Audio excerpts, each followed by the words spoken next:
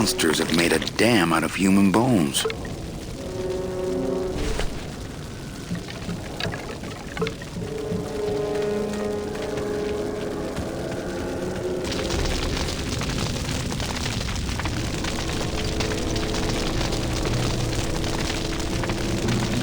We're like, what is the fire? What is the flame source for the beavers? I like to save bones for special occasions. No place for a bone there.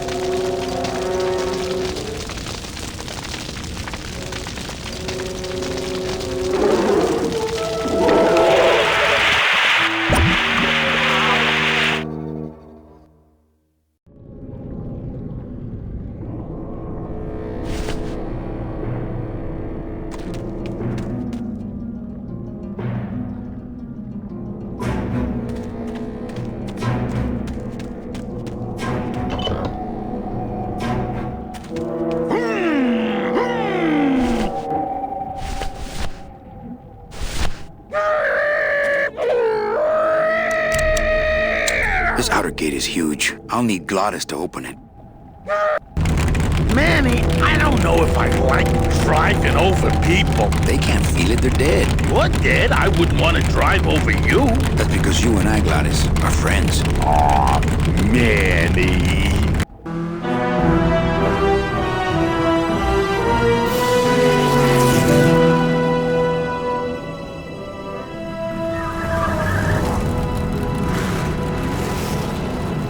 Hello? Miss Colomar! We're here to save you! Hey, lay off the racket, the whole town's asleep. But I want a drag race!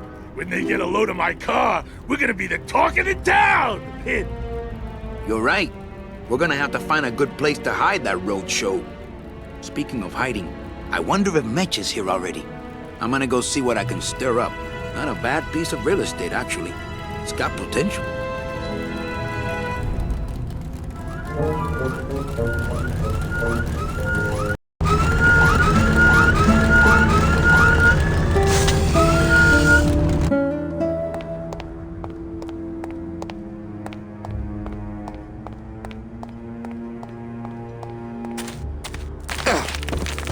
Ooh.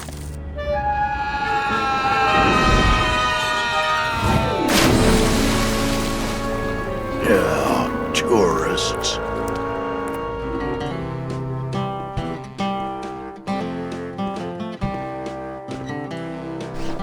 You gotta watch your step around here, stranger. Rubicaba ain't the quaint little port town she used to be. Well, hell, looks like there's a new vessel in town. Pardon me whilst I go check her out.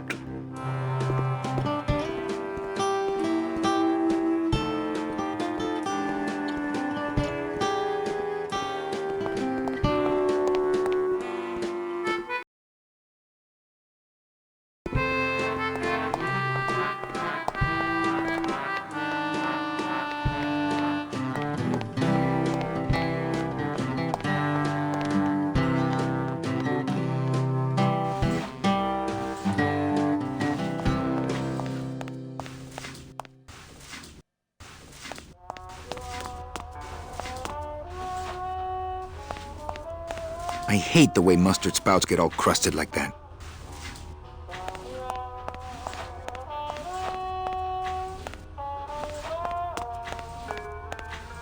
The character Celso is played by a really funny actor called Peter Lorre, and when he came into the studio on the first day, he had this real look of apprehension about him, and it turned out the word in Hollywood was that Grim Fandango was code name for Star Wars Episode 1 casting. So when he was coming in for the project, people were telling him, "You're going to be going in, and George Lucas is going to be there, and they're going to be flying you up to the ranch," and he was terribly disappointed when he walked in, and the only person in the studio was me.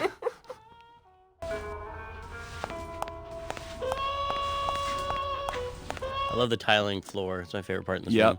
And the fact that it's a automat, which was part of a period reference too. Like those ways that there used to be these restaurants in New York where you'd go, or big cities where you'd go in and the food was ready for you behind these little panels, and you would just open the door and take it, which is just an interesting way of serving stuff. Like just separate the server from the eater, I guess. I don't know. Oh, that is, I never. Like you don't want to see the wait staff, so they're behind this wall because of some weird social reason. That I don't is know. weird. And they don't really have automats anymore, but I always thought that's what was behind that. It does seem a little impersonal, doesn't it? All these doors have numbers and pictures of food on them. What's number 22? Lengua. Wow. It's been a long time since I had a tongue. All these doors have numbers and pictures of food on them. What's number 22? Lengua. Wow. Hey, how do you open these? You wait till we start serving. That's how. Hey, how do you open these? You wait till we start serving. That's how. Maybe I should place a personal ad. I tried it. Believe me, it attracts the wrong kind of women. When you run into Celso Flores again, and there's that, he's always down and out, and he's listening to this music on the radio while he's working, which is actually Hector's music.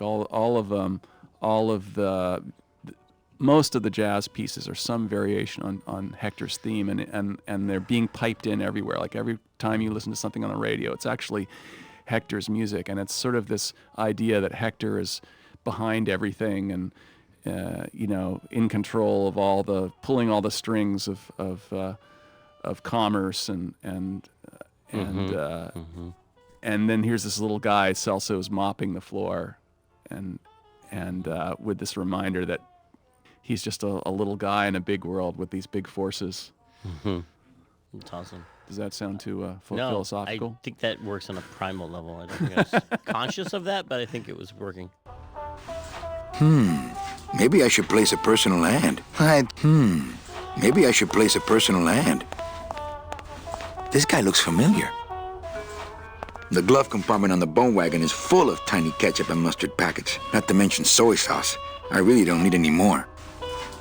Mr. Flores, I'm ready to take you now. Manny Calavera. Is that you? Didn't you used to be taller? I'm here to reclaim that walking stick. I broke it over the head of some hideous monsters in the forest. What are you doing here? Well, if you must know, it's about my wife. I got word that she passed away not long after and that she too was crossing the land of the dead on foot. It is said that all lost souls come to Rubacava, so I came here to wait for her. You must love her very much, Celso. Yes, this is true. Of course, she also has all of my money. How do you know your wife hasn't gone ahead of you? Oh, Manny, if she had arrived here first, surely she would have waited for me. I'll help you find your wife. What did she look like? Oh, here, I got this from the DOD and made copies to hand out. Isn't she something? She must have been beautiful with skin. Weren't we all? I'm looking for a woman named Mercedes Colomar. Well, no one's come through town by that name, and you can take it from me. I, too, am looking for someone, so I watch the comings and goings around here very carefully. So, know a good place to stay in town? What's your price range? Somewhere around the high end of nothing. Then maybe, young man, it's time you started thinking about a job. Can you get me a job here? Have any skills? Sales? Well, that does qualify you for a certain position, but we only have one mop. I'm sorry, Manuel. I've got to get this place ready to open. Right. I'll let you know if I see your wife. She'll be the one asking for her beloved Celso.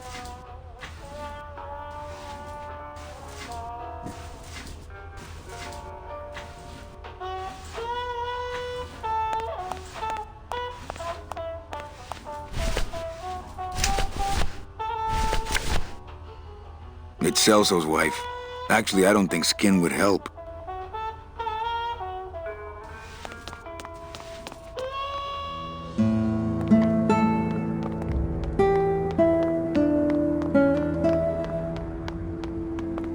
I think I'll wait for the fog to clear before I try exploring town again.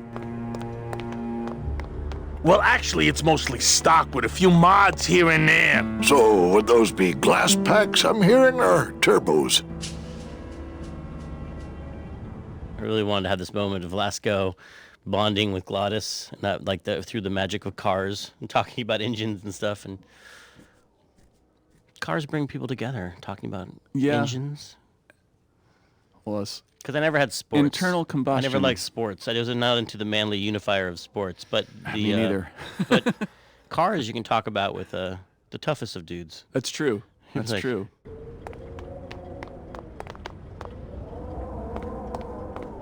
I've always wanted one of those jackets. There was this one high-pitched whine it was making, really grating noise, you know? And I searched and searched, but I couldn't find the source of the noise until we pulled in here. Was it the blower? No, it was Manny screaming in the back like a cat tied to a cruise missile. That's a good one. Hola. Hey, Manny, Dockmaster Velasco here says he's got a place we can dry dock the bone wagon for a while. Oh, yeah. We can't leave a beauty like this out in the fog, or her chrome will get pitted. Pitted? Did you hear that, Manny? You folks gonna stay in Rubacava for a spell? We're here looking for a woman named Mercedes Colomar. I'm not too good with names. Did she have any distinguishing marks or a tattoo? Not that she showed me. Well, like I said, I'm as good with names as you are with the fog.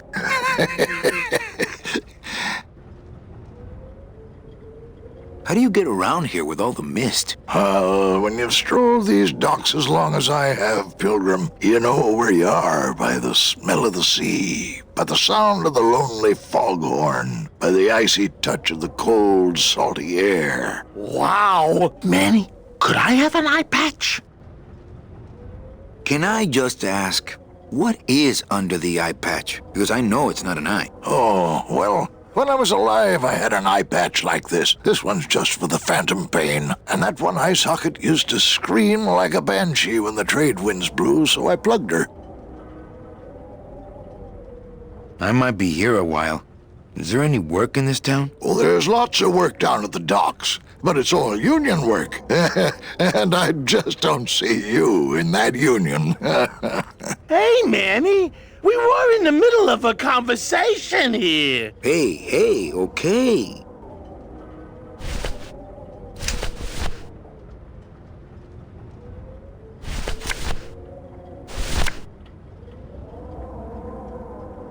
I can't throw it away. I said I'd help. Ever seen this woman? Oh, if this is the woman you're looking for, take my advice. Forget about her. She sailed out of here weeks ago in a cozy portside cabin built for two, and she wasn't alone. How do you know she sailed out of here? I don't believe it. It's a tough break, Junior, but you gotta face it. Here, look it up in my port log if you want it in writing. 6 weeks ago on a Tuesday. Ticket for two, paid in full. I cracked the champagne on the bow myself. Hey, Manny. Hey, Look, once I lost a very special lady myself. I waved to her from the docks as she sailed out of port, and I never saw her again. what was her name? The SS La Mancha was her name, but don't make me talk about her, because I just...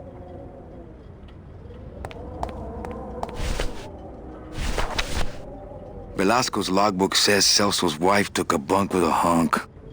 Velasco's logbook says Celso's wife took a bunk with a hunk.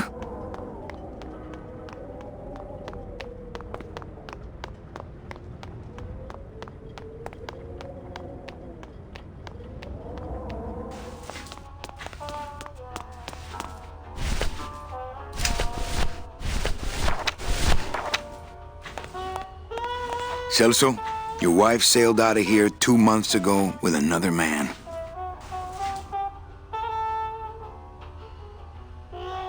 It's all in there. Oh, Manny, is there a greater constant in nature than the treachery of women? Forget about her, Celso. Have you forgotten yours? I'm going after her. You take over my job here. This mop at least will never let you down. That compass in the handle will sure come in handy too.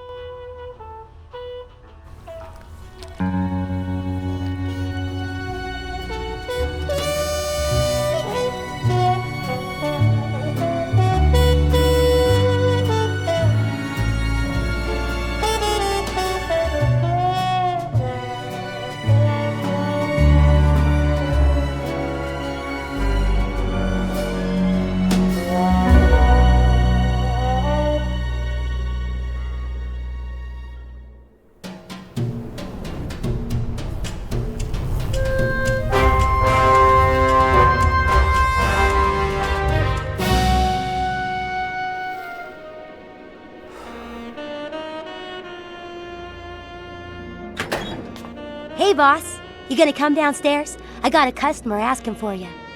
You know I don't like to mingle with the customers. Well, you may want to mingle with this one. She sounds like your type.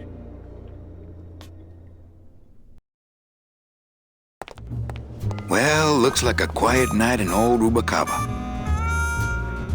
And just the amount of research that went into all of this, because I just remember Tim going to every film noir movie ever, and we would just, all the time, there would be something to do, and he's like, want to go to the movies? And it was just, I mean, you can see it, the dark shadows, and then the music. Mm-hmm. I mean, everything is just so film noir and really pulls you in. Yeah, I remember us all going to see Casablanca.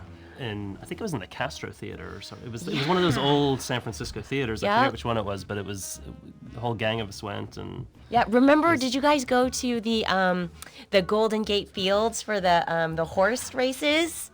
I know they didn't weren't. do that. Not, I wish. that was part of it, because I think there were some scenes around that, and that was just fun. I mean, just the research trips. Yeah, those were fun.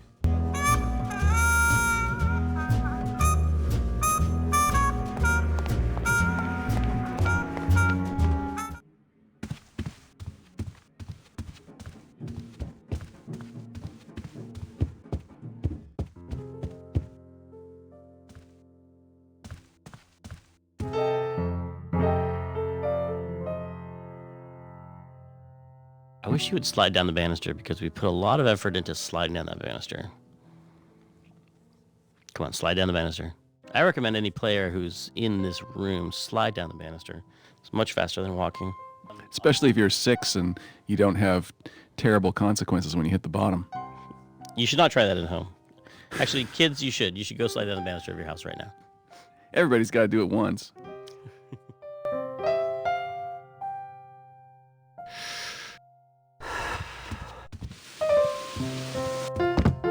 Hello, Manny. Hola.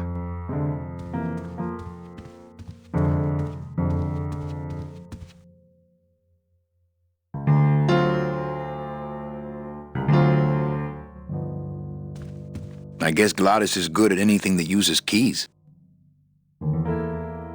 Quiet night, huh, carnal? Day of the Dead ain't good for business, Chief.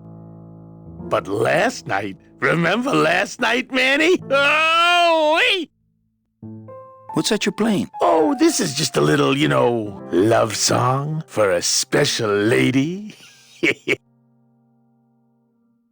You think she'll come in tonight? Who, my special lady? No, Meche. You know what, Manny? I think she will. I got a feeling tonight's the night. Sing a little bit of that song, why don't you? Well, I only have this part.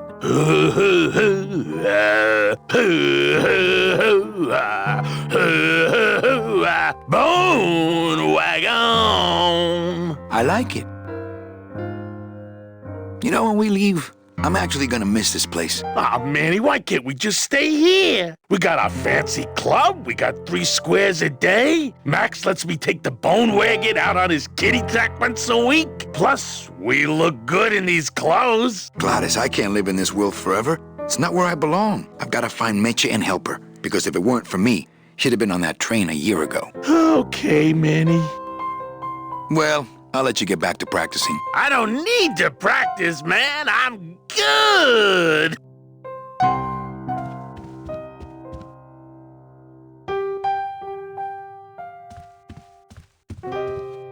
I remember animating Manny sliding down the banister. And I remember Tim kept calling for something. He's got to look cool. And so I did that, and I don't think he was ever really happy with it. So I don't know. Apparently don't know what cool means. You gotta put some Ray-Bans on him. Yeah. I mean, Manny's a suave guy, but I don't know if suave guys slide down banisters. Maybe I should have done it slower.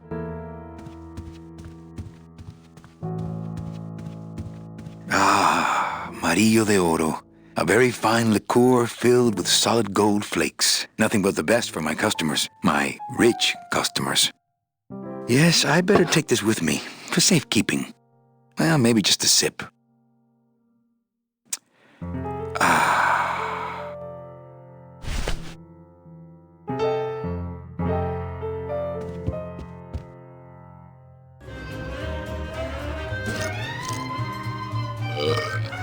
Le numéro gagnant, le 12. Rouge, Perremanque, 12. Red.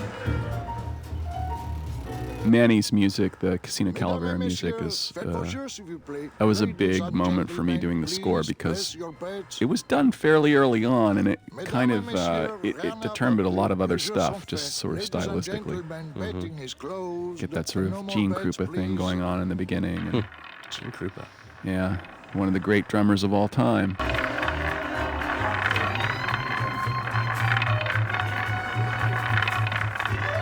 Ah, my bread and butter, thrill-seeking rich folk with a poor grasp of statistics and probability. Not while they're losing. An honest roulette croupier is hard to find, and guys like this, even harder. I just want to have a really international flair. I guess because Casablanca was very international. But also I love the game Last Express, the Jordan Mechner game. Last Express, you're on a train, and there's a lot of listening to conversations that are not presented at full volume because you're eavesdropping. You're walking down the hallway and you hear someone talking in a room, but they'll often be very quiet, but also sometimes in another language, like French or German or something. And just the idea of like overhearing a quietly spoken French conversation was so neat in that game that they tried to have people talking in other languages in here, like that, the croupier in the gambling room speaking French, I believe. Everything okay down here? I'm going to need some more chips if Monsieur Lucky does not call it a night soon. Mesdames et messieurs, faites vos jeux. Oh wow, I forgot about that mural. That was supposed to be sort of really good. Oh well, thank you. I did that. Did you? No, I did, but it was based on, like a Gustav Klimt. But then I also did those really bad textures on the roulette wheels. Oh, they're fine. Oh, no, but I remember Adam Schnitzer actually getting angry at me. He was like, "Don't paint light in the paintings." Who got angry with you? Oh, not really angry. He probably felt the same way as when Tim said, Manny's not cool enough sliding down that banister. Yes. Just make it cool. Canadian. What's that about? That's now so not cool. Mesdames et messieurs, rien ne va plus. Les jeux sont faits. Chow Chilla Charlie in his regular booth. Ladies and gentlemen, betting is closed. No more bets, please. Mind if I sit down, Charlie? Of course not, Manny. I mean, it is your club, right?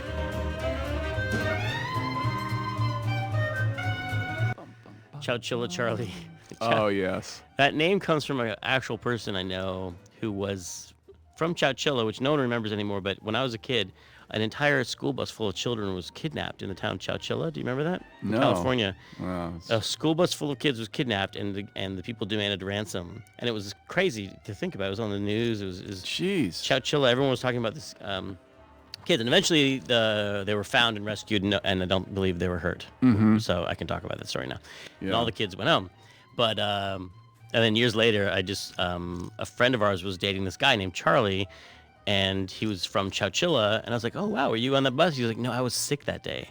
I was sick. I didn't go to school that day, and so I didn't get kidnapped. Wow. And we always referred to him as Chowchilla Charlie. Wow. And he's now in the game as Chowchilla Charlie, even though his personality is not as sleazy as this character. He was a fine, outstanding, although very lucky guy. Yeah. But this is our Peter Lorre character. Right.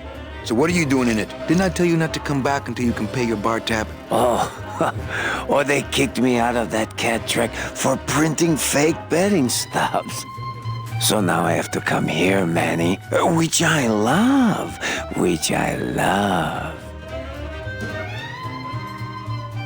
How did you print fake betting stubs? With this. Isn't she beautiful? The last time I was incarcerated, I shared a cell with the most dishonest con man I ever met. He was strictly small time, and I managed to steal this from him quite easily. Thanks. You never know when this may come in handy. Hey, give that back to me, Manny. Maybe once you settle your bar tab, eh, Charlie? Oh, Manny. What else can you counterfeit? Nothing. Anything. So can you make passports? Manny, you still think like a living man in so many ways. No soul needs a passport. We are all citizens of the same nation, and our king rides a pale horse. So no passports? No, that little hologram is so tricky, you know? How about driver's licenses? Sure. Just, give me a recent picture, $50 in, about 2 weeks, okay? When I think of something I need, I'll come back. I'm not a wishing well, Manny. Why aren't you over at the roulette tables? The roulette is for lonely widows and Frenchmen. Why don't you get some slot machines, Manny? Everybody, old women, little children, they all love slot machines. And I have a system, an infallible system for beating them.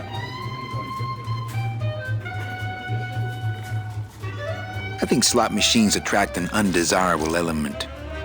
Oh, well, we're all undesirable, Manny. Yeah, but your credit's no good to boot. All my friends are lonely widows and Frenchmen. Except me, Manny. I'm here to keep you sane. That's a nice suit. Where'd you steal it? Manny, if you learn to play the odds like Chowchilla Charlie, then maybe you too can have a suit this fine someday. Tell me your system, Charlie. I can't tell you my secrets. Just this. You have to become one with the bandit, Manny. You have to get inside the machine and make it want to pay. On second thought, stay away from my roulette tables. Well, I've got a club to run, so... Oh, yes. Please, Manny. Get on with your glamorous life.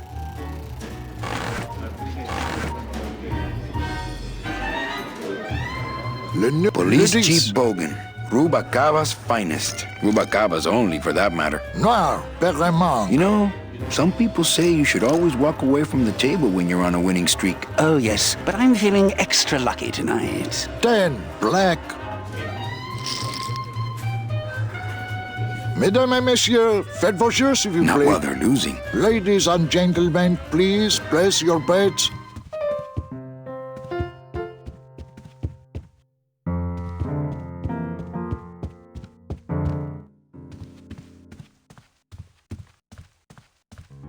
Looks like Lupe's been in the sugar again. So these is like scenes are from the production of the game in a way where Leslie would come to me like, look what I made. I made a chart of every single scene in the game plus every single actor, and I coded it. Yellow means Manny's in it, and blue means this prop is in it. And she's so excited about these things that she did, and this character is doing the exact thing. Yep. You have to take things from your life and put them in your work, you know, even though they don't read anything to anybody else. Well, that just means work will be about life rather than life being about work, right? Exactly. Looks like Lupe's been in the sugar again. Evening, Lupe. Hi, Manny. I have to tell you about my new organizational system for the coats. Think she'll come in tonight? Manny, you ask me that every night. What am I supposed to say?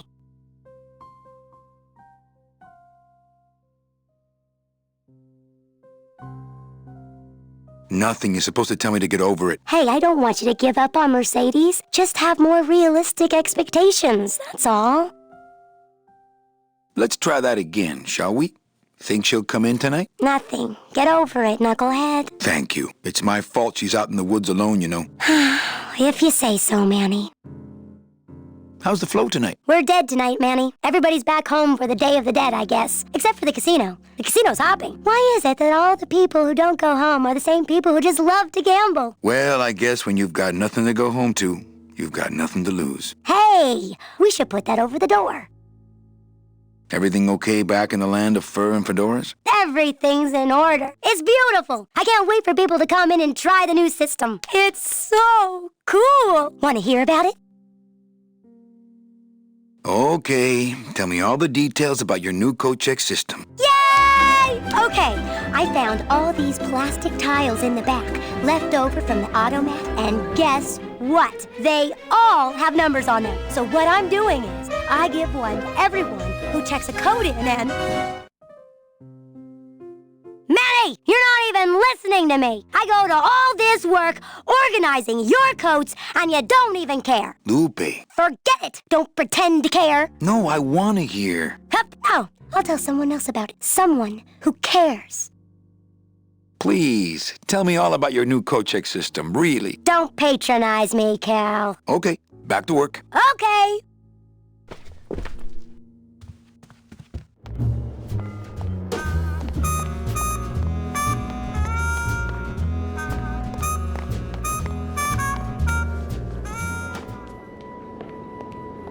Meche?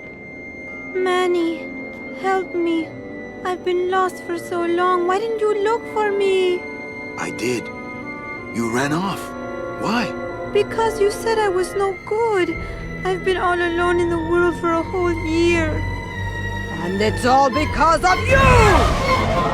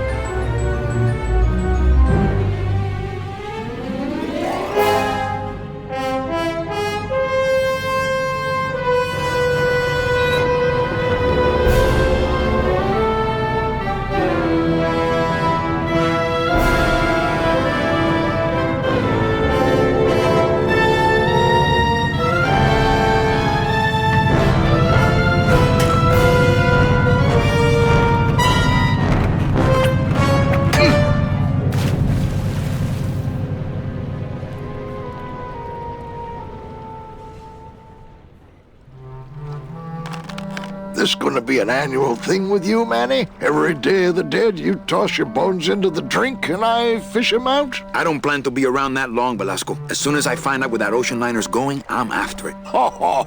That ship's going to Puerto Zapato. That's the other side of the world. Ain't no ships going out that way but the old limbo here, but... But nothing. If the limbo's my only hope, then I'm already on board. Well, good luck, son. That's all I got to say. That's Kay Cuter, and Kay was, I don't know, late 70s, early 80s, and he had a big, long, gray beard, and he was a raging smoker. Oh, so yeah. You'd have to break him every 45 minutes, otherwise he'd start getting into a really bad mood. And on one of those sessions, he plays the croupier later on, where he speaks French and English, and it's just, he delivers the numbers. We were behind on time, and so I sort of pushed him to an hour, and all of a sudden, I found myself in an argument with Kay over how to pronounce 20 in French. Oh. And so I was like, it's definitely time for a smoke break on you. Yeah. Get out of here.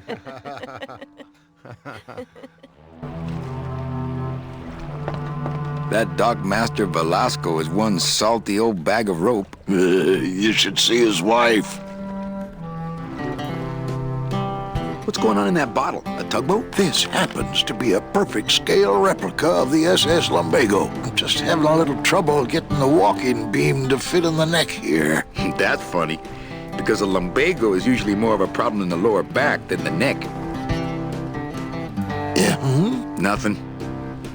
All right, so I'm ready to sail. On what? On the Limbo, man. Let's go. Manny, the Limbo's not a passenger ship. She's small cargo, son. And every hand on board works. I'll work. What are your skills? Sales and restaurant management. Oh, hey, there is one opening on the Limbo's crew. Yeah? Yeah, it's in the engine room. And your buddy Glottis would be perfect for it, but he'd have to get his own tools. What kind of tools does Glottis need? Authentic CB equipment only. Where do I get authentic CB equipment? Why don't you ask a CB? Afraid of getting stung? Okay, if I get Glottis some tools, can we board?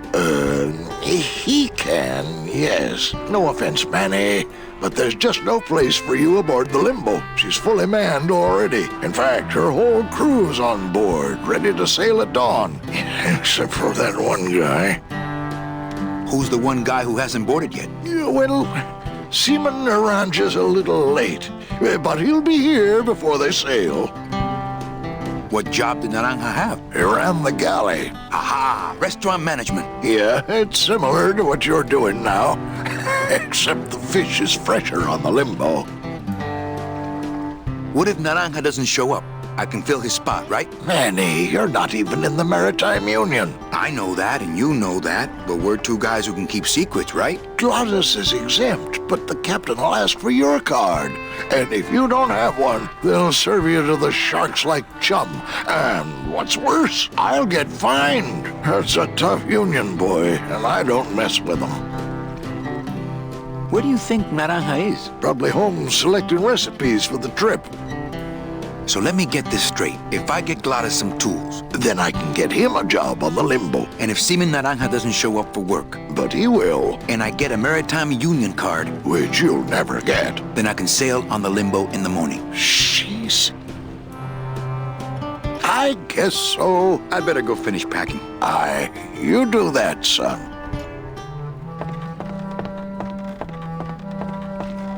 It's locked. I know, I locked it. It's locked. I know, I locked it. The SS Limbo needs a little TLC. I never was that good at the high jump. Dang, these short legs.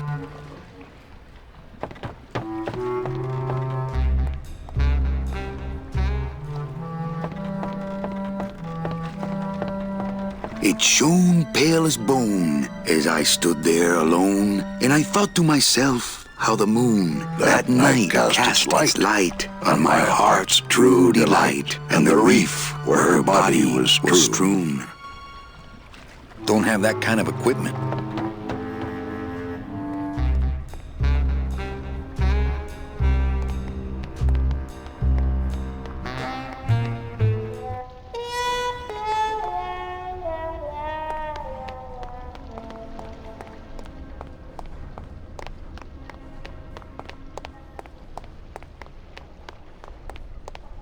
This gate only leads up to the Lambada dock, and the Lambada's gone. I've got the lumps to prove it. It's locked, but there's nothing up there anyway. This gate only leads up to I've got the lumps to prove it. That's the folding bridge that connects this pier to the base of the cat track. Not picking that up.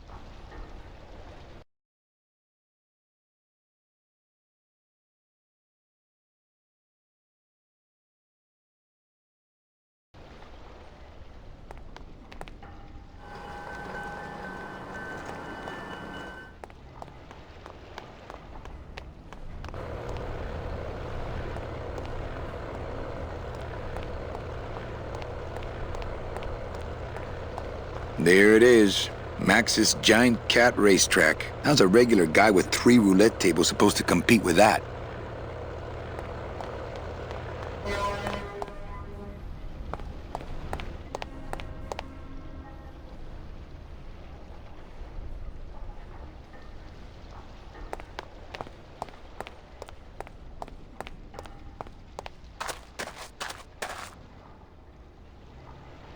to some extent, Grim Fandango is a bit of a mutt. It's got pieces of Jedi Knight, it's got pieces of Scum, it's got pieces of Outlaws, it's got pieces of, it's got IMUS coming in, and it's got the Lua language. So it was a game kind of made on a shoot, for all the technical challenges in it. A lot of pieces were sort of pre-existing, and kind of it was a matter of maybe a new era of game development where you don't write everything from scratch, but you kind of put it together in the best possible way. Well, and one of the kind of the side effects of that was, since we had pretty robust solutions to video playback and rendering and art pipes in front of us, it really, a lot of the effort, aside from just making everything, all the blocking and tackling working, was spent on how to making games like this convenient and producible and artist friendly. And you had built some tools that were really unlike the things that appeared in RenderDroid or Smush or some of the technologies it was built on. So it's a bit of a mutt in that we borrowed a bunch of really great technology, but there's also a lot of really innovative stuff.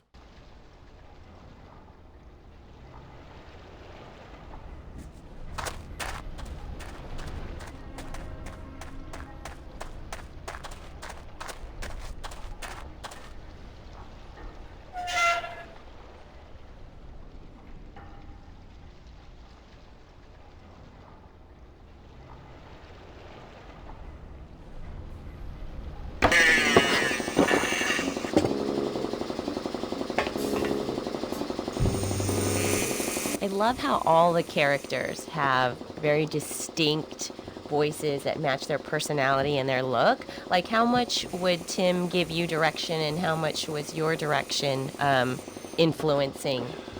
Well, like, ideally, when you go through the process, you have character pictures along with the audition copy, and we would send that out to the various agencies, and the auditions would come back, and the process kind of does that for you, because you're listening to the auditions and you're looking at the picture, and you narrow it down to a handful of candidates, and then sort of we'd sit down with Tim and just go through them, and that's sometimes there's only one choice, you just know it.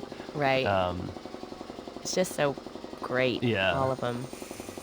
What you do is you cast for the major characters, and then you use that same talent pool with a lot of the smaller characters. Right. And so that's why Kay is, he was cast for Velasco, but then the croupier just was one of those that's like, okay, well, that fits, he works. So you let the actors pretty much kind of come up with their character as well when they look at the picture? Yeah. Well, definitely. For those secondary characters, they're totally undefined when you're in the studio, and so you just kind of sit there, look at the picture, look at the lines, talk about it, just set a dialogue voice in, and then go. I just create. I love it. It's just creative everywhere, through the whole thing. Not just with us, but even with the actors and stuff like that. And you really are like watching a movie. Yeah, it's amazing. Absolutely. And you really want that relationship between sort of the voiceover director, the actor, to be collaborative and allow them the freedom to bring stuff to the table and try things, and it just adds a lot.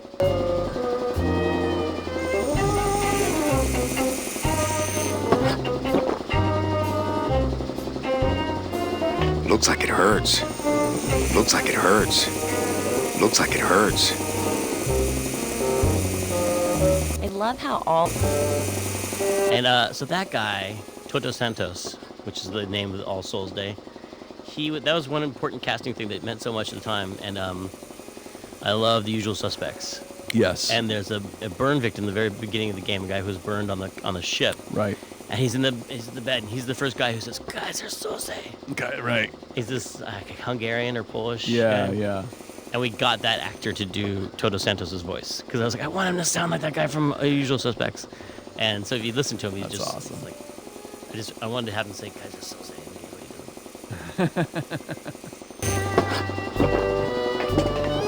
It's Toto Santos, Rubalcaba's friendly scrimshaw artist. Hola, Toto. ¿Cómo estás? Not now, Manny. I'm in the middle of something with Naranja here.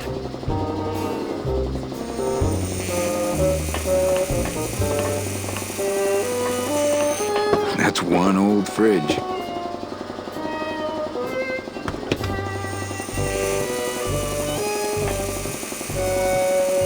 Looks like a lettuce crisper. Smells more like a fungus crisper to me. It's empty. Nothing in there but stains. Hey! Shut door! You slowed down my grinder. Very painful. Very painful, eh, Naranja? Like torture.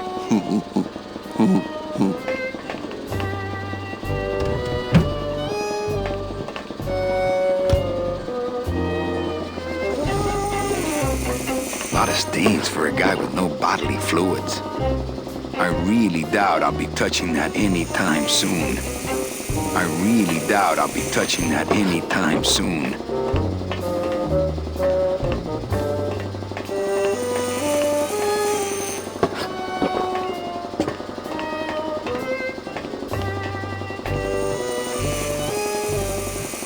Strong stuff. That ought to kill the pain. Should, but it don't. I killed the pain, turn off my drill, stop working. How about that? No. I can take it. Bring it on, Pops. I'll pop you, sailor boy. Whoop! I need that. You need to hold still, or I need to strap you down.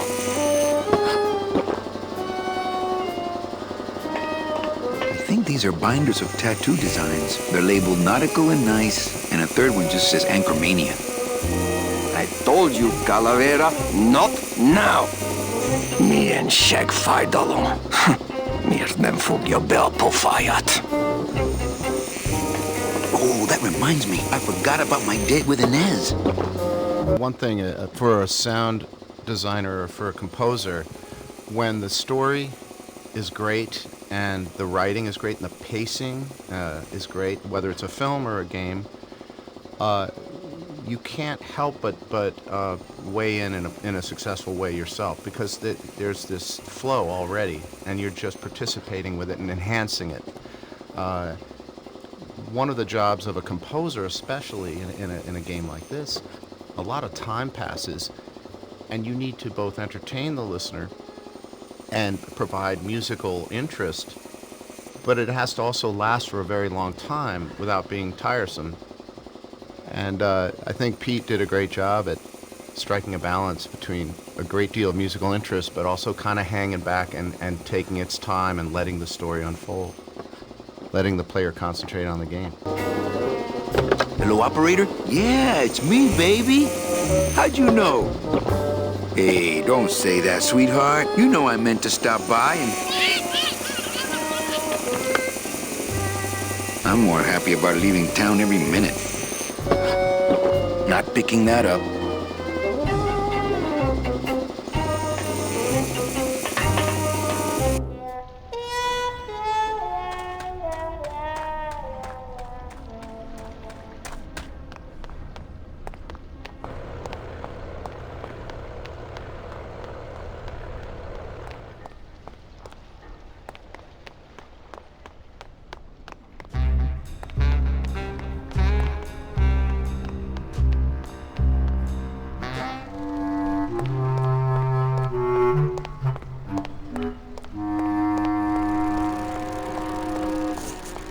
This is where I had never heard of actual sea bees before, and someone made that. I talked about how they could be these bees down there, and they're like, oh, like sea bees, and I was like, what are sea bees? Yeah, they were a Navy thing. Yeah. And wait, does that come from the letters CB, like something? I don't know. Or construction brigade or something. Yeah, good. Like Jeep comes from general personnel vehicle. Yeah. So and this bee is called Terry because of the character from On the Waterfront, Marlon Brando's character named Terry. Mm-hmm. So that's where we got all that stuff.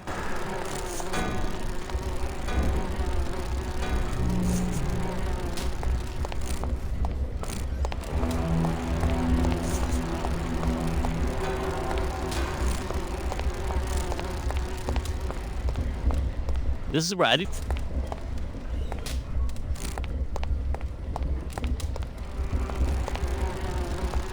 That's Raphael Sparge, who he was actually the main character in Knights of the Old Republic in the original game. But Raphael was a big on-camera guy and hadn't really done a lot of voiceover. And there's a scene later on where he's addressing all of the workers.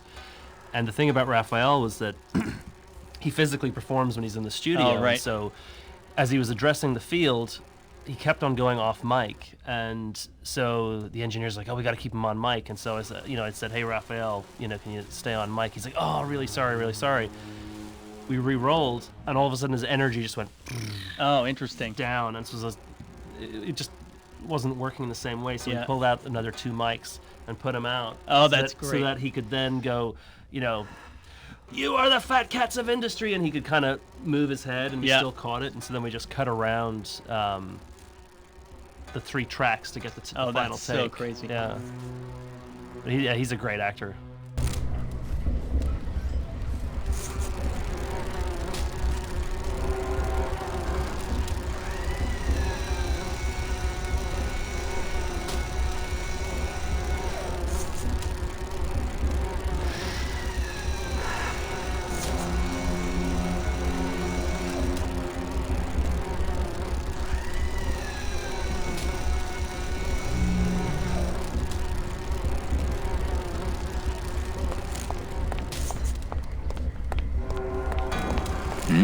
These bees don't seem too busy. Cold one, huh, Terry? Yeah, it's always cold when you're unemployed, Manny.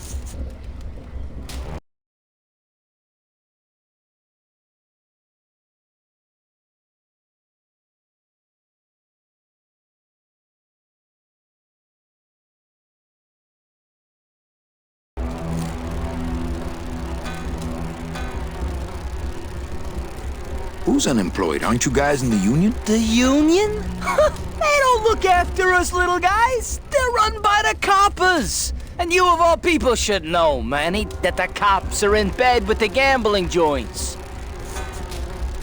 Hey, I run an honest joint. We ain't in bed with nobody. What about the protection money? We pay every week. On the nose, through the nose, like an honest place should. See what I mean? This town is just a big conga line of hustlers, all laughing and dancing and scratching each other's backs.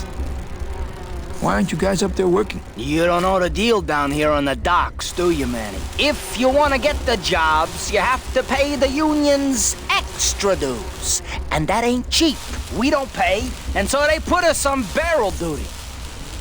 Why don't you just pay the union off then? We got our pride, Manny. We're straight stingers, Not to mention we just don't have any cash to spare now that we're not working. I mean, it's like a problem where, the solution makes the problem, worse. Like a catch-22? Yeah, wow. I wish I knew words like that. If the union is crooked, why don't you register a complaint? That's a good one, Manny. Did you hear that, guys? He thinks we should register a complaint. You bees are being exploited. You should do something about it. Yeah, what can we do? We're just a handful of unorganized drones. We don't know nothing about nothing except just how to take it on the chin. I think you're just a bunch of complainers. You don't know what it's like, man. Every day we come down here, we try and make an honest living. We find out that you gotta be a crooked bee to win down here. He knocks the pollen out of you, man. He makes you weak. Since you're not using your tools, think I could borrow them? Well, we sold them to feed our families. Then how are you ever gonna work? I told you things were messed up down here, Manny. I told you. If the cops own the union, and gambling's in bed with the cops. Yeah, and then who really runs the gambling, right? Well, no offense, but Maximino is really the big boy in town, obviously. But word is, he gets his orders from some hardcore gangsters in El Mero. Yeah, that fancy cat track is really just a big laundromat, if you get my drift. Hey, can I borrow one of your union cards? What, are you kidding? You know how much I had to pay Chow Chilla Charlie to get mine? You guys know a seaman, Naranja? Nah, CBs and sailors don't mix. But you're in the same union. Well, maybe so, but some traditions are sacred there, Manny. You bees gotta be strong. Things just aren't the way they should be down here, Manny. It's like the worker bees. They do all the work. But we can't affect it's like the way that things are produced should be controlled by, we should, forget it. I'm just a dumb, hungry, out-of-work bee.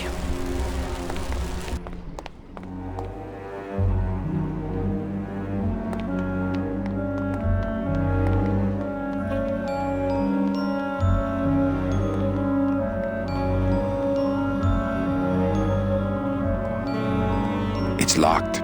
It's locked.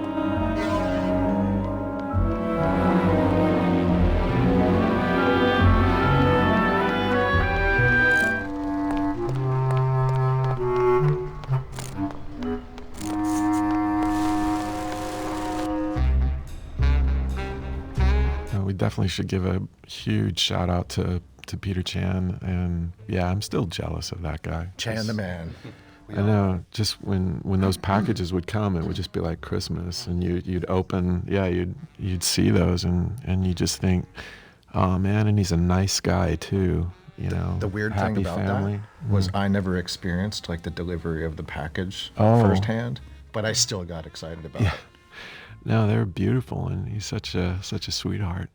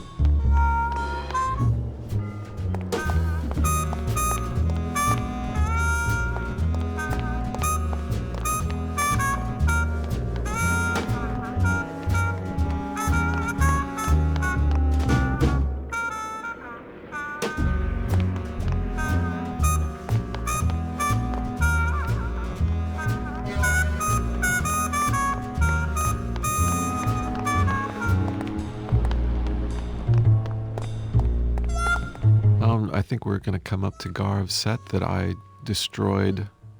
That I destroyed 2 weeks of Garv's work by trying to learn how to 3D model, and somehow I ended up erasing 2 weeks of his work.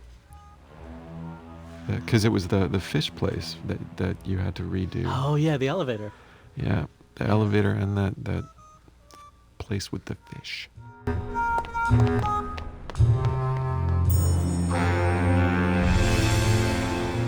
I remember at the time it was a big debate, like, should we require P100 or P133, like penny 100, penny 133?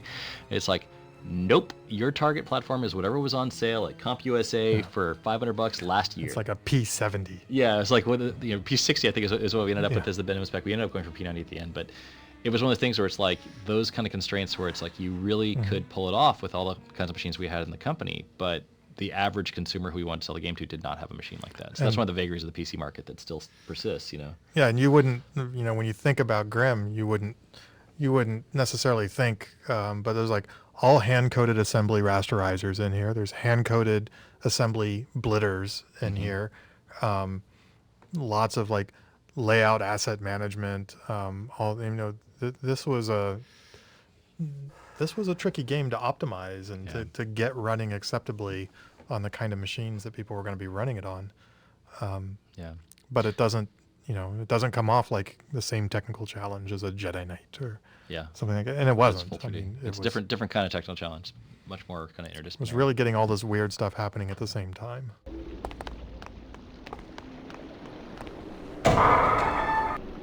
Late night at the morgue, isn't it, Membrillo? You know I can't sleep with John Doe's on the slab, Manny. If I don't ID these rose gardens tonight, I won't be ready for the two that come in tomorrow. And before you know it, I'm up to my ass in azaleas.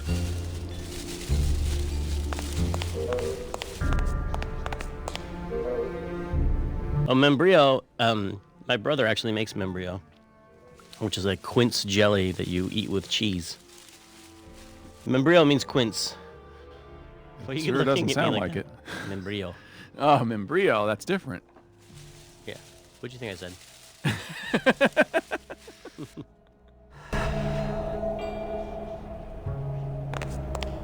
Any leads? I know it's a poor coroner who blames his tools, Manny. But how am I supposed to turn up anything with the equipment they give me? Hey, I had a government job for years, man. I know how you feel. I think Membrillo could really use a nice tropical vacation. What a sad story. These stews sprouted and no one came down to claim them? Death makes sad stories of us all. How was the lighting handled on the characters in each environment? Does anybody remember that?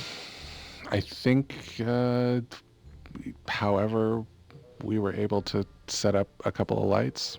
I think that was it. I mean, wasn't there some information that you guys would take the set? Because didn't we have to save a copy of our sets with, like, you know, the key light and the fill, or just I thought we would save a version of the very simple. That's possible, yeah, as a like a starting place. But I mean, it was all very kind of rudimentary. And you had to be really strategic with, you know, what is the best use of a minimal amount of lights to accommodate the character in the entire scene that he's got to be in. Yeah, there was no, I mean, for all this stuff, there was no roadmap or procedure for like, oh, this is how you do 3D forests or light character. I mean, we had to make everything up and solve every problem to get everything to happen pretty much in this. So there's a lot of just on the fly, different people figuring stuff out per scene, how to make something work. And as a result, some things work better than others. How's business? Booming, unfortunately. More crime every day. And more sproutings like these. Something's happening back in El Morro, I think. And its dark hand is finally reaching us here in Rubacava. What exactly are you looking for? I'm digging for a treasure that part of me does not wish to find. For when I uncover that sad doubloon that tells me who this poor soul is, my reward is not riches, but the chance to make a phone call and break somebody's heart. Of course, with this equipment, the search could go on for some time. Can I help? Sure. Grab hold of this leaf right here. Manny? I can't do it. I know. I was just testing. How do you do this job? Without becoming jaded, you mean? My secret to happiness, Manuel, is that I have the heart of a 12-year-old boy. I keep it over here in a jar. Would you like to see it? No. Sorry. Old coroner joke.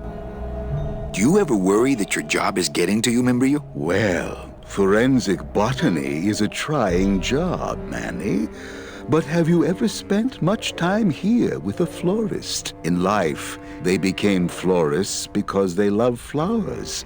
But here, a flower is a symbol of pain, of death within death. Their conflicted feelings build and build, and eventually, they become quite mad. Thanks for the tip. I guess I'll send balloon bouquets from now on. Membrillo, why do you stay in town? Why don't you head off toward the Ninth Underworld? Manny, you can only search for something for so many years before you stop believing in it altogether. You don't believe in the Ninth Underworld? Why do you think we're all here in Rubacava? Because you're waiting to earn off your time, or you can't afford passage, or... Manny, we've given up. All of us. When you've been here long enough, you will too. Well, don't let me bother you. Always nice to have visitors. I don't think picking flowers is really appropriate right now. Digging through flower beds is Membrillo's job, not mine.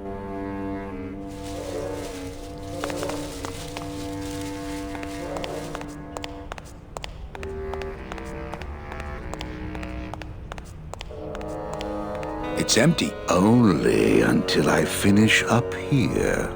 Hey, should I close this? No, I'm trying to air it out. Not picking that up.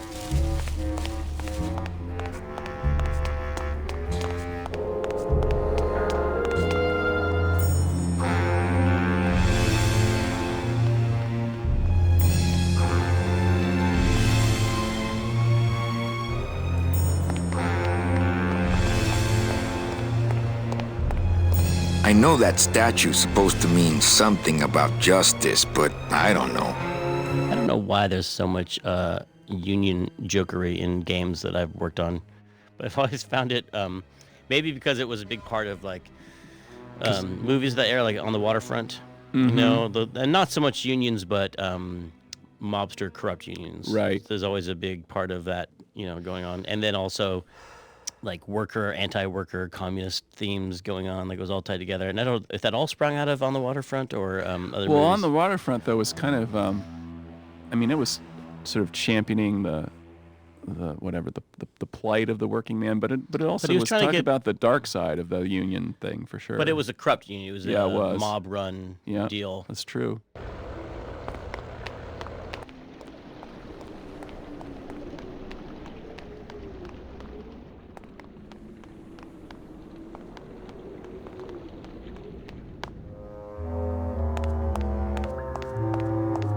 Reward offered for cargo stolen from shipyard receiving area, including a large suitcase bearing the initials HL. Reward offered for cargo stolen from shipyard. I think I can remember that. I remember one time showing Pete something. He said, well, I don't like it, but I don't know why. And which is the most helpful criticism that you can ever get, because you don't know how to fix the thing. But I'm being facetious. What a horrible jail cell. Then again, it sure taught Glottis a lesson that time. Only Police Chief Bogan knows how to get in there. Not picking that up.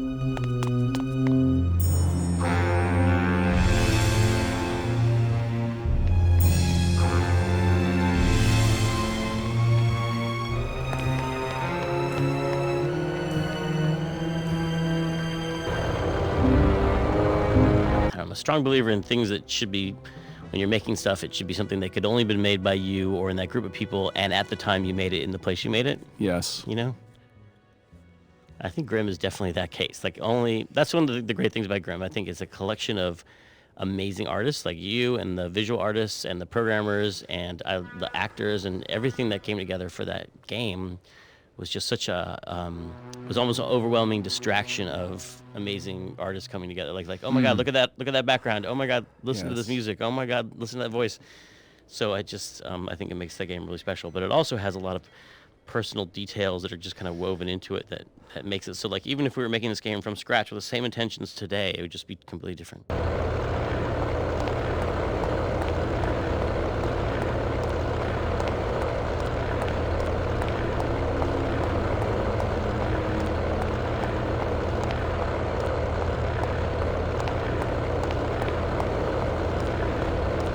Hey, the new blimp is already in full operation. Let's just hope they fill it with something non-flammable this time. It only goes to the land of the living, and there's nothing for me there. Not picking that up.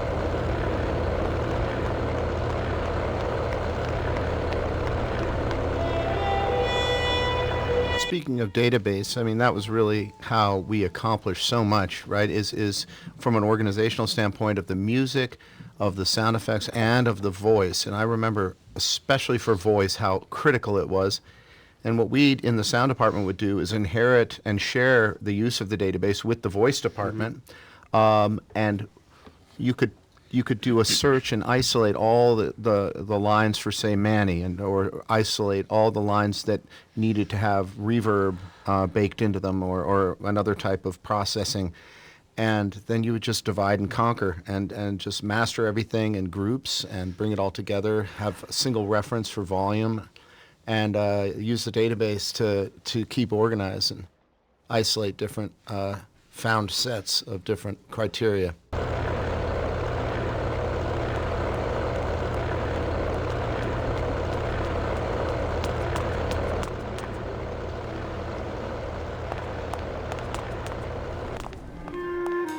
Ladies and gentlemen, you have 15 minutes to place your bets. Hey!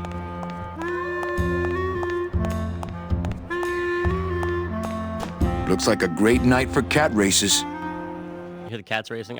We were always so sad that we never showed the cat races, but that was for budget reasons. Obviously, we didn't want to cut the actual cats, but I wanted to have giant cats running on a track. like that. And the idea of a cat's racing being herdable enough to race is pretty. Why cats? Why cats? There was a. God, I don't remember. Why cats? That's a good idea. I mean, I just remember making the music going well at some point because you're near the kitty litter.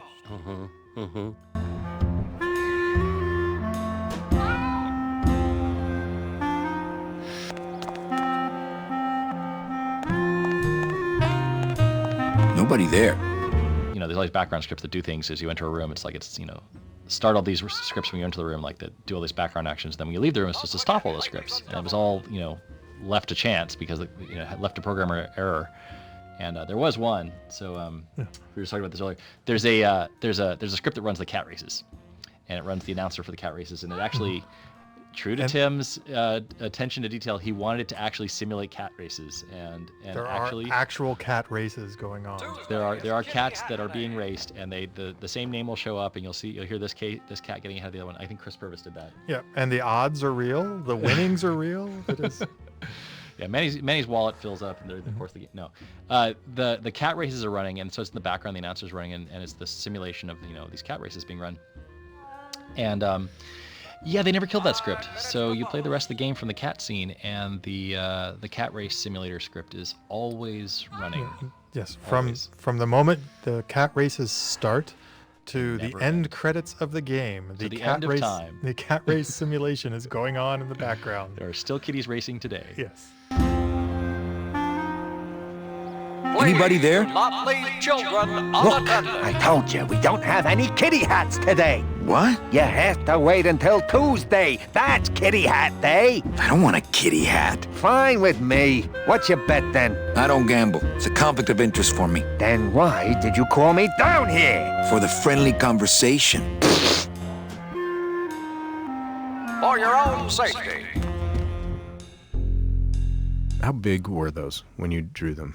Like the posters and the murals and stuff. We could actually work rather big. Did you have Photoshop back then? We had Photoshop, but I don't know if we had layers back then. Or we had layers. I think we did. Oh yeah, we had layers, but maybe Paul only. just didn't know what they were.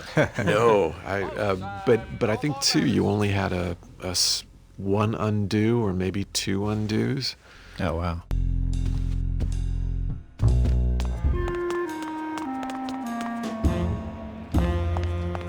Nobody there. Hello? Oh, hi. Betting stub, please. What? I need the betting stub for the race you're interested in. Interested in how? And the rest didn't seem the photo finish file for, of course. Oh, I don't have a betting stub. Oh, okay. Bye.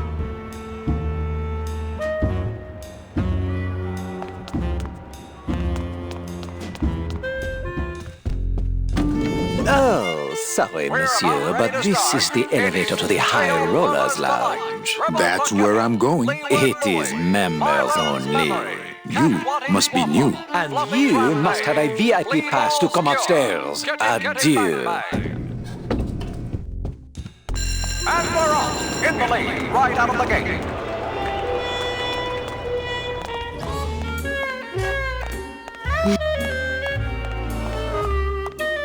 Well, I thought you could use the company with everybody gone for the Day of the Dead. In that case, Manny, why don't you stick around until 6? That's when I get off. A lot of paperwork. A lot of passengers. Everybody's back home but you and me. Hey, official documents. Don't touch. Her character's a little bit inspired by, I think it's Big Sleep too, where Bogart is hiding from someone. He needs to hide in a bookstore. Right. And he goes in there, and there's a woman in there, and she's really into him. Do you have the Ben-Hur 1863 edition, the one with the errata on page 47 or something? Wow, that is a memory. Yeah. Well. And it's just really, he looks at her, and he's like, she seems like she's really attracted to him, if I remember correctly. And he like takes off her glasses and is like, yeah, okay. Like it was really kind of messed up scene. But well, it's that that was the subtext of the noir film. And then he pulls the shades. Hanky-panky. Yeah, the hanky-panky. Yeah, and they lock the door and pull down the shades. And that's a little bit what this scene is all a reference to or inspired by. Because she's telling him her story. It's a metal detector. Oh, that explains why it never gets my hair dry. Ah, Carla.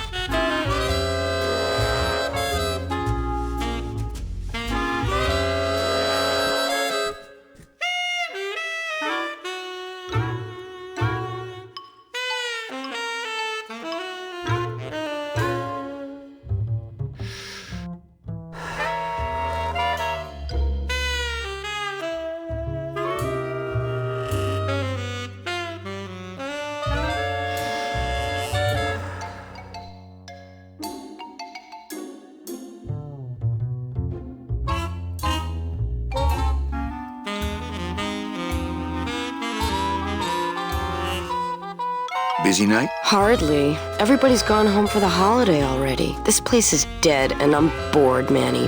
Bored. What's the shuttle waiting for? Oh, they're just cleaning it, but they're very thorough. We run a tight ship here, you know. Can I try out your metal detector? What's your sudden interest in metal detectors, Manny? I'm just a collector. Well, I'll show it to you when I'm on break. How's that? When's your break? Dawn. Oh, that's too late. I'm shipping out tonight. Yeah, right. I've fallen for that line too many times. Why don't you come by the club anymore? Well, to tell you the truth, Manny, it's your little coat check girl. All that bubbly energy, I just want to strangle her. I've tried that. It doesn't stop her. I think it's time for your break. We could slip in the back for a little drink. You can tell me all about your job, the danger, the metal detectors. That back room's all business, Manny, and so am I. What kind of business goes on back there, Carla? Strip searches. And you don't qualify. Why don't I qualify for a strip search? Manny, I agree it would help pass the time, but we have procedures and rules here, and you never know when they're watching. I can only strip search people when a regular search turns up nothing. Hey, it's worth a try. Ooh, I love this part.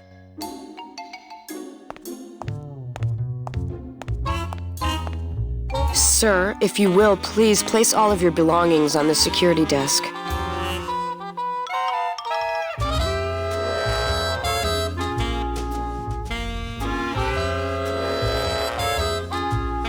Oh, you're clean. Rats, Manny, I almost got to strip search you.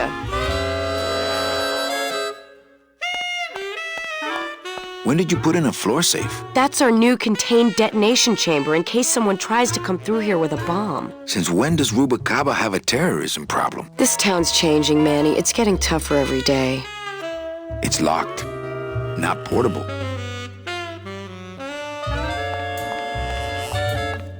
Are you sure I can't just... Don't touch.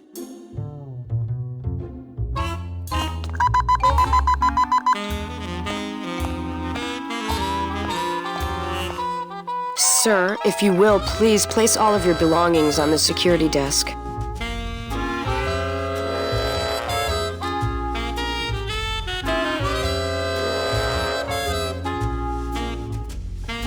Oh, you're clean. Rats, Manny, I almost got to strip search you.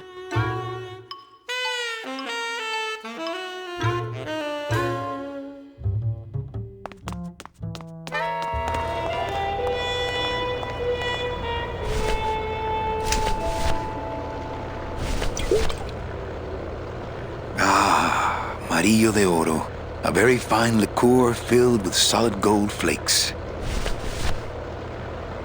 Me and this ticket printer, we're gonna make a mint.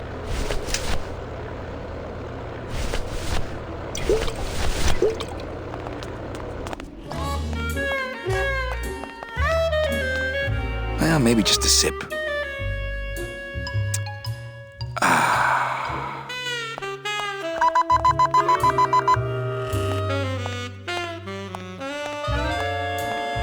Sir, if you will, please place all of your belongings on the security desk.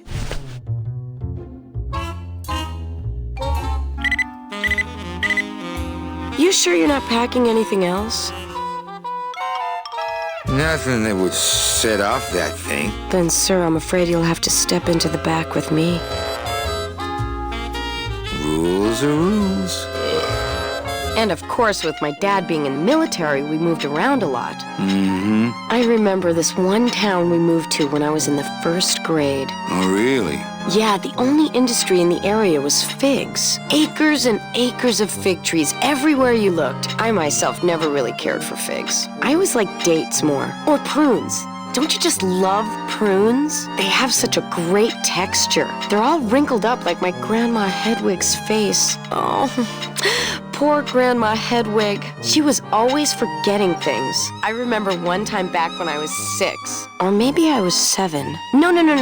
I had to be 6 because Mr. Rufus was still alive. Now there was a good dog, Mr. Rufus. He was such a sweet little puppy. We didn't care that he was deaf. He was as deaf as they come, but he'd still try to bark. And it would come out sounding like a cat coughing up a hairball, which our cat often did. He had such long hair. I don't really like long-haired cats, do you, Manny? They're just so... I like short-haired cats. They seem less stuck up. People think I'm stuck up sometimes, believe it or not. No, they really do. I don't know why. I guess it's because I'm so shy. I was shy all the way through high school. I never went to a single dance. Can you believe it? No, don't get me wrong, the boys would ask, but I'd just run away. My mom said I could have been homecoming queen if I'd just smile once in a while. She always said, a smile is the most important part of any outfit. Well, maybe I would have smiled more, Mom, if you hadn't drank so much. Was I supposed to smile when the cops called us in the middle of the night to tell us to come get you out of the drunk tank? Maybe if I had smiled more, Daddy wouldn't have left us. We'd be together right now, you, me, Daddy, and Grandma Hedwig, and Mr. Rufus. And I'd be wearing my homecoming queen crown and eating figs and I'd... Oh, Mother! I'm so sorry!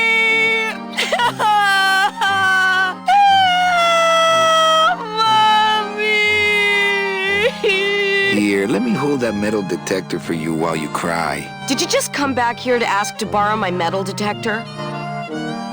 No way. Oh, okay. Now where was I? Oh, yeah.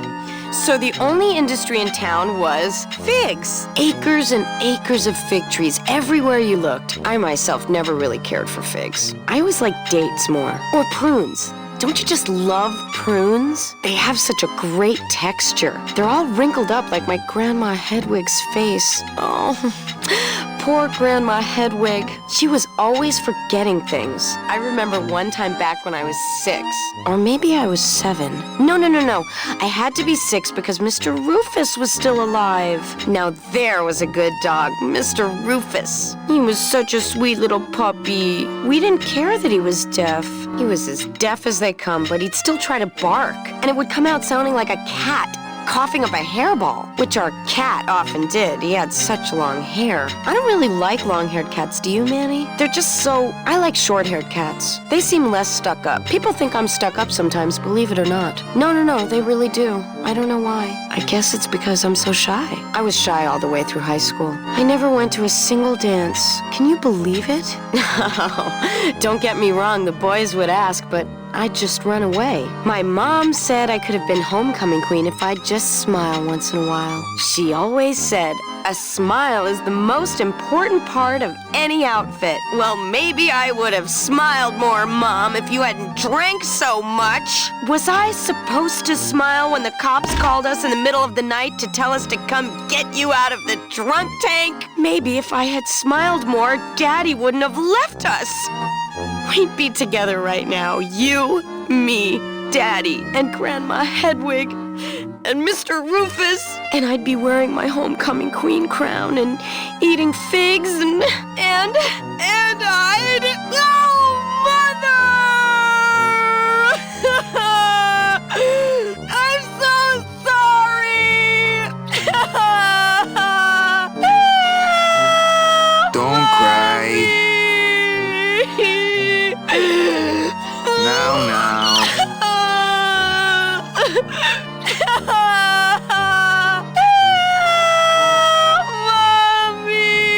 Here, let me hold that metal detector for you while you cry.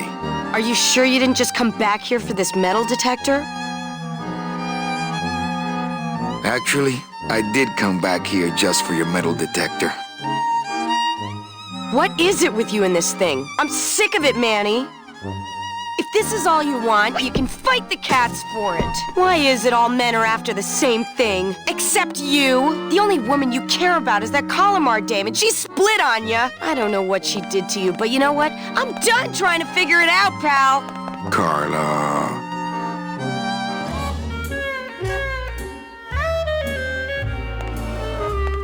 These lockers have a note on them. Employees. I don't care who's doing it, but please stop using the contained detonation chamber to crack open walnuts. Thank you. Not picking that up.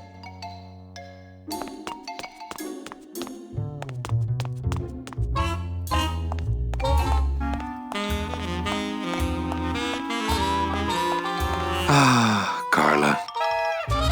You wouldn't happen to have a second metal detector around here, would you?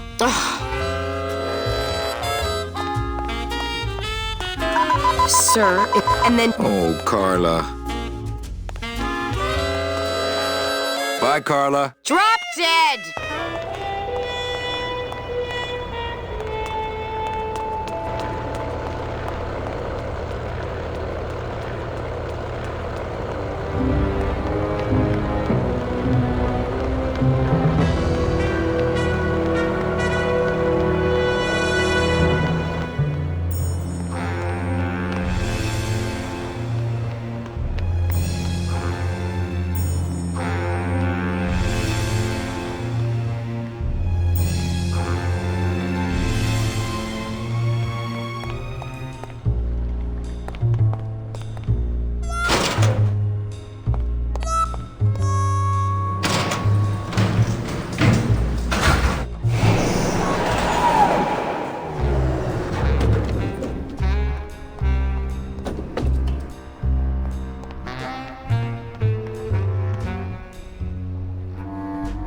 And I'm sorry, Garv. This is the set that you had to build this twice. This is Garov's, right? Yeah, this is the one.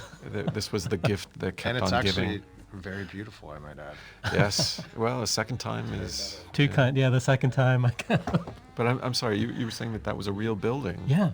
Where? Was that in Spain? I think it's in Paris, I think. Oh. And I remember seeing a photo of it and being like, wait, Peter. No, good artist borrow, great artist steal. Blue casket. Just doesn't have the zing of Calavera Cafe, you know? It's attached pretty well.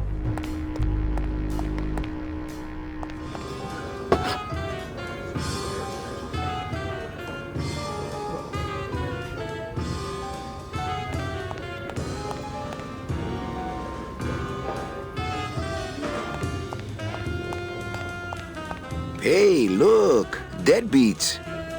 Hi, what's your name?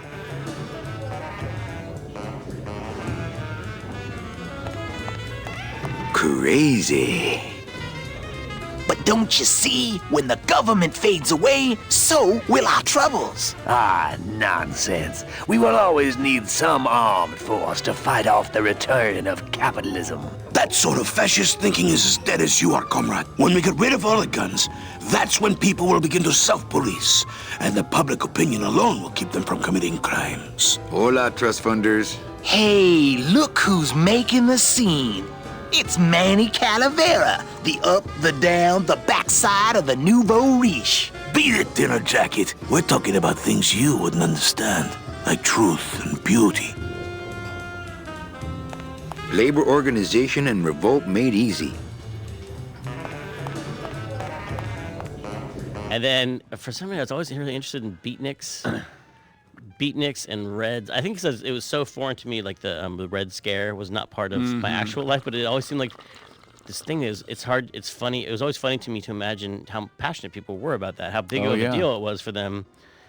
And it was always so, but if from a safe distance, it was just kind of entertaining. Like, oh wow, people are were really concerned about communists everywhere and unions and. No, I remember when I was a little kid, there were people would still talk about communist plots in all seriousness, yeah. Hey, can Can I borrow this book? Why? So you can freak out our plans for organizing labor and go rat us out to your pal, Chief Morgan? Hey, I'm just looking for something to read on the can, all right? No dice, Cumberbund.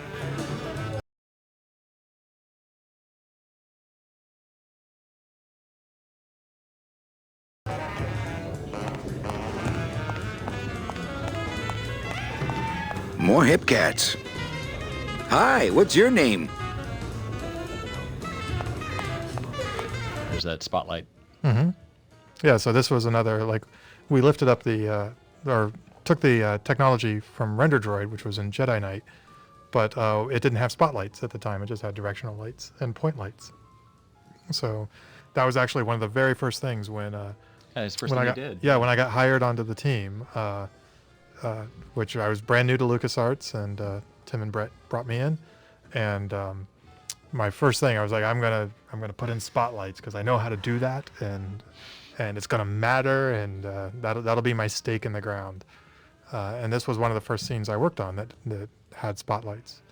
So when Manny walks off stage and you see the light, when he walks out of the light, it was a pretty important moment. Everybody thought that was pretty cool. I was like, all right, I did something. I'm in this amazing project with this amazing team, and I did something. Lola? What are you doing here? This crowd doesn't go much for souvenir pictures, except maybe of Lennon. Shh! Manny, I'm on a stakeout. I'm gonna prove to Maximino once and for all that Olivia's no good for him. Still hung up on Max, eh? Take my advice, Angel. Forget about him. He's a gambling racketeer. Like you. Oh, that hurts, baby. Hey, shh! Here they come.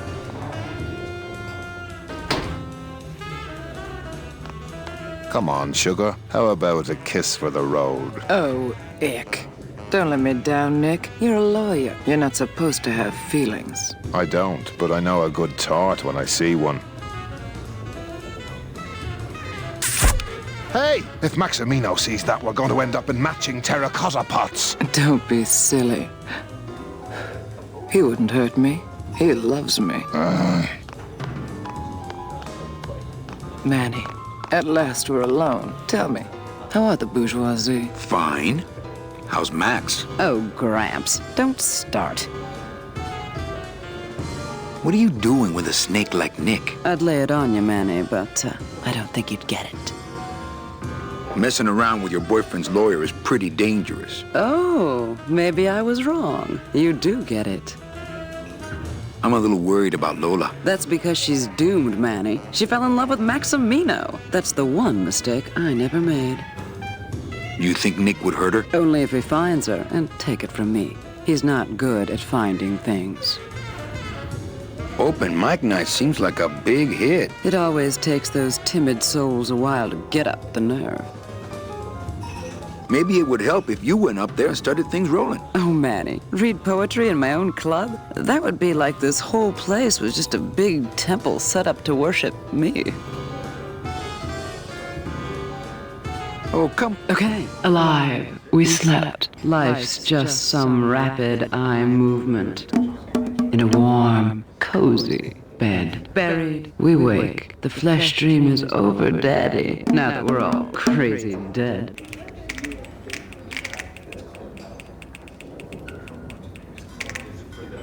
That was great. Yeah, but that's the last one. Hey, how about another poem? Okay. Ashes to ashes. To ashes, to ashes, to ashes, to ashes, to ashes, to ashes, to me. To ashes, to ashes, to ashes, to ashes.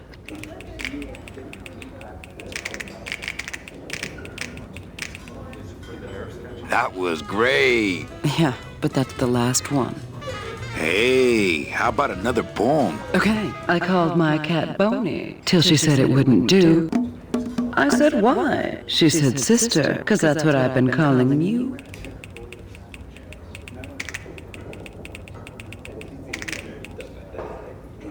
Yeah. Hey, how about another poem? Okay, last one, folks. With bony hands, I hold my partner. On soulless feet, we cross the floor. The music stops, as if to answer.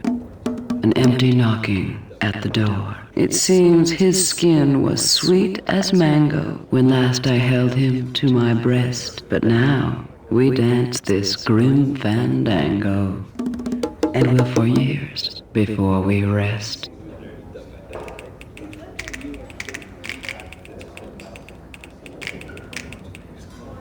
That was... Really, this time I just don't have any more. Hey. I'm bone dry, flesh out of poems. Just begin again at the top. They get better each time. Really? Okay. Alive, we slept. Life in a warm berry. We the FNAF.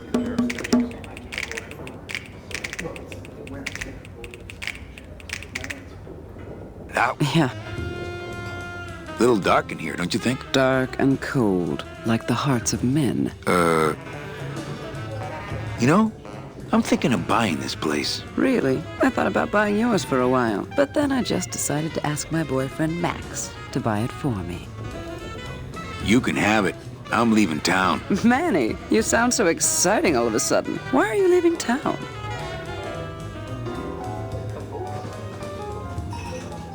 I'm chasing a woman I met once and can't forget. Well, I have a poem I wrote just for you. Pay attention because it's pretty short.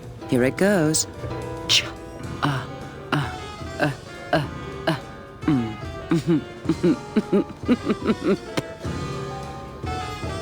Well, catch you later, hip chick. Keep practicing that lingo, man.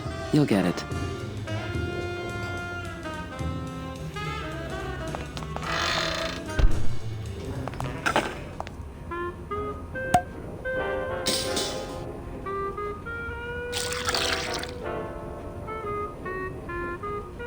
Just a dab will drop you.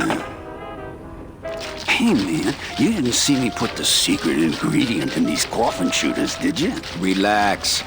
Olivia stole the recipe from me in the first place. Yeah, she steals from the rich and gives to me to poor.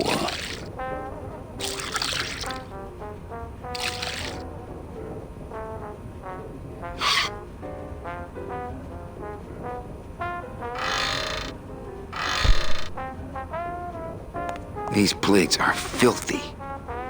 In the final version of the game, are the backgrounds actually just pre-rendered flats? Yes, they are. See, that's amazing to me because, you know, we live in the world of 3D now. We're used to floating the camera around inside of these things. But, you know, once you chose your camera angle to pre-render something, that was it. There you go. No, it's Manny walking around in a blank 3D room with Z-depth data to clip him in front of the stuff that he needs to clip in front of. I'm not gonna eat off of dirty plates, and I'm not going to clean them. Dirty plates can stay put. The sink is full of dirty hookah water. I'm not gonna drink dirty hookah water, and I can't carry it with my bare hands. Nothing in the dishwasher. Not to sound like a capitalist oppressor, but I have people who do that for me now. Not portable. I don't get the feeling those cleaning supplies are used much around here. I don't really need a bunch of cleaning supplies. Let the waiter clean up after himself.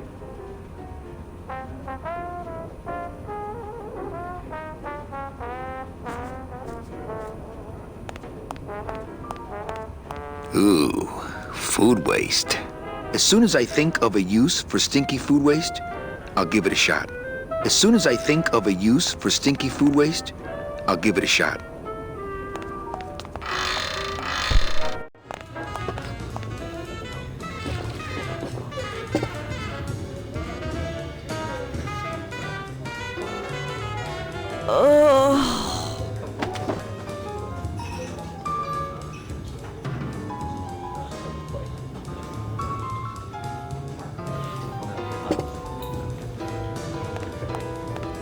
Strong stuff. That ought to kill the pain.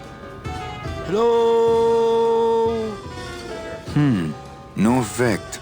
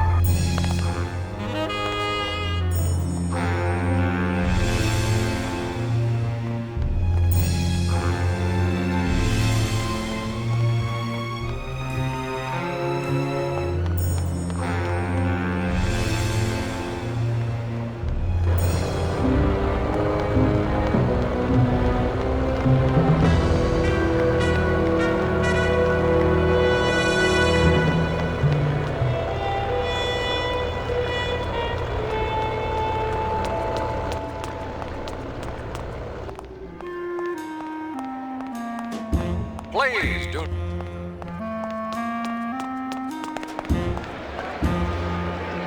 It's strange. The characters in this game don't like to go into crowded areas, almost as if it's too hard to render them.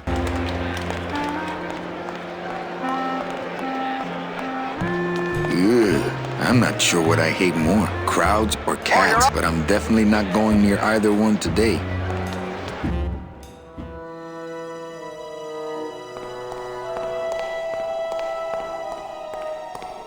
Wow, somebody really liked this cat. They don't have much use when they're alive, and stuffed, they don't have much more. I don't need one of those. Beloved Sandspoof, this regal and majestic feline was a record holder for speed and a favorite of the crowds here in Rubacava for many years, until her career was suddenly and tragically cut short on the second week of the racing season, when the airship Olivia 1, on its maiden voyage, crashed onto the track mid-race and exploded. Many bereaved fans testified later that before the blimp hit, Sandspoof was in the lead. Fuchi, that smell is peor que la muerte. Well, that's the hole I saw Carla's metal detector fall through. Oh no. Wet foods for winners. It says revolutionary design leaves can edges safe and smooth for Kitty.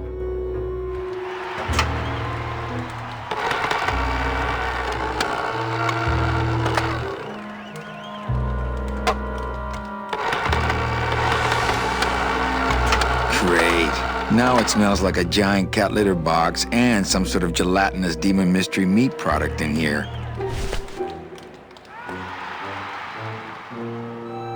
I don't need the hernia. Smells good. But I'd rather eat my own arm.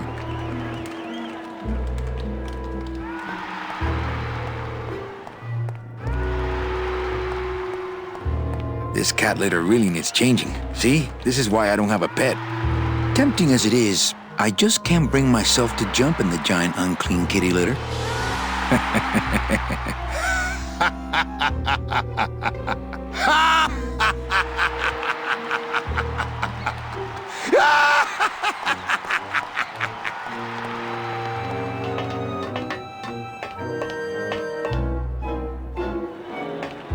See? This is why I don't have a pet.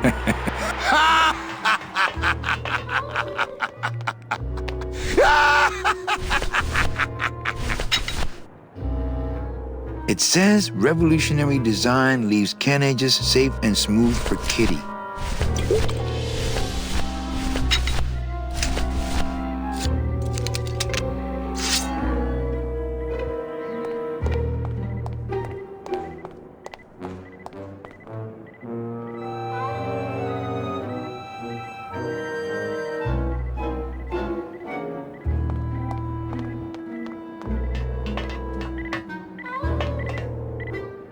Aha!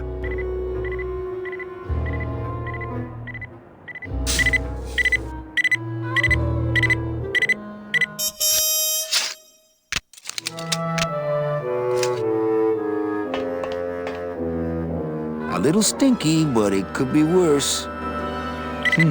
I think it's just picking up my blade.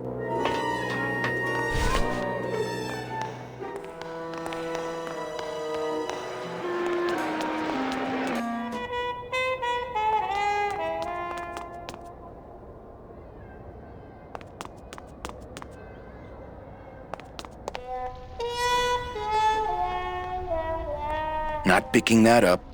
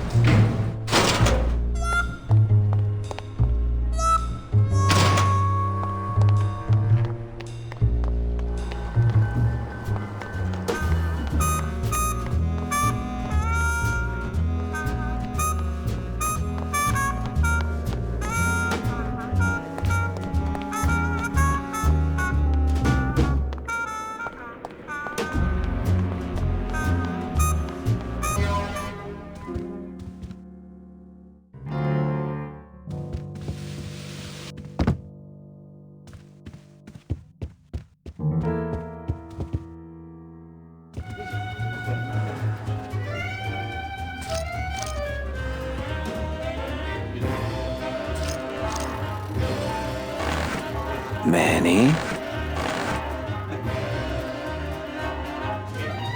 Can you make reasonable union cards? Manny, are you going to start moonlighting, or are you just looking to hang out with the sailors? Can you do it or not? I have a deal for you. If you can retrieve my money from Maximino, I can make you president of that crooked union. I don't need to be president. And why does Max have your money? I put a whole suitcase of it up for collateral on a rather large wager last month. The race was fixed, Manny. They stole my money like common thieves. Here, take this VIP pass and use it to get into the High Rollers Lounge. They won't let me in there anymore. There should be a safe somewhere in the wine cellar, and my suitcase should be in it. And you can get me a card tonight. If you make it back, Manny, the card will be on the table.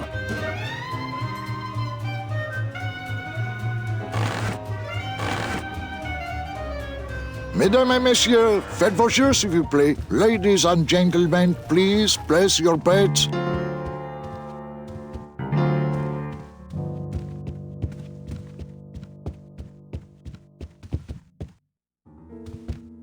Manny! I have a note for you from Lola. Lola? Yes. Now, where is it? Where? Oh, here. No, wait. Dang! I have a whole new system for messages. Just let me... Here. No, wait. Be quiet. Here it is. Wait a second. It's empty. There was something inside. It felt like a key. A key? Yes! But did somebody come back here and snake the key while I was sorting the coats? Who would do that? They messed up my whole system! Evening, Lupe. Hi, Manny. Okay, back to work. Okay.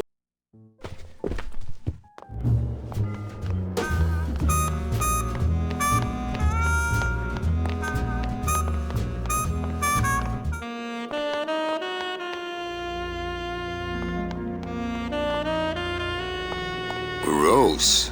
How long was that raven sitting there?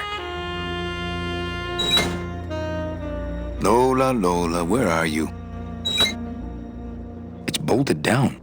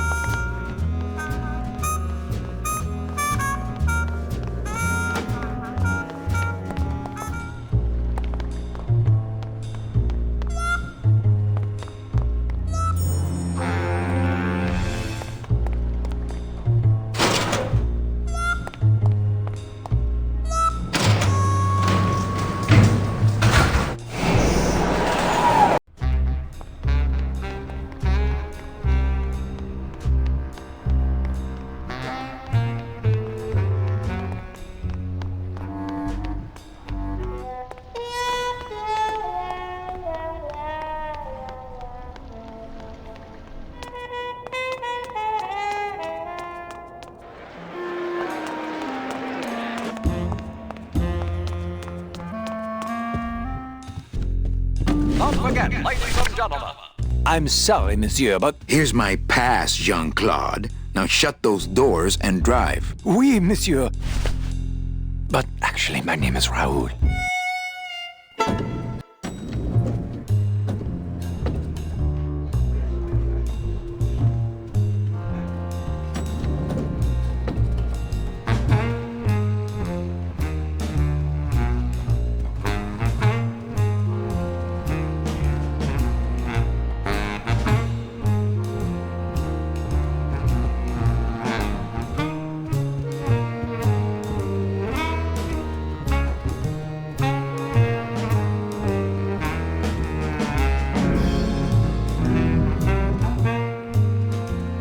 Who needs a giant 24-karat gold cat? Who needs a cat, period? Is that cat actually modeled, or is that a painting? No, that's a modeled cat. That's a... The lighting is so soft. It's... Mm-hmm. I think I might have even... Oh, please, did I do that? Did I model that cat? I might have modeled that cat. It's a cool-looking cat, just the lighting. Thank you. He's one sexy cat. Good kitty. I think they'd notice me walking out of here with that.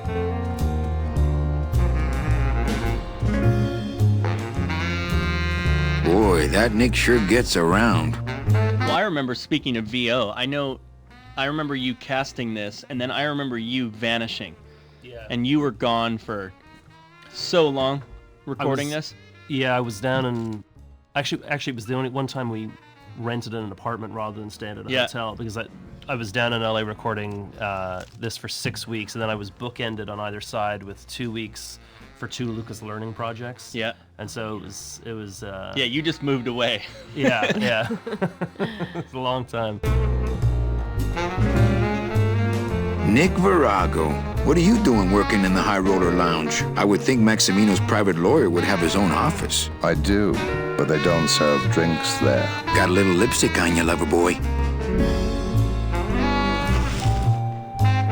I already got rid of that, and I can do the same to you, Calavera.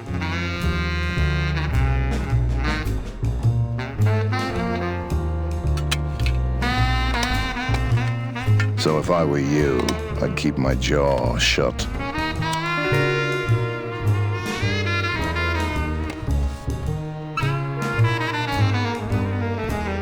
Everything all legal with the kiddies? Yes, they keep themselves pretty clean. Who do you like in the 4th race? Well, there's a white-footed tabby in gate 2 that's looking strong, but has a slight eye infection. But you think he's gonna pull out of it and win anyway, right? No, that puss-eyed puss is going to lose, but nobody knows, and I'm going to make him mint. I have to tell this to someone. I hate cats. Me too, but they keep the lights on around here. Nick, I need a lawyer. You get yourself in some kind of trouble, Calavera. Someone's claiming my roulette tables are fixed. But your roulette tables are fixed. Exactly. That's why I need a lawyer. So will you be needing a regular lawyer or an excellent lawyer? An excellent lawyer. Any excellent lawyer or the best excellent lawyer? The very best is good enough for me. And who would you say that would be, Calavera? Who would you say is the best lawyer you know in all the land of the dead?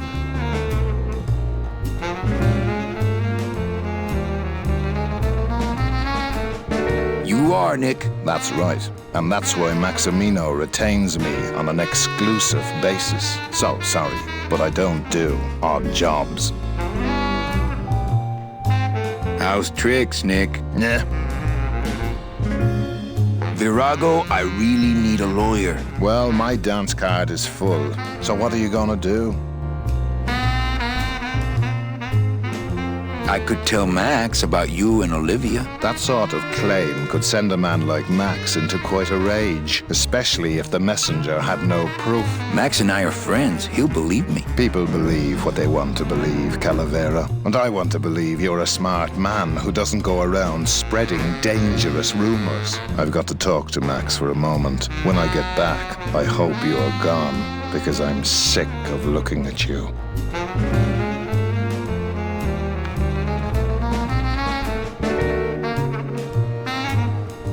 Virago's cigarette case. Man, this is gonna get me in trouble.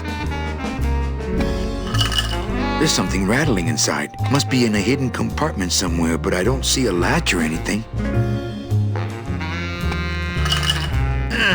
Can't open the part that I think has the key in it.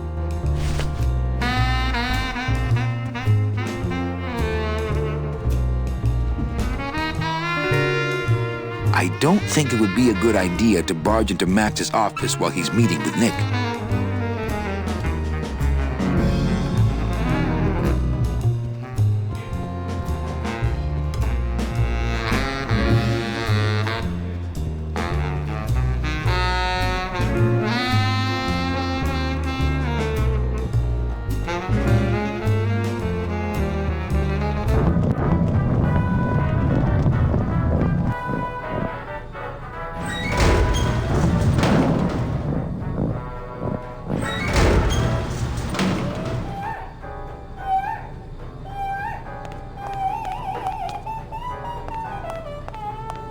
Looks like a turkey baster. It's empty. Looks like cans of some sort of canned meat. Oh, I really hope this isn't where the old race cats end up. I don't need any cat meat. I don't need any cat meat.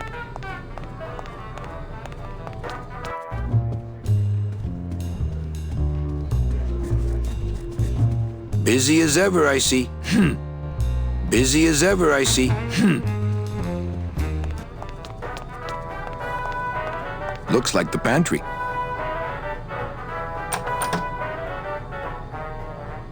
Looks like the pantry. Not picking that up.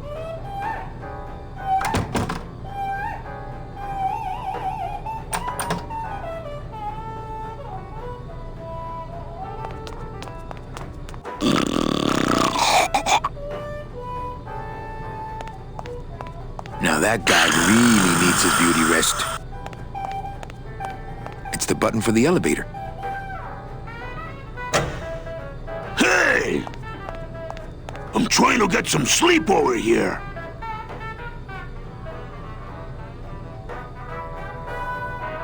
Hey, let's beat up that waiter. Not a bad idea.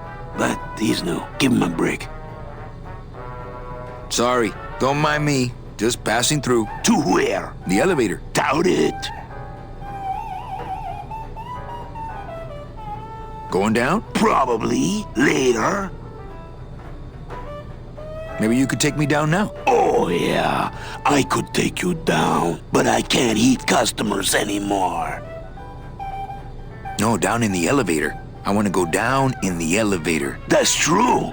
They wouldn't see me hit you in there, but I still get in trouble. Can't I go down to the cellar? It's a wine cellar. Wine goes down there. Why can't you hit customers anymore? Exactly. It makes no sense. Just open the elevator door. Then they really see us fighting. I don't want to fight. I just want to use the elevator. Chicken. How about a bribe? Look at me. What can you give to a guy who has everything? Okay. Nighty-night.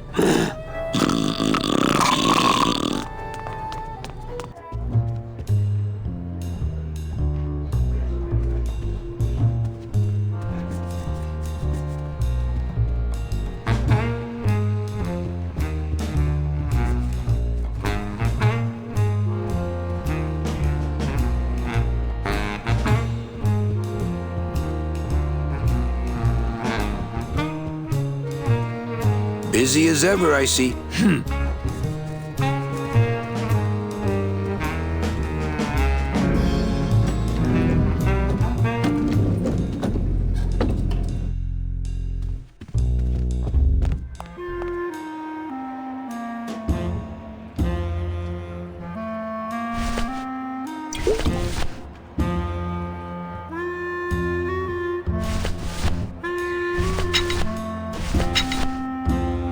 Next beach I see, I'm finding me a watch. It's the VIP pass for the High Rollers Lounge that Chowchilla Charlie gave me. Ooh, better not show that to Glottis.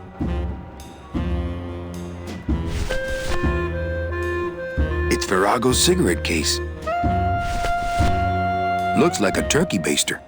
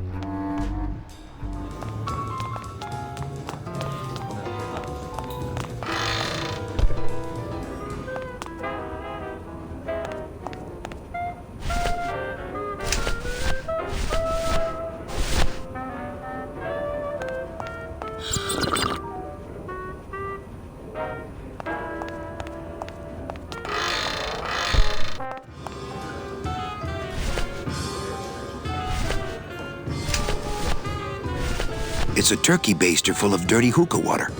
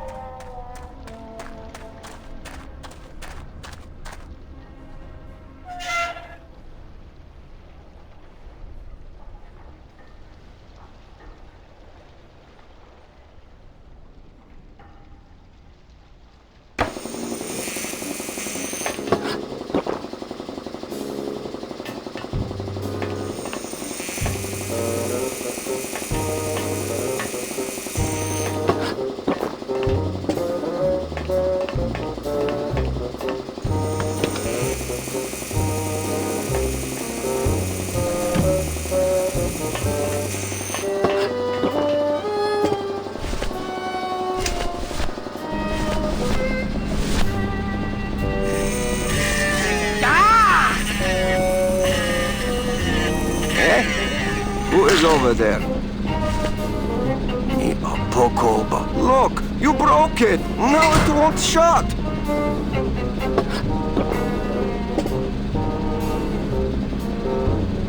Nemazogia, hold still. What are you, dead? Kaifa, wake up. I don't work on drunks. Reisek Chavargo. What kind of sailor are you? Can't handle booze, huh? Hogyha te azt gondolod, hogy engemet te nem fogsz kifizetni, te teljesen bolond vagy. Well, let's go. Toto, I got your boy Naranja here. MIA he is. Well, he sobered up. I send him to Limbo. Yeah. He'll make it there by morning. Promise. Oh, yeah. That is what I told him. Let's see what you got on you. Huh, sailor? Are you kidding me? Seaman Anselmo Naranja I gave him the idea class. in first Doesn't place. look like you'll be showing up to work in the morning. Tiger can't change his stripes. So, you still going?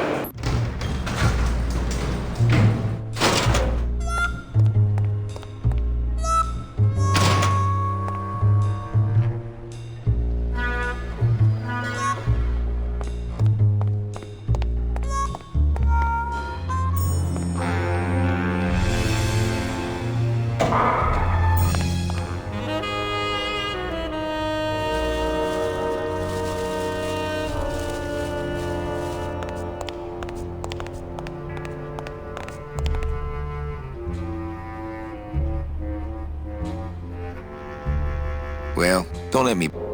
Always. Seaman Anselmo Naranja, Ensign 3rd Class. Are you sure you're looking hard enough? Look, Manuel, these old eyes are tired. I'm doing the best I can, but the average retirement age beachcomber has more sophisticated equipment than I've got here.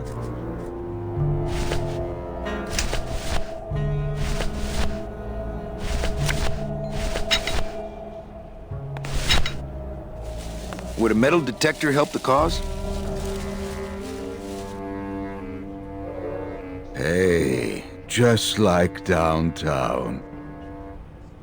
You never know what this'll turn up. An engraved ring, a belt buckle with somebody's name on it. Who would wear a belt buckle with the... Oh.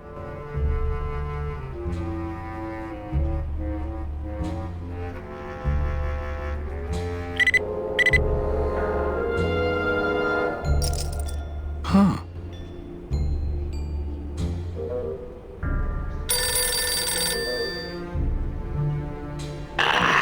What? Velasco, it looks like I've got one of your boys down here in the morgue. A sailor by the name of... Naranja. What? How? Sprouted? But... Oh, this town's going to hell. Sailor can't even take a 2-day shore leave without watching his back. Yeah, I'll come down in the morning.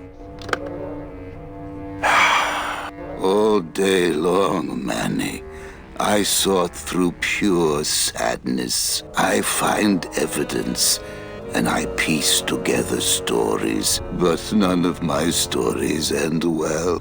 They all end here, and the moral of every story is the same. We may have years, we may have hours, but sooner or later, we push up flowers.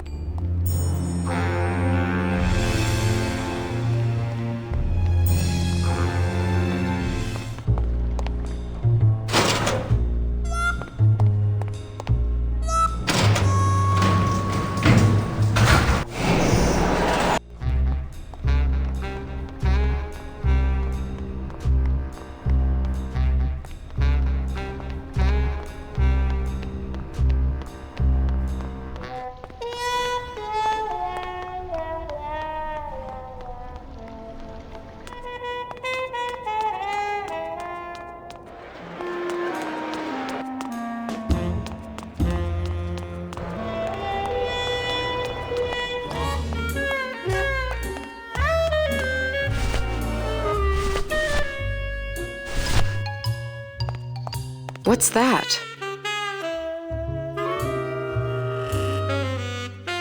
I don't know. I found it under your desk. Unattended? Yes? Oh my God. Give me that! It's a bomb!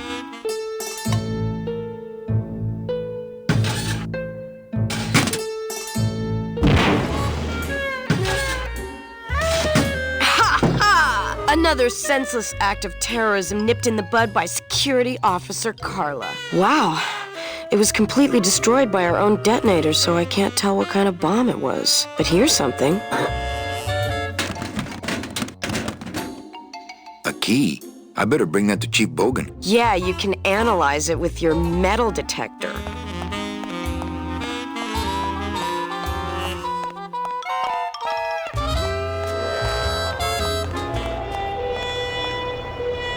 What was Nick doing with this key? What was Nick doing with this key?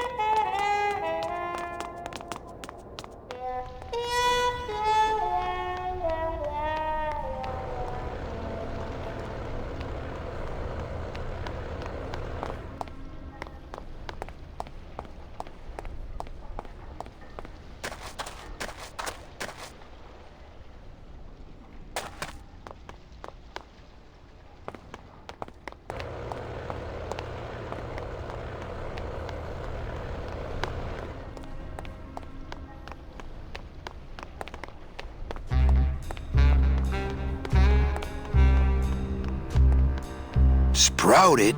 What's happening to this town? Oh, big city crime, Manny. We're getting more of it every day. I know you probably hate getting it this way, but Naranja's job's yours now. No, Velasco, I don't know if I'm comfortable taking that. You'll take his job because there's no one else I can get on such short notice. About that union card, Manny. I have one. I just left it in my other coat. And don't forget that Glottis has got to bring his own tools. He will. He doesn't go anywhere without a lot of tools. Good, because neither does the Limbo. Don't just sit around here collecting barnacles. Right.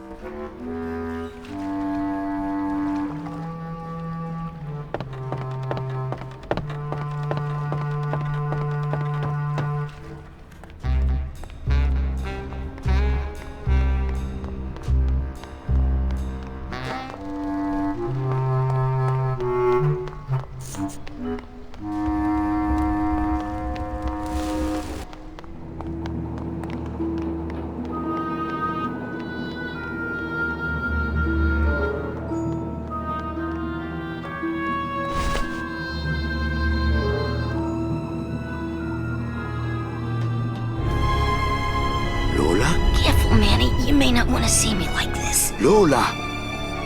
Did Nick do this to you? Yeah, he wanted that picture real bad, but he's never gonna find it, that fink. I'll get him, Lola. I'll show Max the picture for you and fix Nick for good. Just tell me where you hid it. Oh, Manny, it's all my fault. Always falling for the wrong guys. You know, I even had a thing for you once.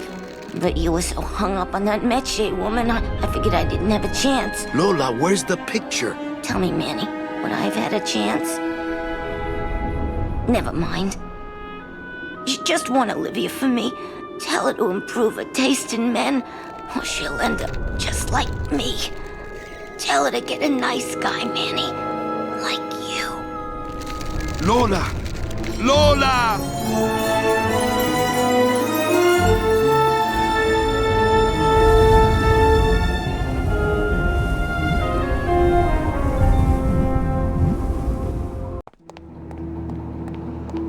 Lola. Hey, there's a picture of a tongue on it, and it says number 22, lengua.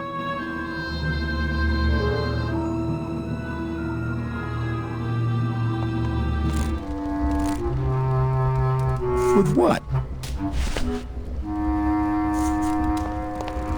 What's the buzz, boys? It's bad down here, Manny. It's like we want to control the means of things and stuff, you know? You bees gotta be strong. Easy for you to say, topsider.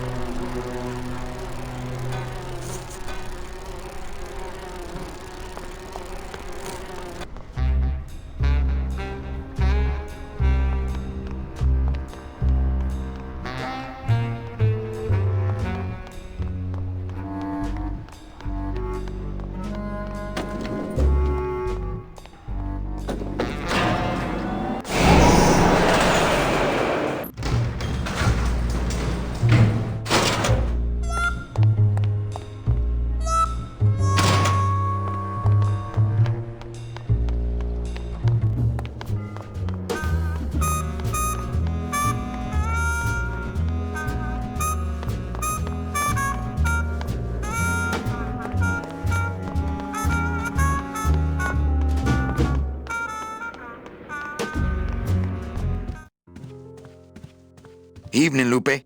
Hi, Manny. Okay, back to work. Okay.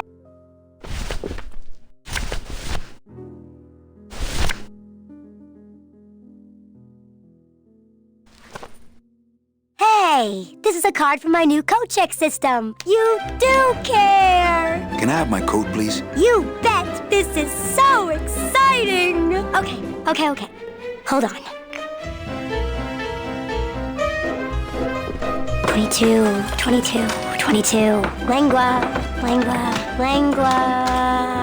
Ha! Here it is. Oh, darn. What's wrong? Just shoot me. Lupe, what is it? This can't be yours. That's it. Thanks. What are you doing with a tiny girl jacket? I don't suppose there was a camera back there anywhere. No. She must have hidden that somewhere else. I'll tell you tomorrow.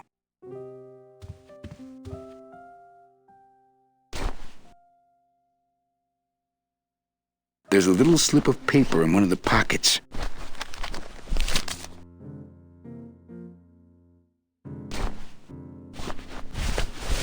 All that this paper says is number 36, the rusty anchor. What is that supposed to mean?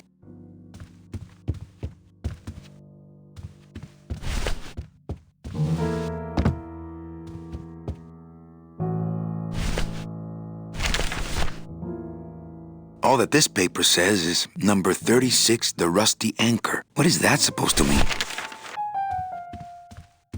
Ooh, a request. Rusty anchor.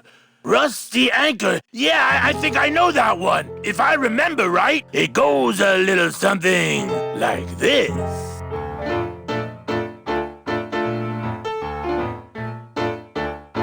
Oh, my boat's got a rusty anchor, rusty as she can be.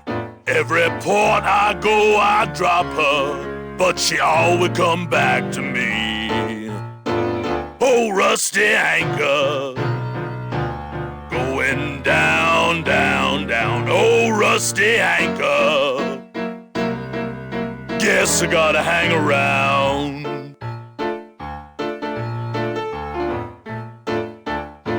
Now I love that rusty anchor, but man, she don't love me. Hell, this morning I woke to find us both a-drifting out to sea.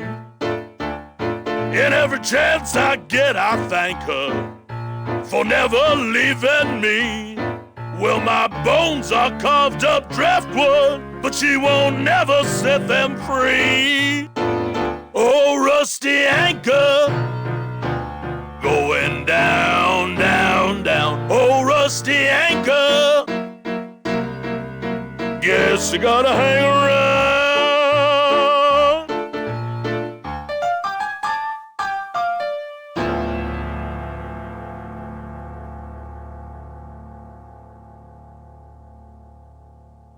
Well, what'd you think? I thought you were created just to drive. Well, over the years, you know, even a demon dabbles here and there.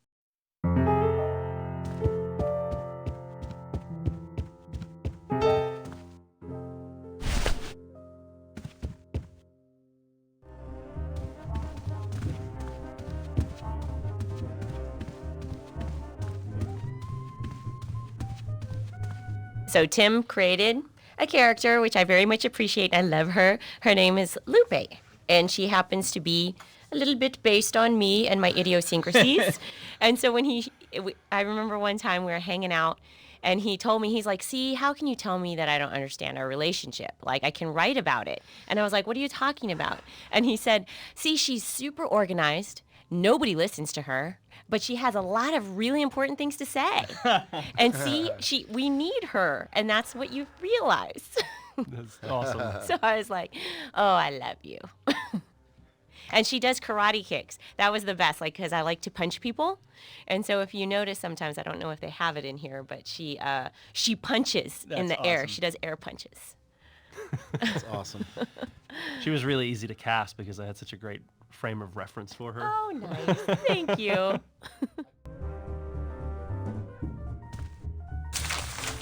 My wartime communications from Salvador. He's been sending me messages like this for the last year. Agent Calavera, I have word that you arrived in Rubalcaba safely. This is great news, as your service to the LSA may now continue. I am pleased to report the successful hatching of the eggs you liberated. The hatchlings, which Eva has named Manny and Meche, are quite healthy and eager to serve our cause. With luck, my next letter will be borne to you across the sky by these young gossamer wings of truth. For the revolution, Salvador Limones. I'm not done reading it yet, but maybe later.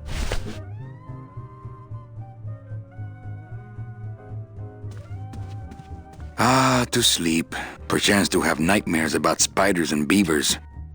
When we leave the diner for the last time, there's a sort of a moment with the just kind of a technical and sort of dramatic moment with the music where the music on the radio is playing, and there's going to be a little bit of a cut, and then you go to this cutscene music, which takes it's supposed to be sort of a seamless break from the game music to the cutscene music, and then the music kind of comes out of the radio, and it's not doesn't sound like it's on a radio anymore. It's the music of people's, dreams and wishes. Can't. I'd miss my boat. No moving furniture when I'm in my tux.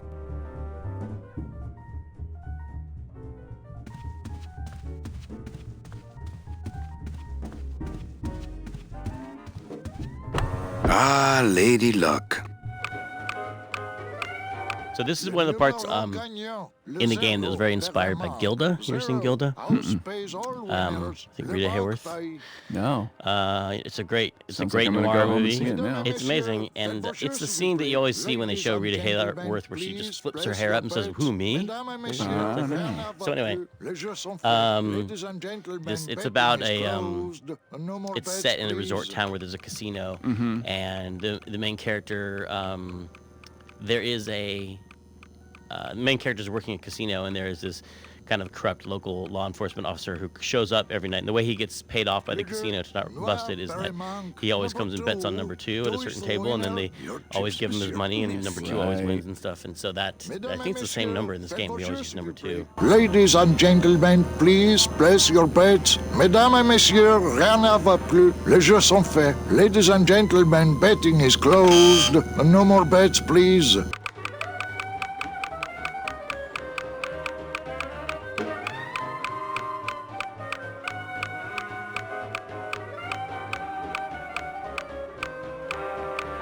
Le numéro gagnant, le 10, noir, père et manque.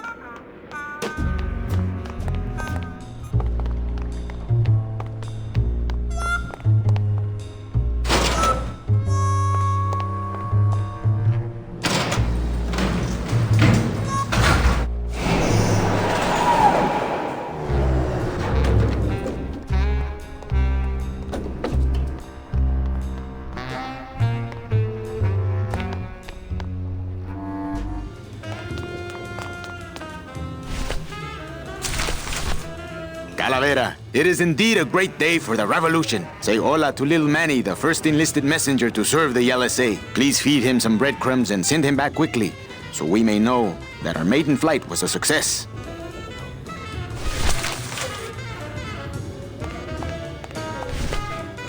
Hey, did I ever tell you guys that you remind me of my friend, Salvador Limones? Salvador Limones is a fairy tale, a spook story the man tells the masses as he puts them to sleep. Idiot! Salvador Limones is a very real and a very great man. He also writes a mean letter. What is this? I, Salvador Limones, salute you, Manuel Calavera? A great ally in this noble revolution. You really know Salvador Limones? What's he like? Why didn't you tell us you were a freedom fighter, Manuel? I can't talk about my underground gig, man, where I put the whole scene in Dangerville. Wow, heavy. Hey, I've got a split, so, Viva la revolución. Oh, man. Would you cats mind if I dug on this book for a while? Knock yourself out, brother.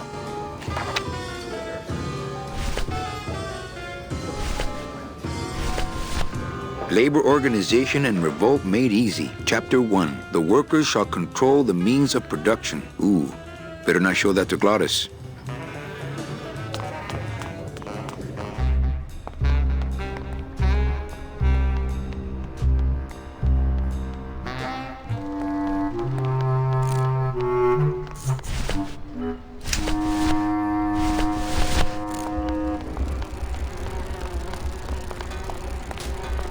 I think these are the words you're looking for. The workers shall control the means of production. The workers shall control the means of production. Yes, that's it. That's what I've been trying to say. Who will stop the fat cats of industry from building these ships with the pollen of the exploited working class? I say we fight back! What's this? Maybe a bee agitator? I say lay down your tools right now and show the men just who makes the honey around here!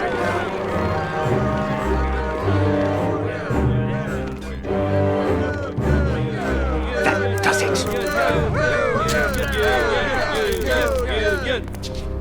You know, I always thought bees came in two colors, yellow and black. But you look all red to me, my friend. Ah! Hey, what are you doing? We've got the right to assemble peacefully. Good. You're going to need a lot of assembly after we take you apart, comrade. Betty! Get me a lawyer! Get me a lawyer! Hogan, that's gonna make it tough to spring the kid and get him back out here. Good thing I know a lawyer who owes me a favor.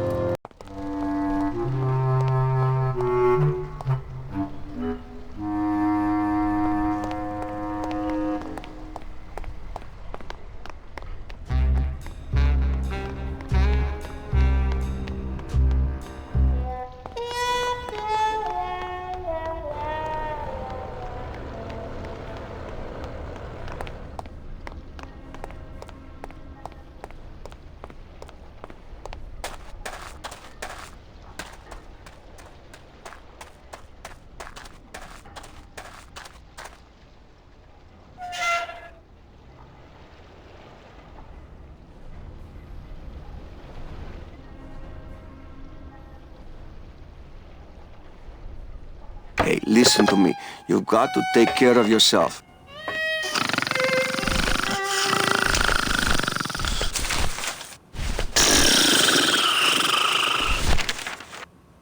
I don't think that would shed any light on things. All that this paper says is number 36, the Rusty Anchor. What is that supposed to mean? It's Toto Santos, Rubalcava's friendly scrimshaw artist. Hey! Velasco! Manny, do you mind artist at work here, eh? Yeah.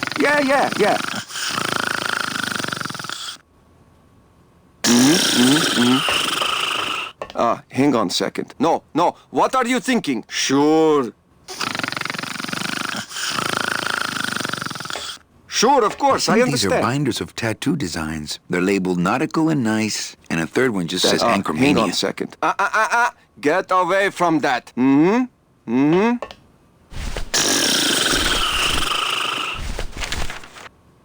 said that. Hang on a second. This mean anything to you? You mean beside the song, the poem, and the bar, and the statue by that name? Sure, it is one of my most famous designs. Here, I show you. Let's see, number 30, Harmin Sedge, Harmin Sketter, 36. Here, hey, what is this?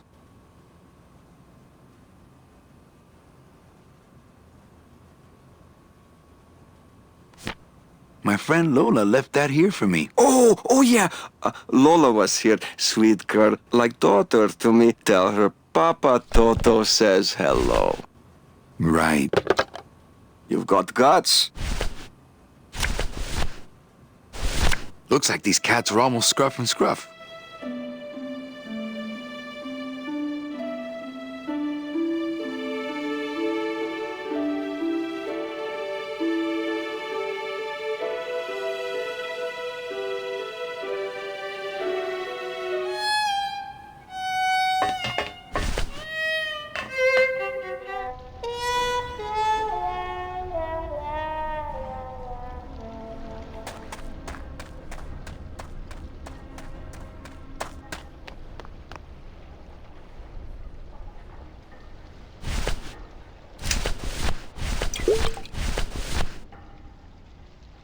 this ticket printer, we're gonna make a mint.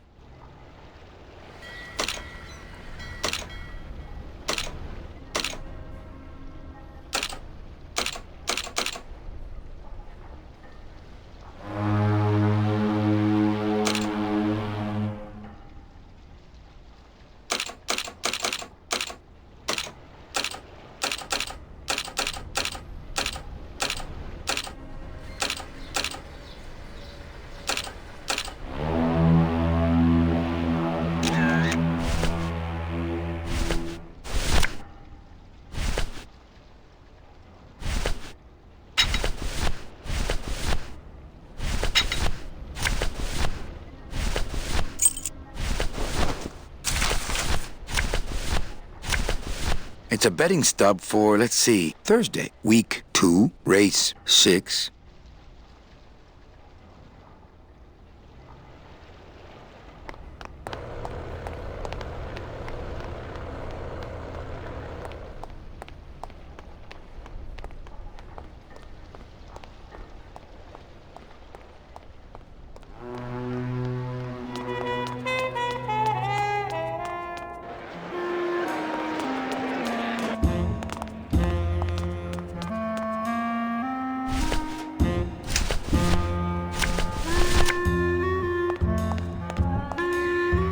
Hello?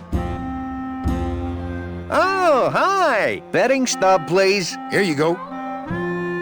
Hey, this looks different than our usual ticket. Well, that's because it's from last season. All right, just a second. There you are.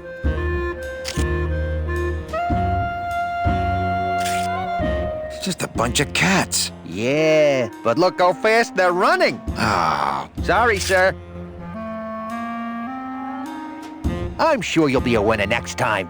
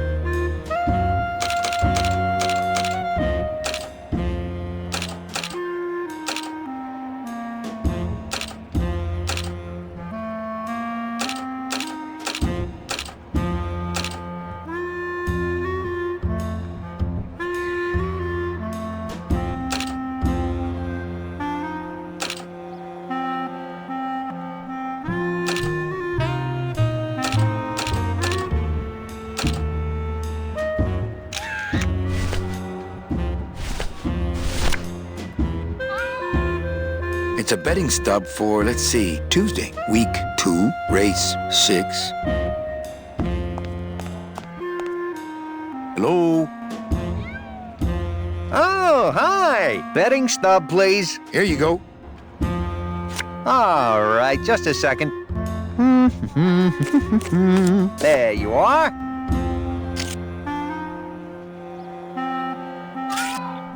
Aha! What? Are you a winner? Big winner.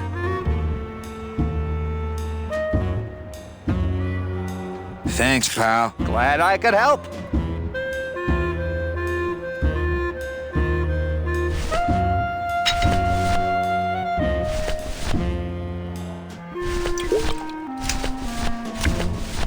It's Lola's last work, a juicy photo of Nick and Olivia kissing.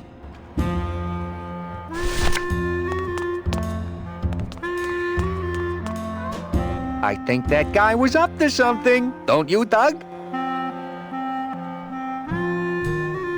Doug? Oh, that guy? Personally, I think he was nuts.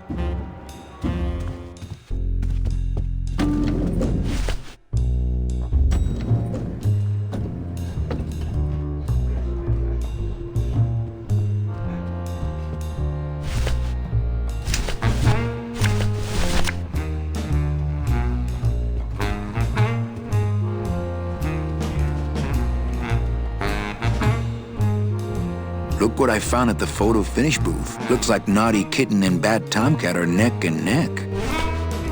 What do you want? I want to tell you a sad story of a young man unjustly imprisoned merely for speaking his mind. It's time to shake up the hive!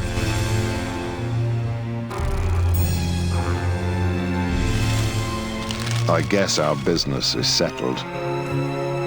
Almost. What? Was that for the photo girl? No, that was just for being you. I don't have time to get you for Lola, but I'm sure somebody will. You didn't have time to save her either. But don't feel too bad about that, Manny. I hear saving women really isn't your forte.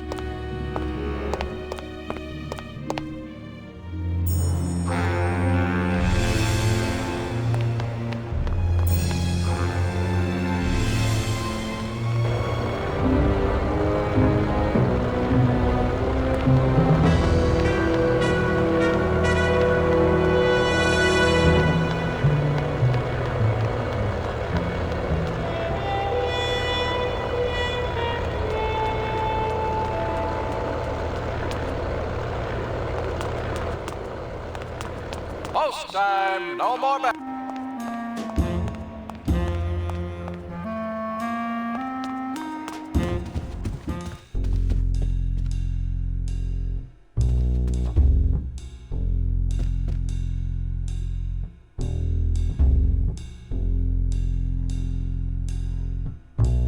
Ladies and gentlemen, you have 15 minutes to place your bets.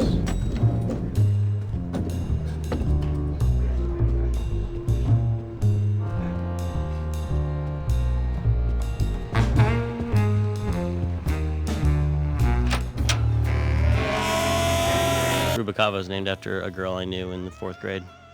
Her last name was Rubacava. That's a fun fact for you. Wow. She's married now. Doesn't use it anymore, so I get to use it.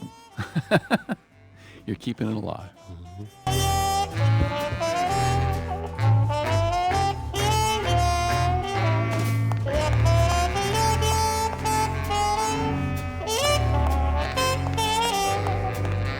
You know, I'm getting the feeling Max ain't much of a dog guy. You know me better than I thought. Hello, Maximino. Why, if it ain't Manny Calavera, come to see how the big boys play, eh, Manny? From what I can tell, they play with kitties. Kitties, roulette tables, what's the difference? They go round and round all day, and they're both more reliable when they're fixed. Am I right? How's the old cat race, Max? Well, volume's pretty low. Most everybody's out of town. Tell me about it. But I've got some side businesses that help smooth over the rough spots. What kind of side businesses? Manny, let's just say our El Mato associates appreciate our out-of-town perspective. You know, you got a pretty nice setup here. You got a good little club yourself, Manny. Not as nice as my girlfriend's, of course. Did you say your girlfriend? Hey, Manny, don't pretend you don't hear the gossip. It's not a secret anymore. Olivia and I are officially an item. Well, I just saw Olivia and Nick kissing. Manny, we all kiss here. We're all one big family, you know? No, I mean kissing, Max. Manny, Olivia and I are in love. Nick Virago's been my trusted counsel for years. You shouldn't even joke around about their character like that. It could make me very angry. I'm here for Charlie's money.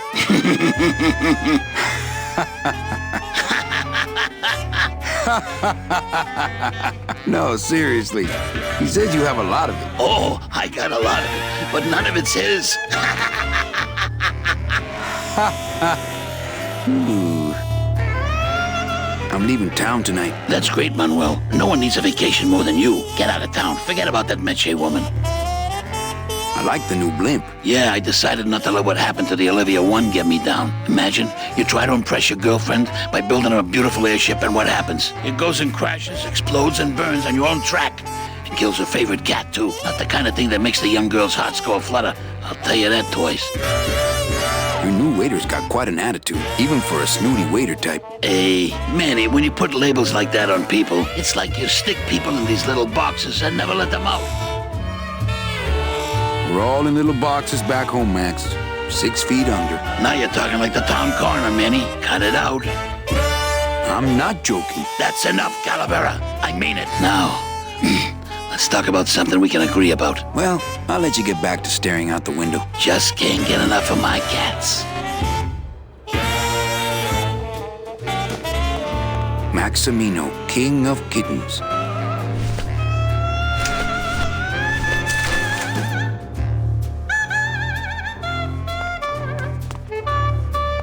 Very impressive trophy collection. Paws of fire, every one of my babies.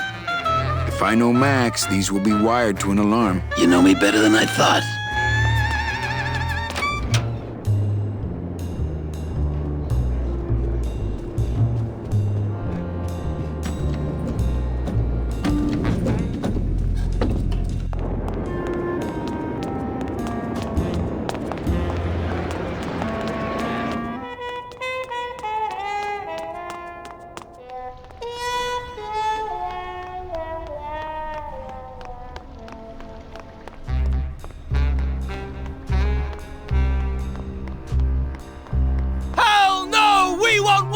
Hell no, we won't work! Bogan is a big fat Authentic jerk! Bogan is a big fat jerk! Those are some pretty big tools.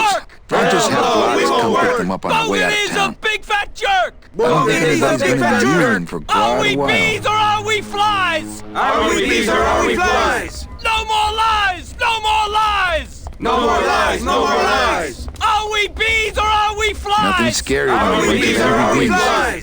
No more lies! No more lies! No more lies! Manny! Do it in time, all right? Okay, Sorry. from the top. Hell no, we won't work! Hell no, we won't work! Bogan is a big fat jerk! Bogan is a big fat jerk! Hell no, we won't work! Hell no, we won't work! Bogan is a big fat jerk! Bogan is a big fat jerk! Are we bees or are we flies? Are we bees or are we flies? No more lies! No more lies! No more lies! No more lies! Are we bees or are we flies? Are we bees or are we flies? No more lies! No more lies! No more lies! No more lies! Sea bees! Sea bees! Free bees! Free bees! Sea bees! Sea bees! Free bees! Free bees! We're strong! We fight! We're killer bees tonight! All right! We're strong! We fight! We're killer bees tonight! All right!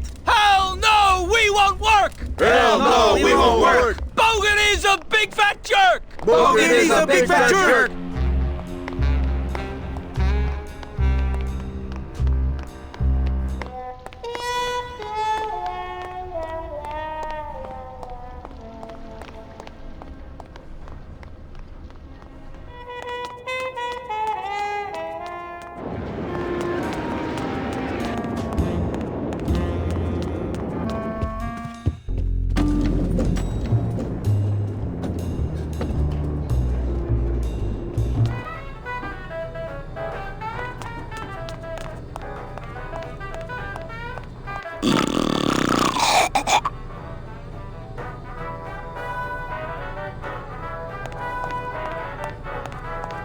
Now that guy really needs a beauty rest. Wake up, Izzy! Hey! I'm trying to get some sleep over here. Okay, nighty-night.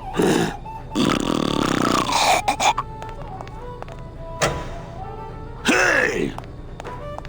I'm trying to get some sleep over here. Okay, nighty-night.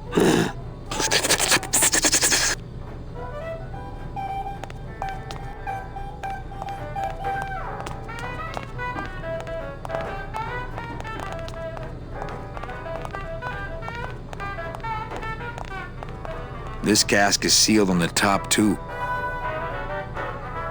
There's no opening up here.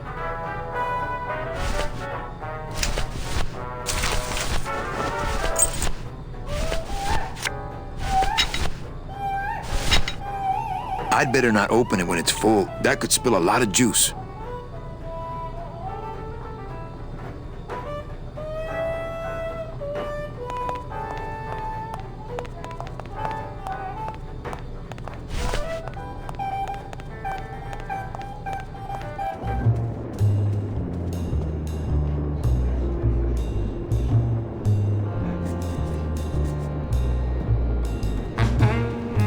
Busy as ever, I see.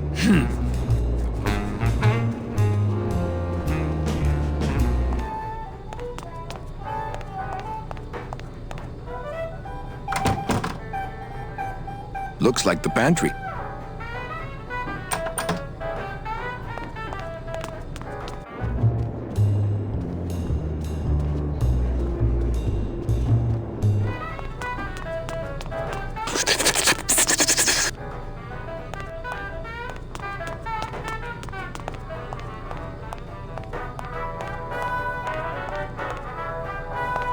I don't need the hernia. There's no opening up here. This cask is sealed on the top, too. It says revolutionary design leaves can ages safe and smooth for... I'd better not open it when it's full. That could spill a lot of juice.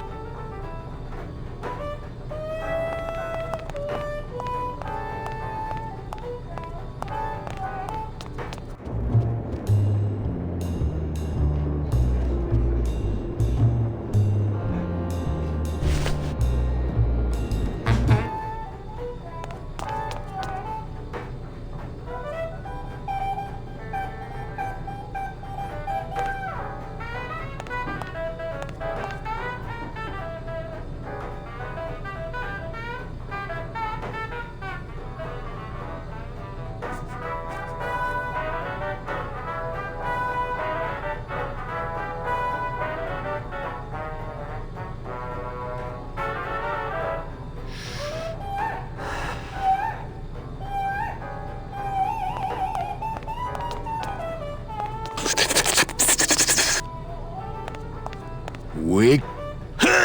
Okay.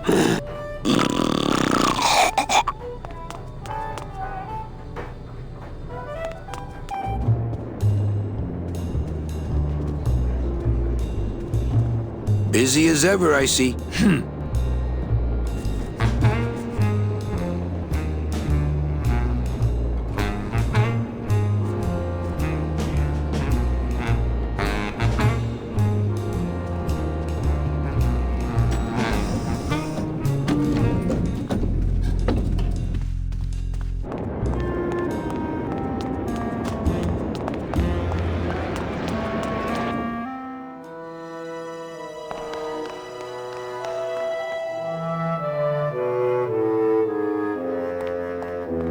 I don't need the hernia.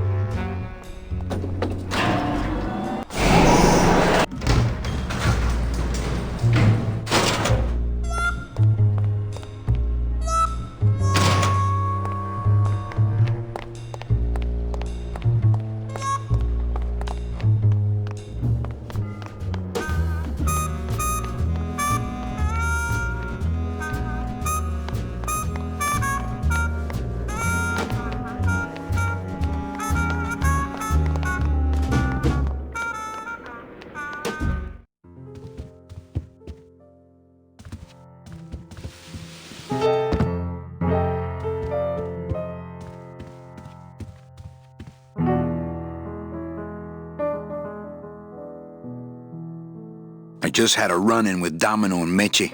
We're leaving town. What? What? How? Domino's got Meche. We're going after them tonight. What should I do? Just sit here until I get a boat. Sit here. Check. Okay.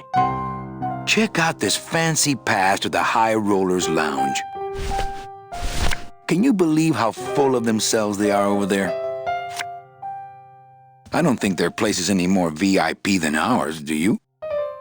I don't know. I try to stay away from that place. Really? Why? 'Cause of my problem. Gladys? Compadre? I can't believe I kept him from putting headers on that thing for so long. Ooh, ooh.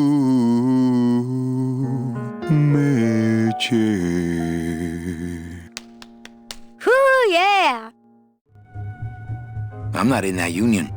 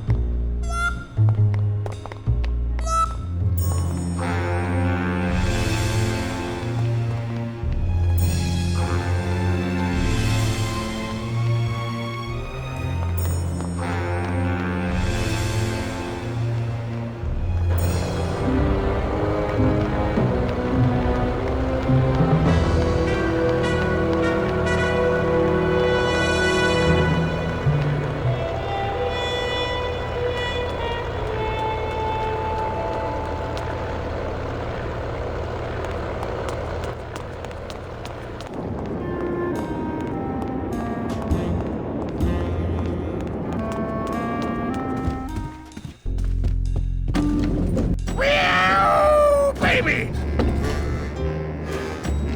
Yeah! Baby! Привет!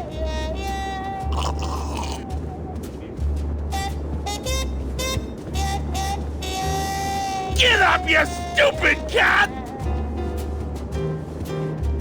Oh, for crying out loud! Wait, why did Cataglotis leave the piano playing thing and come down here? Oh, you got him the pass. You gave him a pass. Right. So and now he's a high roller. And he's an alcoholic and a gambler because of you. Right. But it's all for a good cause, adventure game playing.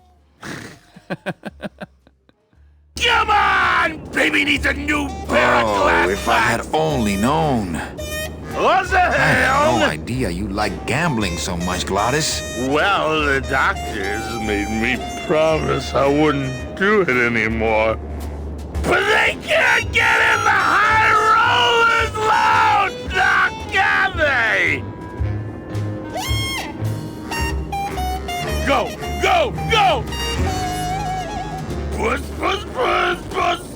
Puss!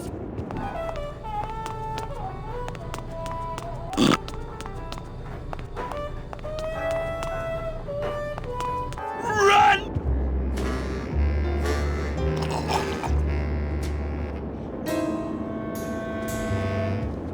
Go! Get that mouse! You're doing it!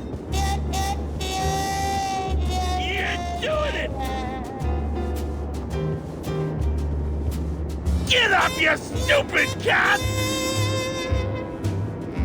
Go!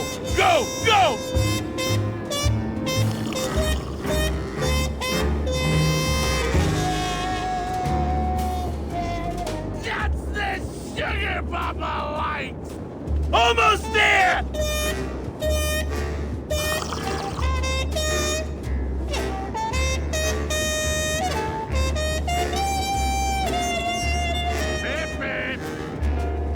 Monsieur, a little wine up here, please. You can do it! Run!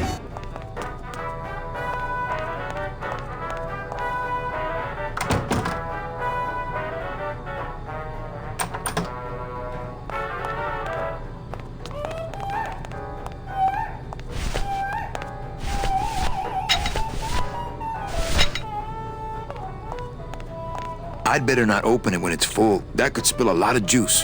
That monster upstairs is running me ragged. Oh, but monsieur, je suis très désolé. There are no guests allowed in the kitchen. I must ask you to leave. In a minute, Leroy. Raoul.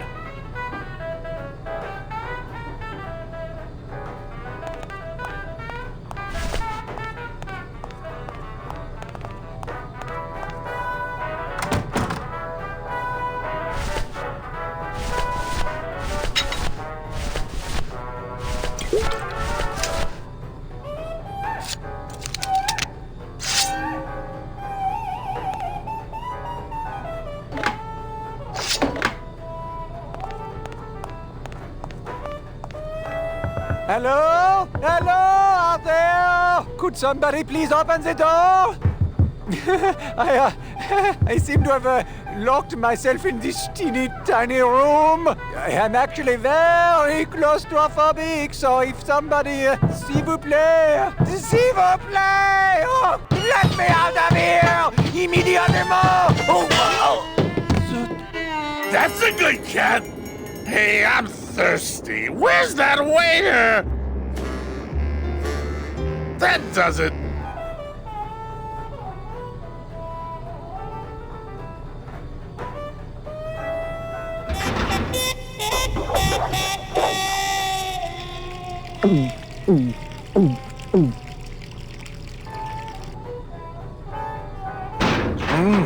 Fruity, but voluminous.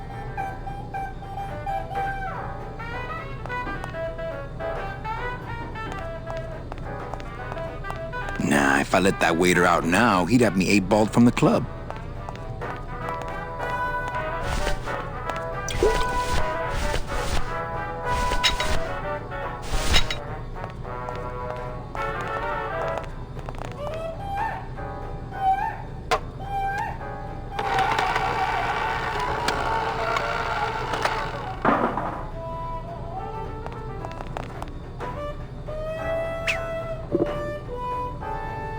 Well, somebody's sleeping on the job.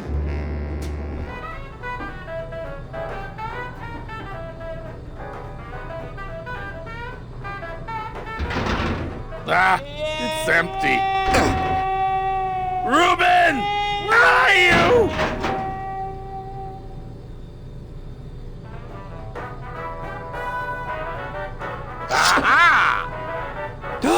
Mon Dieu! Taking a little nap, vous, eh? Well, le keg is empty, so tout sweet, Buster. Yes, monsieur. Merci, anything you say. Eto, more wine. Oh, I'm going to fire him for ignoring my pleas, and then I believe I shall quit. Oh, I can never look at that pantry again. No man should ever be locked up in such a small, dark place.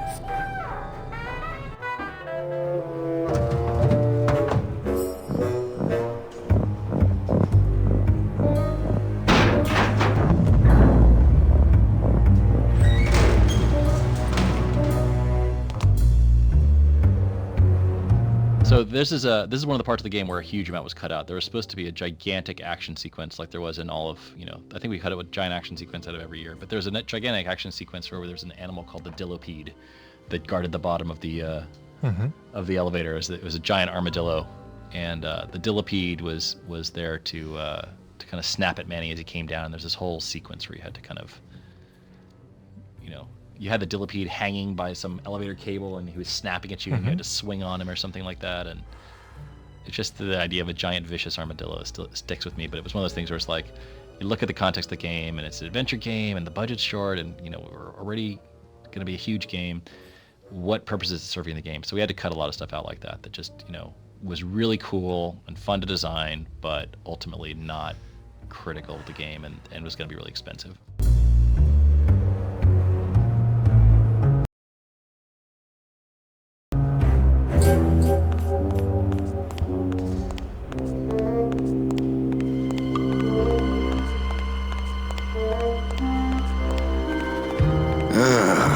Never want to go near another one of those. I bet that thing's really easy to control if you're a big demon.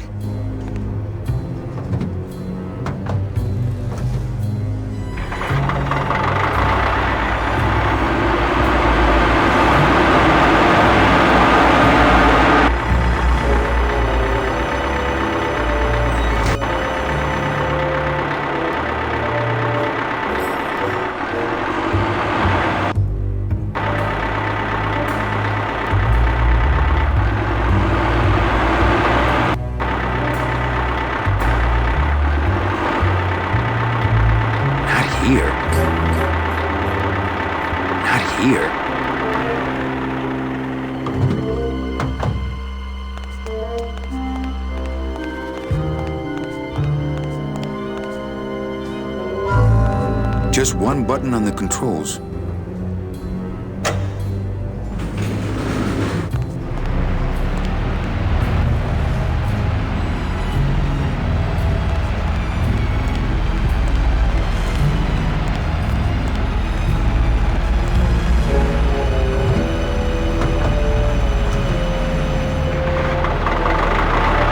Our first 3D game, and it's funny to see how many puzzles are about the physical properties of things as opposed to right. In a 2D adventure game you would never make something based on the shape of something or leverage. Like that whole puzzle was very physical, like you had to move these two objects and stop them from sliding past each other, and the forklift jacked up on its back wheels, and I think we were just so excited to be in a world of physical stuff, or maybe because we were in a world of physical stuff we had to actually make it physically realistic. I can't get through this door. Not here.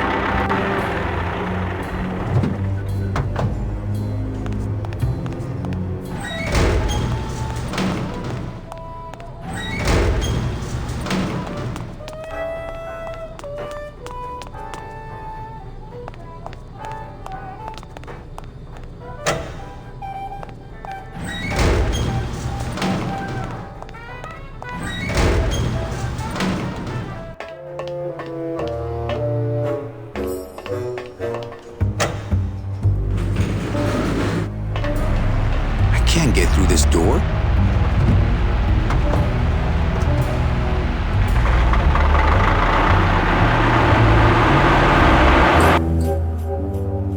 This is our first.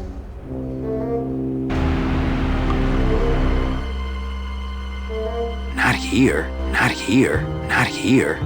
Not here.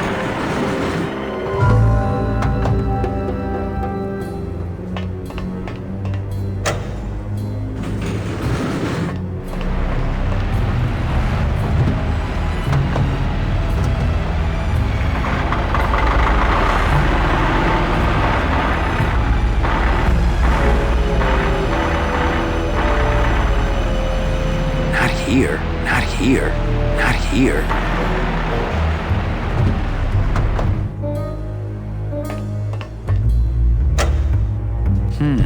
No effect.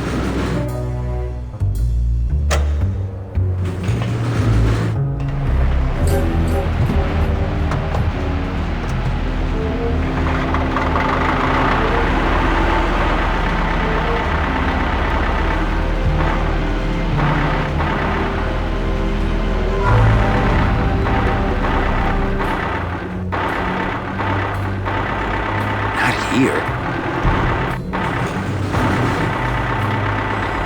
Not here. Not here.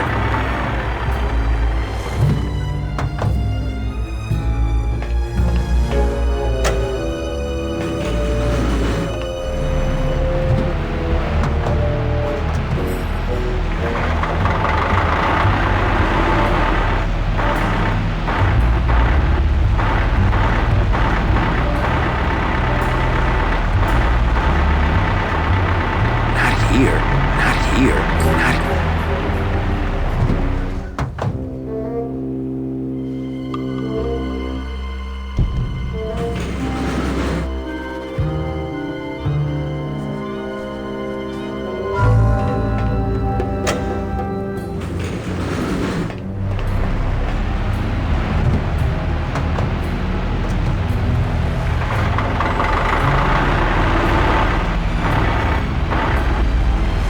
Here, not here, not here.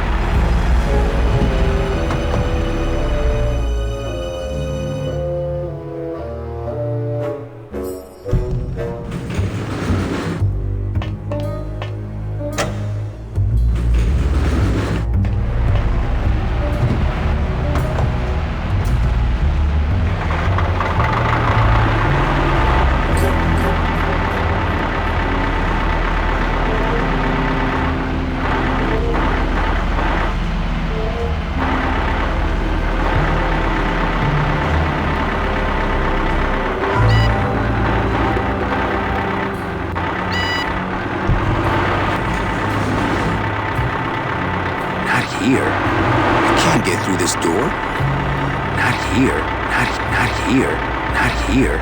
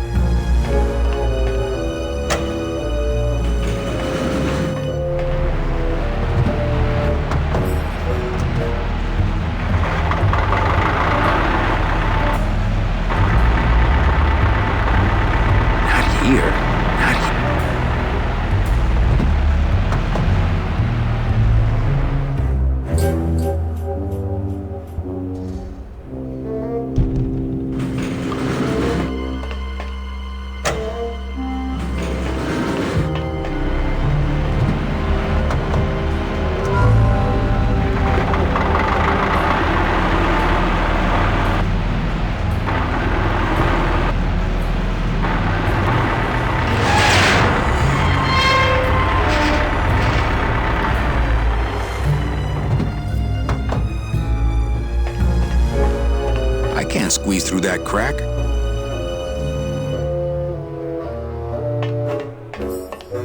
Maybe if I had a forklift. Another one, I mean. It's holding the elevator in place with its blades. It's holding the elevator in place with its blades. It's the blade control lever.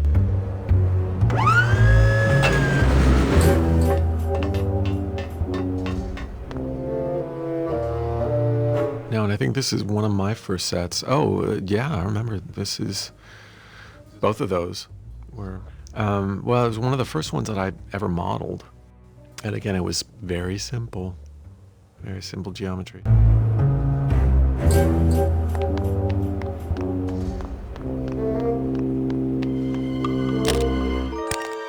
Dios mío, it's full of double-end tickets. This could get 100 souls on the number 9 train. Something's not right about this. I get the feeling this suitcase belongs to someone more important than Chowchilla Charlie.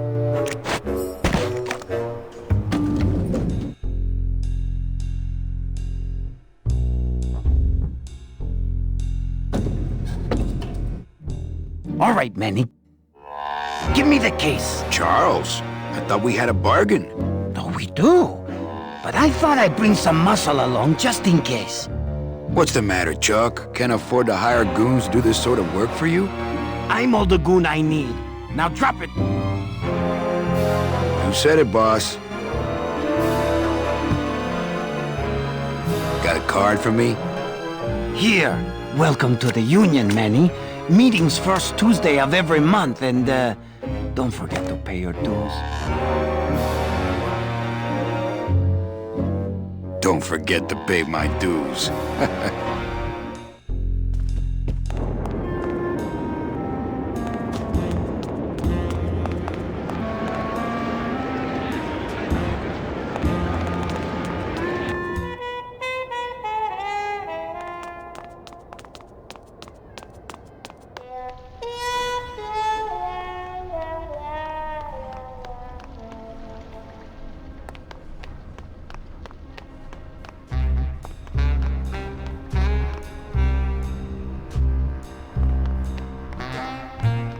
Now, what about these tools? Where are they? They're too big for me to carry. Gladys will bring them when we board. And the card? Let me see it.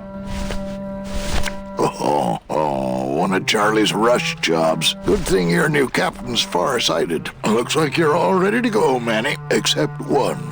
Where's that piano player of yours? He's having a little goodbye party. I'll go get him. Tell him to hurry up. The limbo can't sail without him. Don't just sit around here collecting barnacles. Right.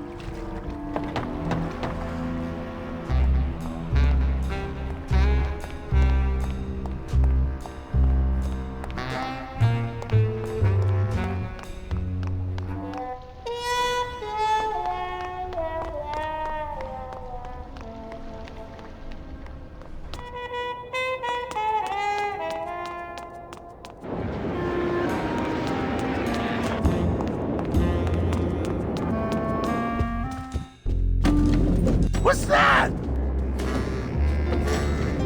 What's that? Get up, you Coming stupid home cat! soon? Paws in the air! Coming Let's home go! soon? What did you say, little kitty? Don't talk, kitty cat. Just run, baby! Get that mouse! Yeah! I'm a union man now.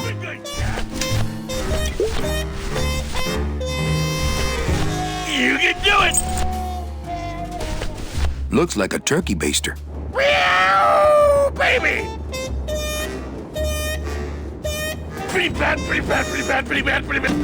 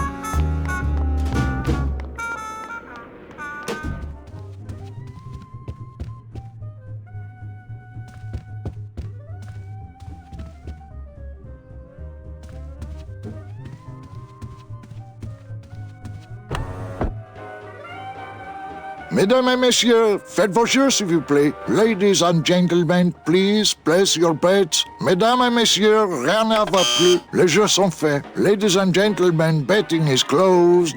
No more bets, please.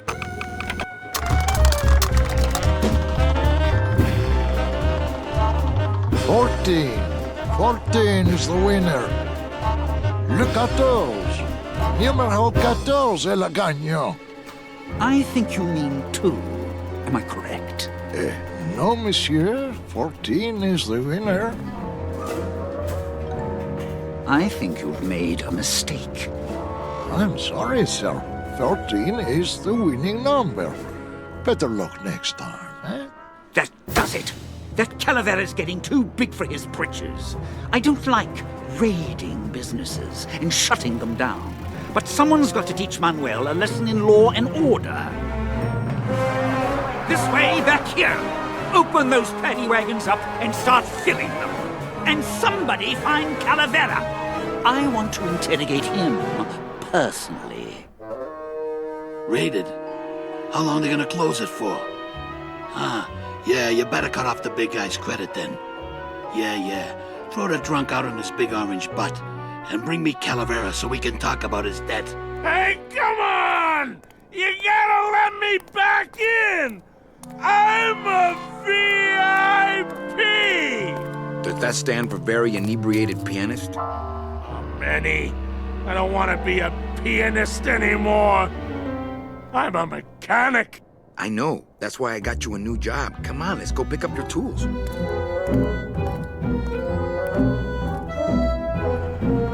And I can do whatever I want to the engine? Make it faster? Sure, but you'll be plenty busy just keeping her afloat. Thanks for the gig, and for not asking too many questions. Hell, after what happened in Naranja, I can see why you'd leave town. Let's just hope I don't have to go fishing you out of the drink again. I'll stay under next time. I promise.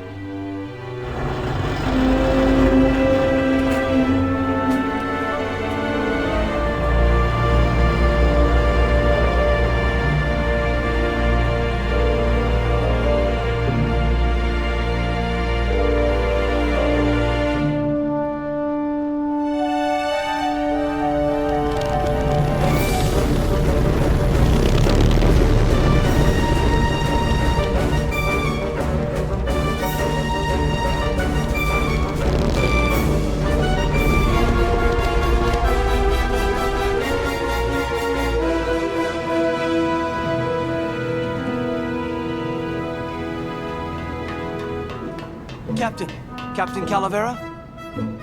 Puerto Zapato, sailor. We're here at last. Beautiful port, isn't she? Yes, sir. There's some customs officials down below, sir. They want to search the ship. Fine. We've got nothing to hide, eh? No skeletons in our closet. Yes, sir. Secure the bow, boys, like a rock this time. Manuel. Salvador? I hope this very urgent message gets to you in time. Our man in Zapato says Miss Colomar never made it to the port. It said she threw herself overboard at the Pearl. I don't know if you believe that. Whatever you do not land in Puerto Zapato. It's a trap. Assassins will attempt to board your ship disguised as customs agents. Beware, and viva la revolución!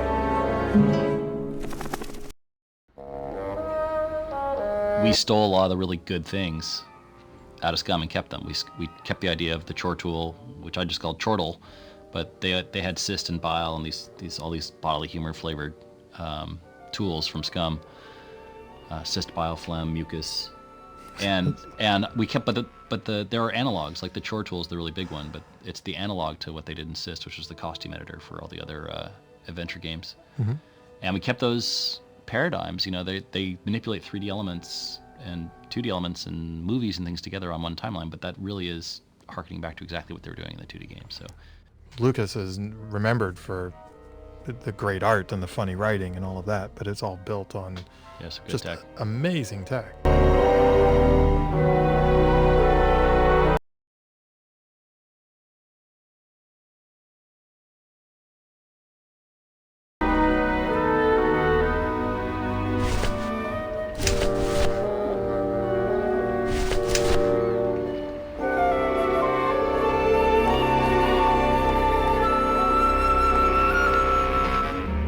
Ensign.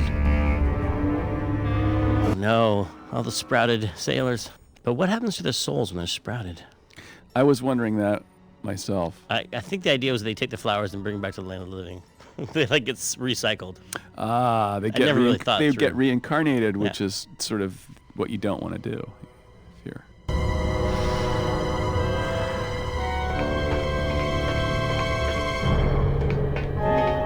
Ensign Arnold was just a kid. I'm sorry I led you into trouble, sailor. I'm not gonna disrupt the evidence. Oh, no.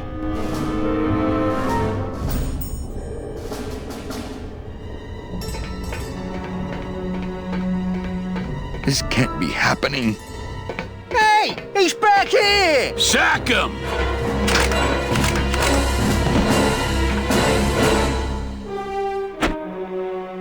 Custom officials, open this door!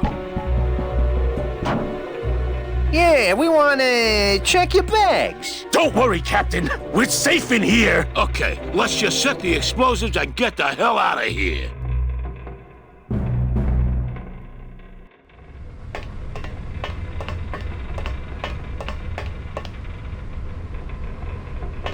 That's the port anchor control. Híjole. Gladys sure did a number on that old diesel. If it were just a little more powerful, we could probably tear on out of here. I tried. Oh, I tried. But I failed. It's not powerful enough. Hey, maintain, sailor.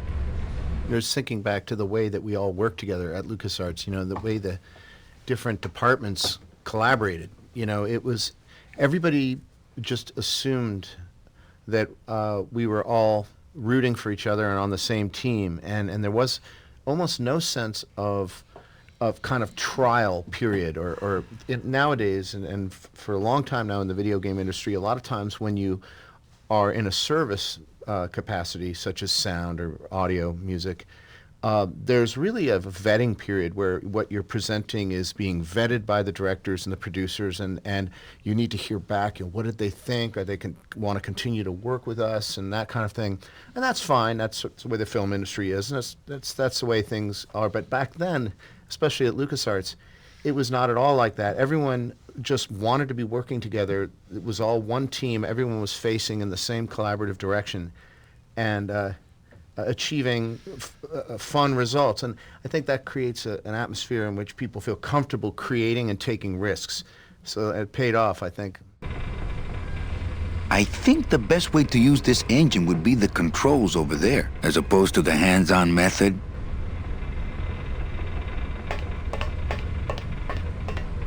That's the starboard anchor control.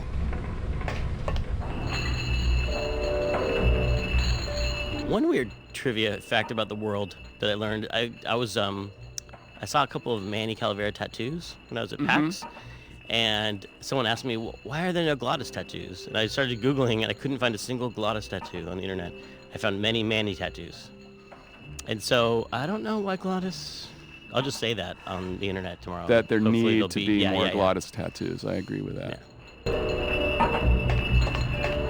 Looks like the anchor's down. Can't reach. Can't reach. It's attached pretty well.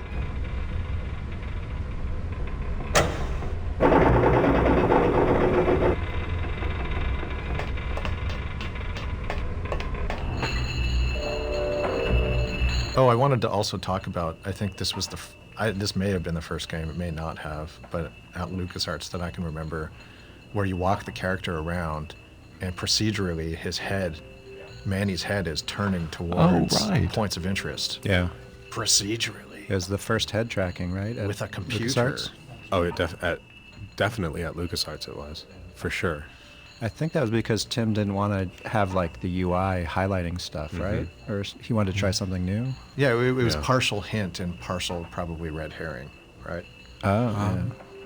Like just show the player that they're point them in the direction of interesting subjects in the environment. And I mean, it shows you everything you can interact with, and not everything you can interact with is a solution either, you know, so. There's no UI in this game, if anyone didn't notice, and that was by design. Looks like the anchor's down.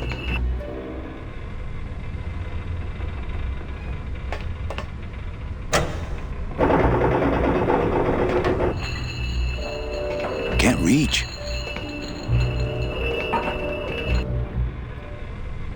That's the throttle for the port side engine.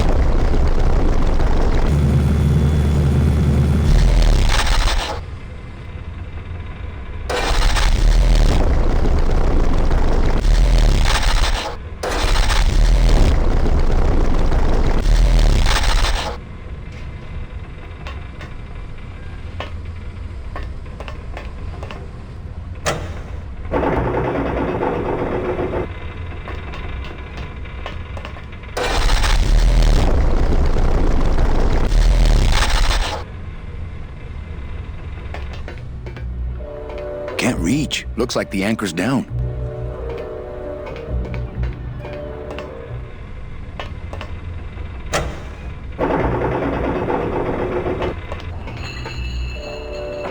They're locked together like plastic monkeys from a barrel.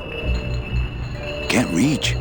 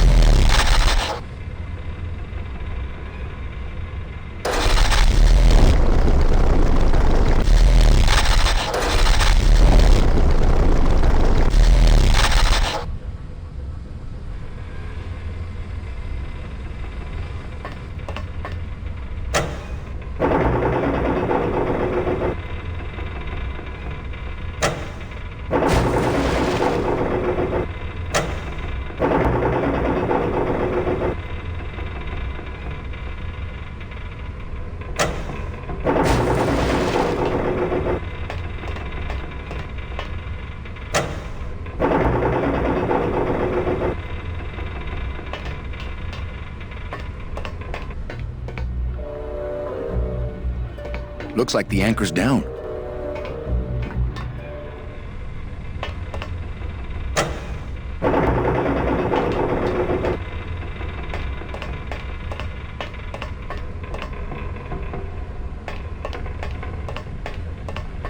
That's the throttle for the port side engine.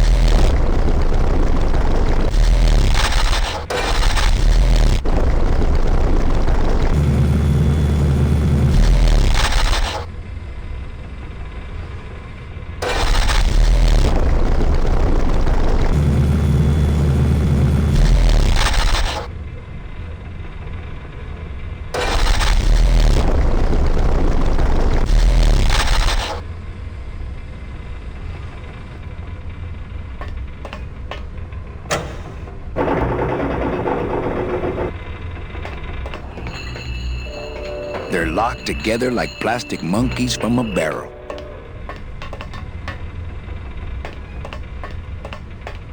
It's bolted down. I think the best way, hijo, if it were just... Hey, maintain, sailor. Gladys, what do these readouts mean? That we're gonna blow up, Captain, and it's gonna hurt! That's the throttle for the port side engine. That's the throttle for the port side engine.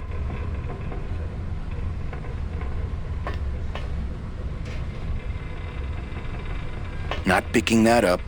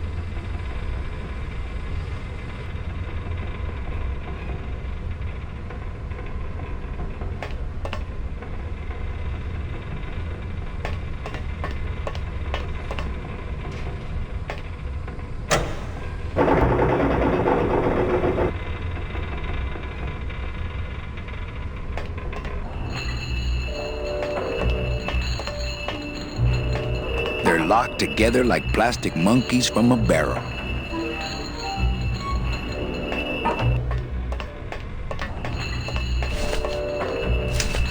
My scythe. I like to keep it next to where my heart used to be.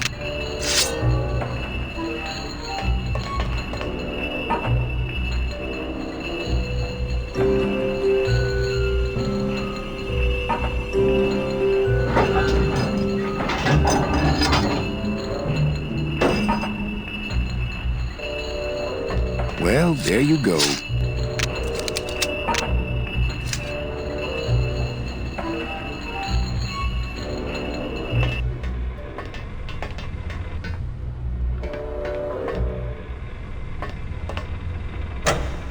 Gladys, cover your ears.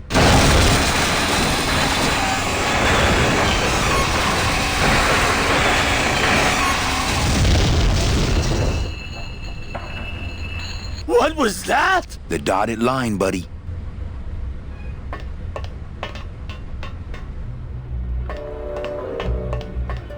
Can't reach. Can't reach.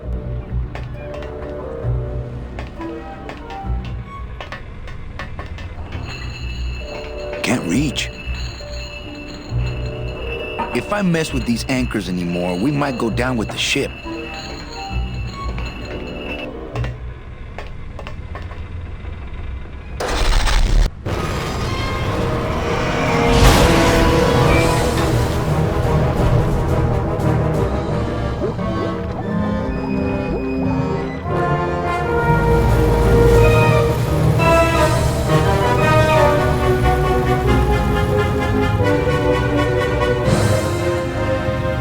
Just a little farther, Gladys.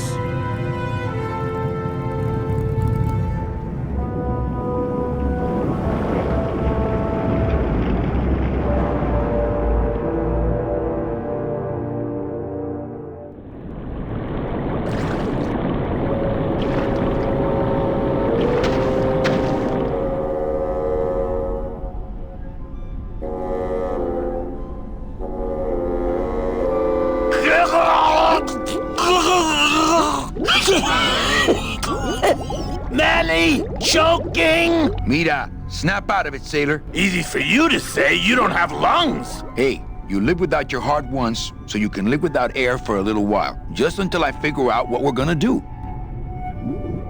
The sort of whale sounds in the music are overblowing on the contrabass clarinet. Yeah.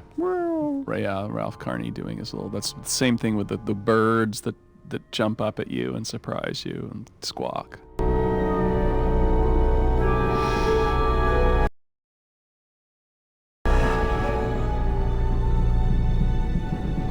Oh, Lola, looks like I let you down again.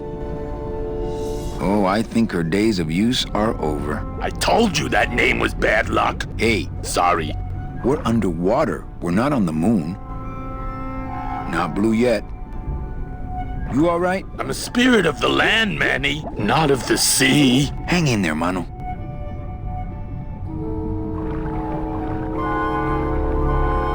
Beware, brave captain. Here in the darkest depths of the Sea of Lament dwell the most horrible monsters of all. The fearsome, murky demons of the deep will swallow you whole the instant you leave this pool of light. Heed my warning, or take one step forward and learn for yourself. All right, I believe you. Just quit it with the creepy spirit of the land voice, huh? I'd definitely go over Here comes one now. I'd definitely go over there first chance I get, but there's a lot of dark water between here and there. Amigo, hey, I'm talking to you. Okay, that might not have been a sea monster, but it was pretty spooky.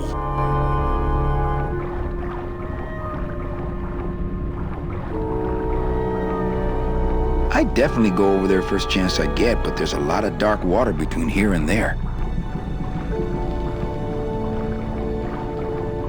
Oh, Lola, looks like I let you down again. You are... I'm a spirit, not... Hang in there, Mano. I'd definitely go... According to our map, I think that's the Pearl. According to our map, I think that's the Pearl. I'd definitely go over there first chance I get, but there's a lot of dark water between here and there.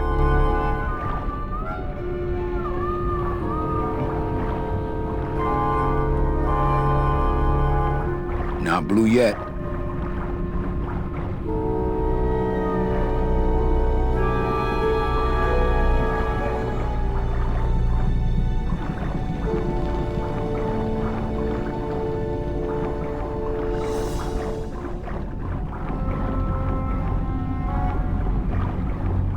We're underwater. We're not on the moon. We're underwater. We're not on the moon. Híjole, he looks like he's been down here a long time.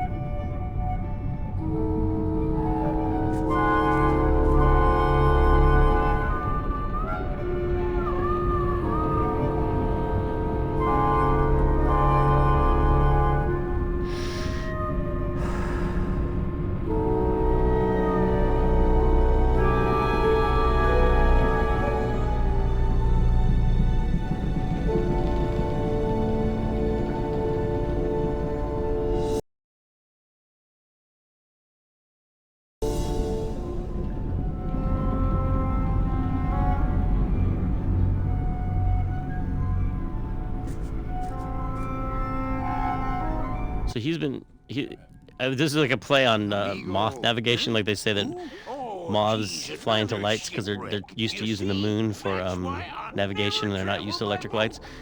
And so he's used to using the moon for navigation, but he's been distracted by this thing called the Pearl, and it's made him go march in circles all these years.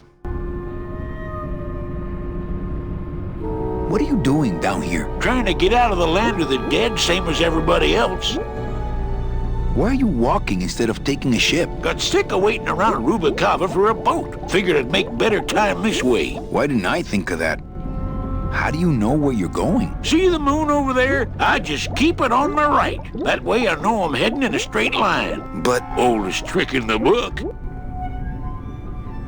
Is everything okay with your eyebrows? Them is barnacles, genius. I don't move fast enough to shake them, so they tend to pile up. I don't mind, though. They're the only company I got. Ain't you, boys?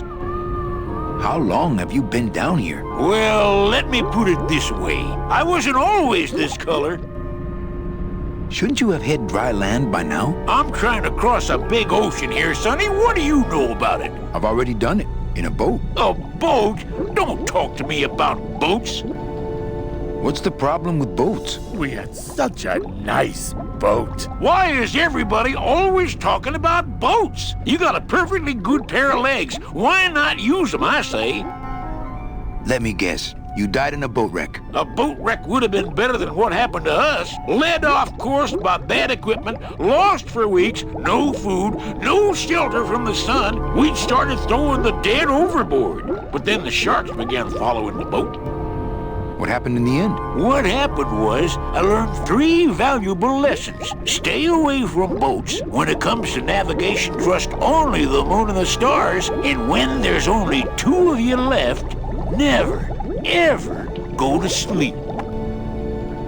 How have you kept that light going all these years? Well, I found this coral, this glow-in-the-dark coral. Damnedest thing. Glows like a lightning bug and never seems to wear out. I had some of that once. Made a nice grappling hook. I don't think you had what I got, because I don't think you've been to the place where I got it. Where'd you get the coral? Edge of the world, boy. That's the only place it grows. We've had a little accident. Think you could help us out? Depends on what kind of help you're looking for. Could we tag along with you? Well, it's a long walk you're talking about. We don't have any other choice. Oh, all right then. Lift those knees, stick close to my light, and try to sing in key. This little light of mine, I'm gonna let it shine. This little light of mine, I'm gonna let it shine. This little light of mine, I'm gonna let it shine. Let it shine, let it shine, let it shine. Hide it under some seaweed. No, I'm gonna let it shine. Hide it under some seaweed. No, I'm gonna let it shine. Hide it under some seaweed. No, I'm gonna let it shine. Let it shine, let it shine, let it shine. Scare away sea monsters, yeah. I'm gonna let it shine. Scare away sea monsters, yeah. I'm gonna let it shine. Scare away sea monsters, yeah. I'm gonna let it shine. Let it shine, let it shine, let it shine. Let it shine, let it shine. I'm not gonna let you touch it. No, I'm gonna let it shine. I'm not gonna let you touch it. No, I'm gonna let it shine. Not gonna let you touch it. No, I'm gonna let it shine. Let it shine, let it shine, let it shine.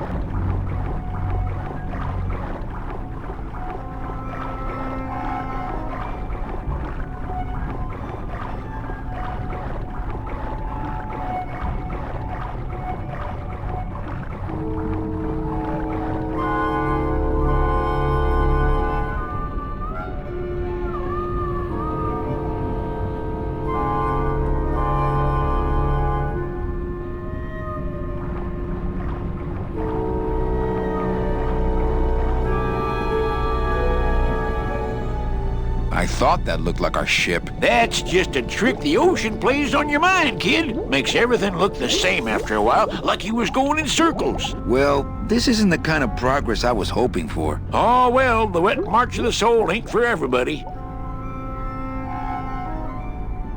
Could you send for help? Oh, sure. I promise to call for help at the next phone booth I walk by.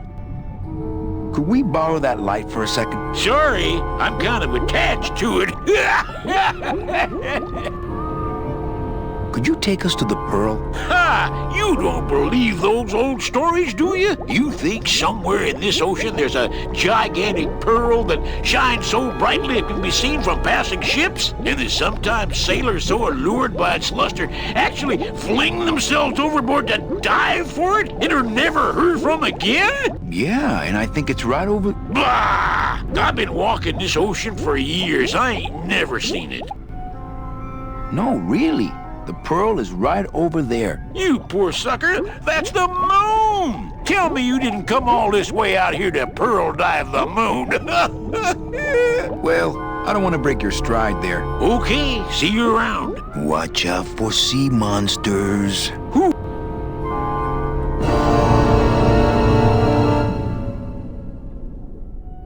don't mess with old Chipito. I'm too bright for him.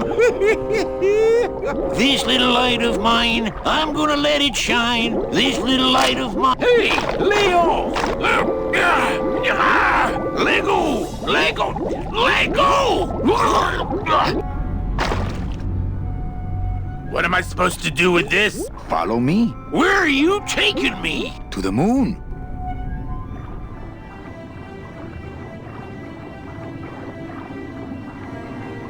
Manny, is that the pearl?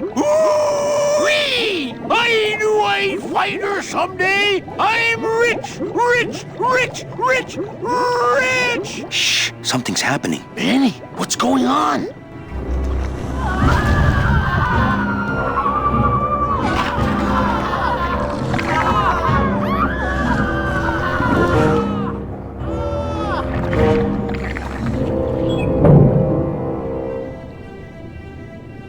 I don't know, but I don't like the way that thing's looking at us. I'm not going down. Still not blue. Does he have secret gills somewhere? I'm not going down there while that monster's looking right at me. I'm not going down there while that monster's looking right at me. Man, we just can't shake this guy. Glottis, go down there and talk demon talk to that octopus. Heck no! I'm scared. I'm staying up here with you. I'm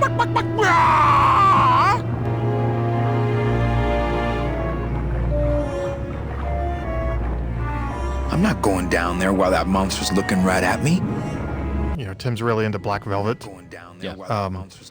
And when I showed up my first day of work, there was a Black Velvet kind of canvas. I don't know what it was. It was like this kind of like you'd win it at the fair kind of thing. And it was like the Grim Reaper on a motorcycle with Mount Fuji in the background with these eagles flying out of it. Yeah. And it was just pinned to the wall above my desk on the project. And for the entire project, we really didn't talk much about it. It was just kind of there. And then when I moved on to the next project after it, I left my desk exactly the way I had found it, with the thing pinned up to the wall and the whole thing. And then Tim came and gave it to me. I still have it in my office right now. But he was like, that's the mural that binds together Full Throttle and Grim Fandango, because it's the Grim Reaper on a motorcycle.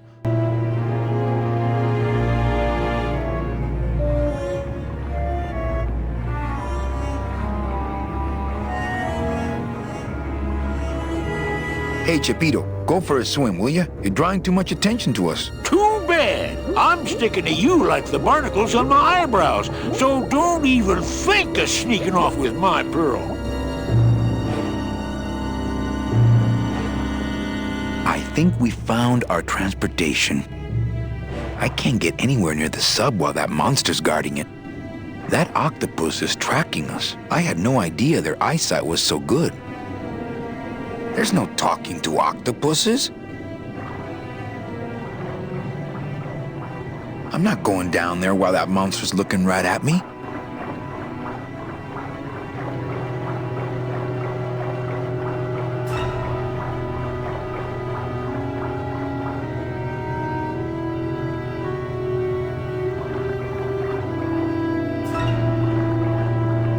Not quite as famous as the Pearl is the slimy, barnacle-covered old rock of legend. I don't want to get tangled up in those. When I get that desperate for food, maybe. My scythe. I like to keep it next to where my heart used to be. I don't want to mess up my blade.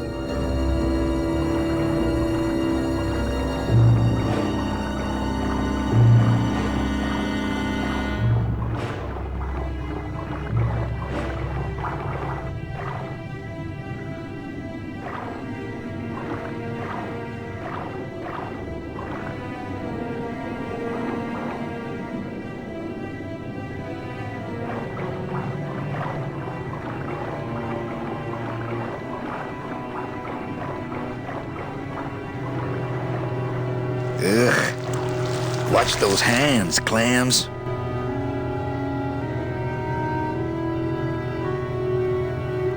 My scythe. I like to keep it next to where my heart... Ugh.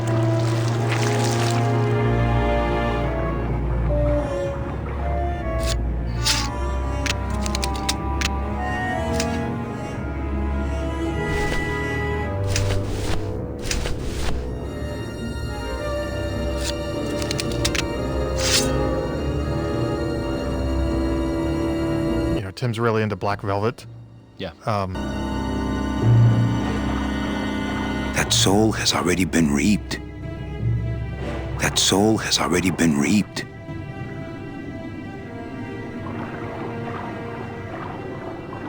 I don't want my scythe. I like to keep it.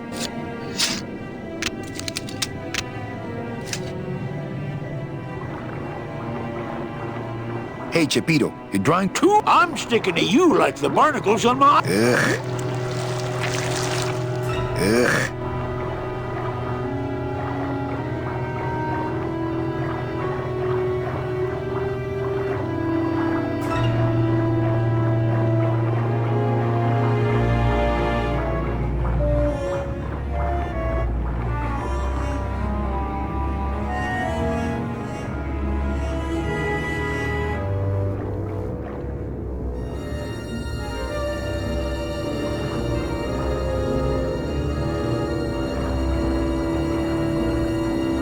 We're underwater. We're not on the moon. I'm not going down there while that monster's looking right at me.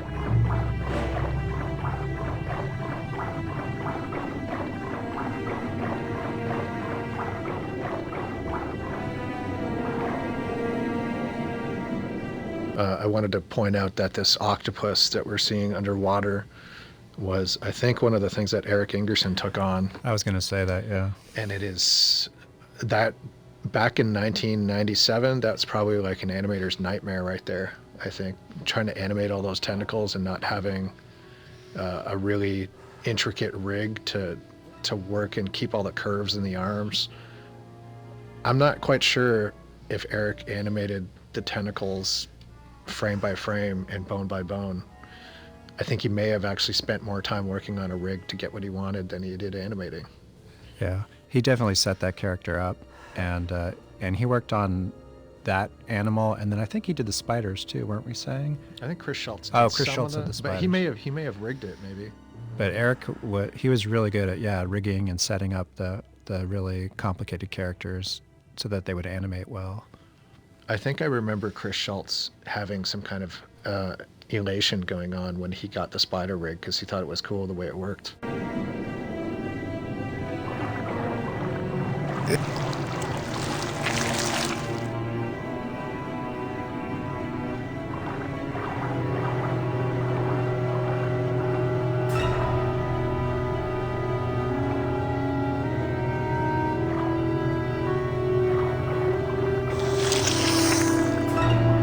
Hey, lay off! Hey, lay off! Hey, where are you going? You can't leave me here all alone! Come back here!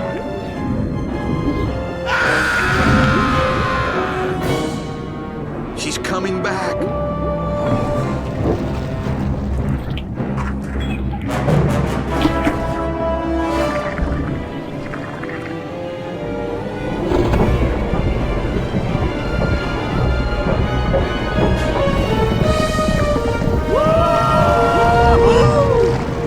Looks like we're heading south! But there's nothing on that edge of the world! Except the edge!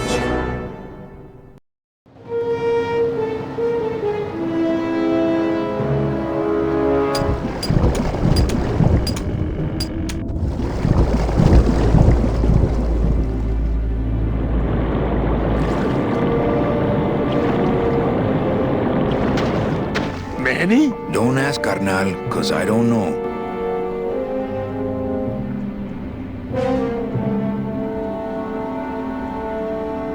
And this is the part of the game I feel like is a lot more inspired by actually City of Lost Children. Yeah, right.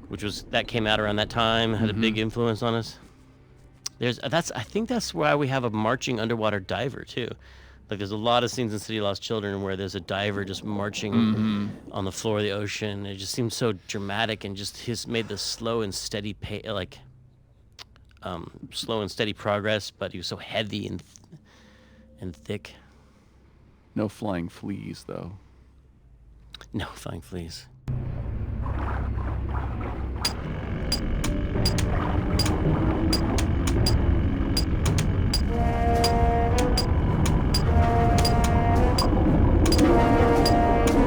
things with Manny's head and the look at stuff was it really meant that you couldn't put a lot of inventory items very close to each other, or it limited the number of things in a room, because even though you could toggle through and he would look at things kind of in sequence, it could get tricky on if you put like 3 things on a table. Is he looking at thing number 1, thing number 2, or thing number 3?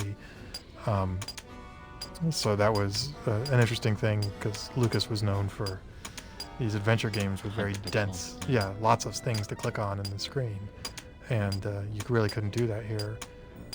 But the game doesn't really feel lacking for it.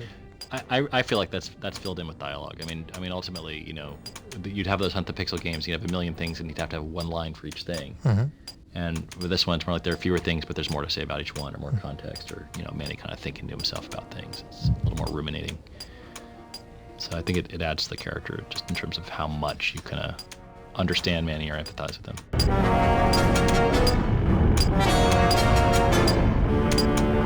I'll bet all these miners were brought here by that octopus. Well, at least it didn't eat them. Lay down your tools. We're busting out of here. Man, if I had only gotten that book back from Terry, I could really start some trouble here. I'll bet all these miners were brought here by that. Lay down your tools. Man, if I had only gotten that book back from Terry, I could really start some trouble here. I don't know how I'd get down there without this current taking me over the edge. One thing that was a little weird on animating all this underwater stuff, when you animated a little section like Manny jumping off the conveyor belt, or climbing up a chain, or getting dragged along by a boat or whatever, you would always try to add that element of the physics of being underwater. Yeah. And then seeing the harsh contrast of when you're back in interactive mode, and we're still using the same animation of him walking above water. It was hard for an animator to get over that. These little things you can't let go of. You would have had to do a whole new set of anims. Yes. And the other thing is, like, that may not have been the thing that would have stopped something like that. It could have even been like, there would be too much code required to switch a system or something. Like, who knows what the reason was. Uh-oh.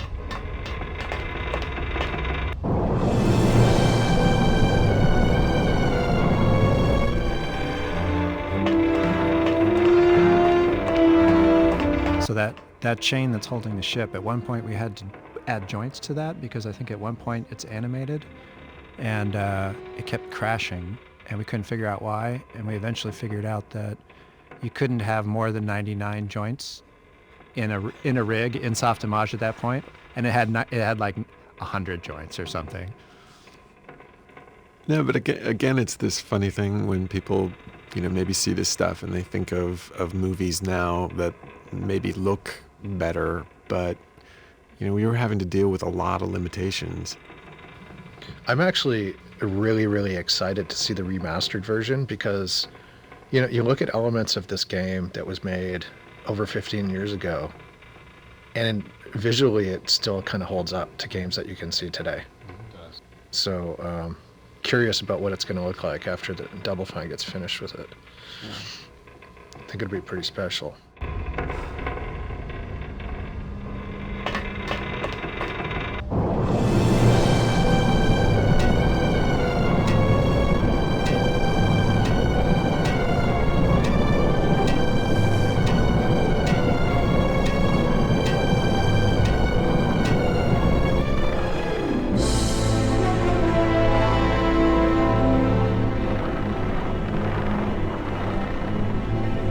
this is where people nowadays would be like, Tim, the ideas you have here about this conveyor belt where you can switch directions and rip a chain with a scoop, it's really complicated, and we could eliminate a lot of work if we just cut this one puzzle.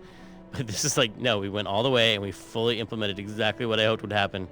The conveyor belt would reverse direction, chain would go up and down, Manny would climb down and against the force of water, bunch up the chain. This is all so complicated. Oh, and you create a little loop. I was like, this all makes sense in my mind, so the player will be able to figure this out. Like the way that you looped it over that boat. I don't even know if that would work. That's like when you whip a hose to like get it uncaught when you're watering the plants in the backyard and your hose gets caught. Right, yeah. Do a little whiplash effect, yeah.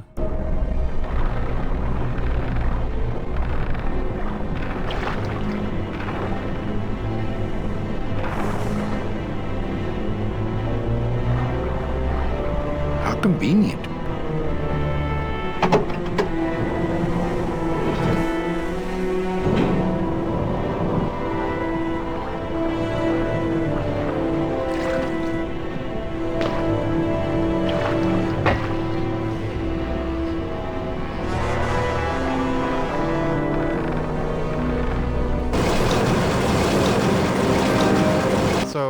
One of the things that was another technical problem that was really interesting was the save load, because I wanted to cut a bunch of corners on save load to just make it a little easier to implement. And we had talked about things like you could only save and load, or when you load, it would load at the beginning of a room and back up content a little bit, or just do it where it was a little bit more convenient.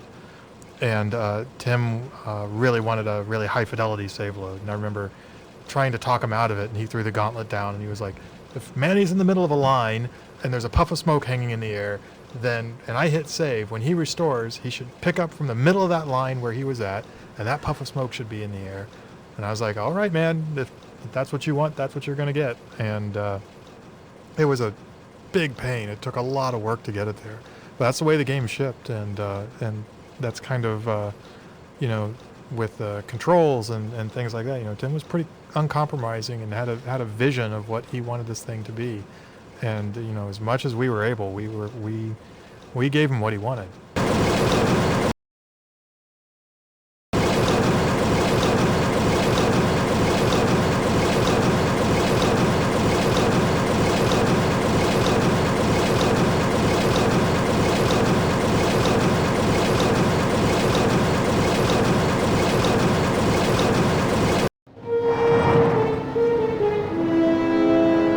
So this whole environment, I think, was worked on around the end of the game, and we had to bring a few other artists on at the end in order to get it all done. Yeah. No, and then I kind of remember that towards the end, because it was just like a skeleton crew, because I think just the budget had gotten so big that I just remember Pete and a few other people working on it for a couple months or something. Yeah. While all of us had to move on to other projects.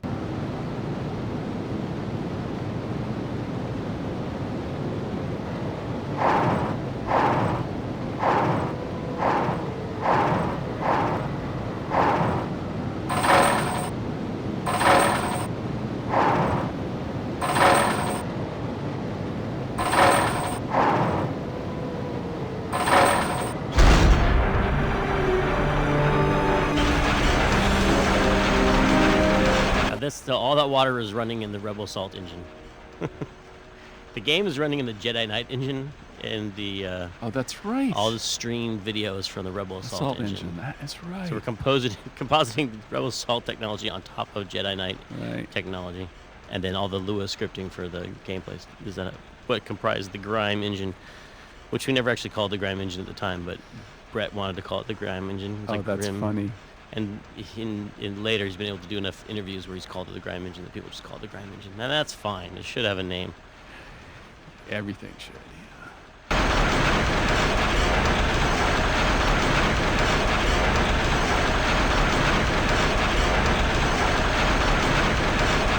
They must bring the core over here to be crushed. Either that or these are the biggest, meanest looking hair curlers I've ever seen. Those look like my sister's curling iron. I was just going to say, those things always scared me. They are truly terrifying. The Those curling iron grinder. things? No, the grinders. The grinders. The curling irons, to a lesser degree. Those are based on my sister's curling iron. No, you don't call them curling irons. Curlers. Based on my sister's curlers. Right. And my terrible fear of curlers. They're fearsome things. Those things are dangerous. I'd be ground to bits. I don't have the strength to rip them out.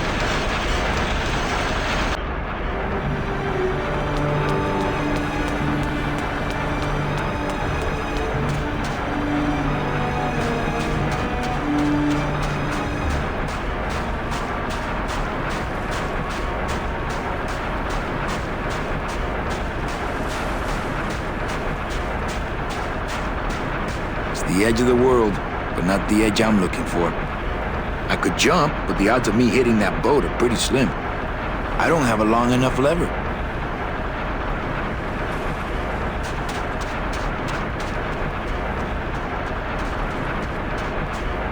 This scoop looks heavier than my last ship. I can't even imagine what was going through his head at this point, because just the size of this game, being able to absorb it all before it's realized. And he always had a really good idea of where we were and what was going on. Yep. And we were talking earlier about how there really wasn't a schedule that I remember, an art schedule for this game. It almost seemed like we just all sort of chose tasks, and then we had Leslie sort of following up to make sure we were doing them in about as much time as they should take, or not getting bogged down or stuck. It's not a handheld device. It's not a handheld device.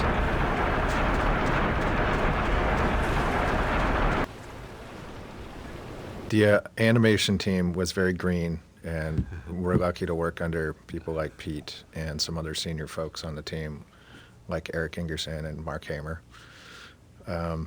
We came out of school learning traditionally 2D animation, and probably had about a month or two of work on Monkey Island 3, I think, which was still semi-traditional.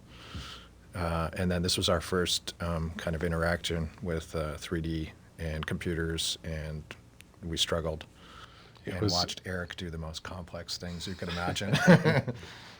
It was all very new. And I think we had a couple of consulting sessions. This was back when we were still kind of connected to ILM, and so we had Kyle Balda, was a LucasArts alum and at the time worked at ILM. He came over and gave us some 3D pointers at a couple of points. We had some special private sessions.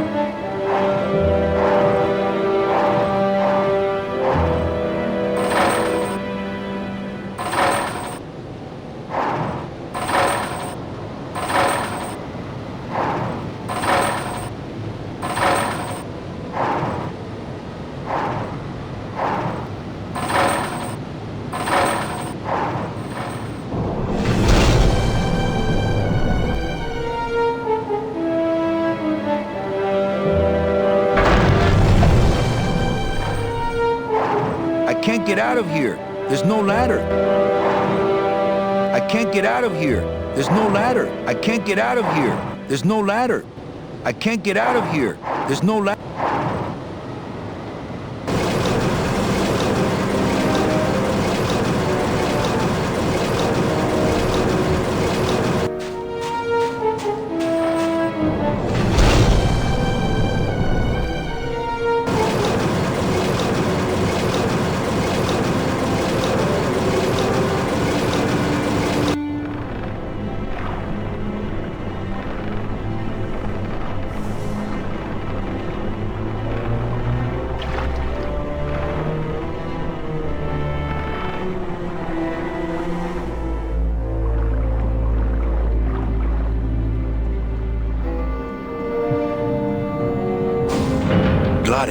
I'm gonna sneak inside and look for Mechi. What if that octopus comes back while you're gone? Poke him in the eye and steal his sub. Stupid octopus.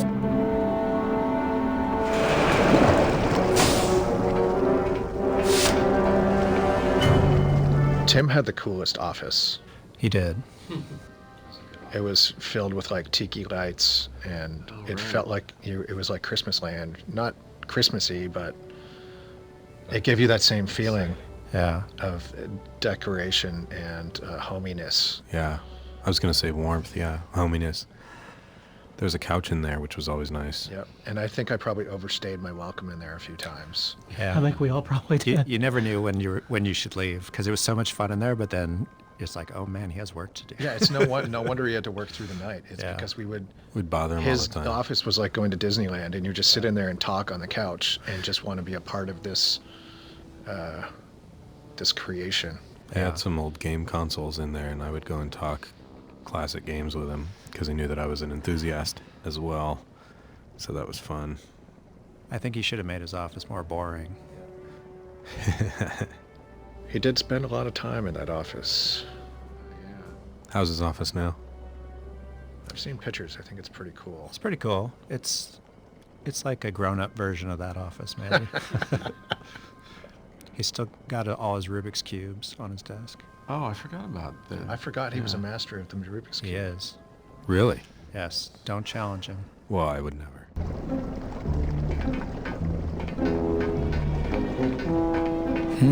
This door's locked.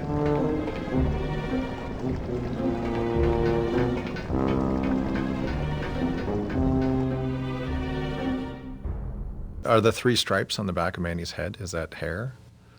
No, it's just a lazy design element to match the front of his head. Oh, and the tops of his hands, remember? There's little stripes Just on there. the Day of the Dead decorations, right? Yeah. I never knew what it was. I just thought it was cool. It's an Adidas homage.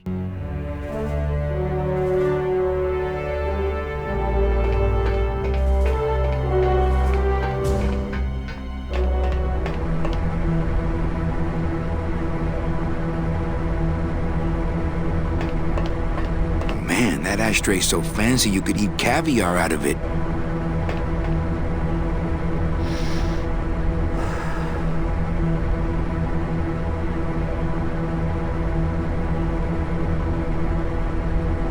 I only steal ashtrays from bars. Children's books.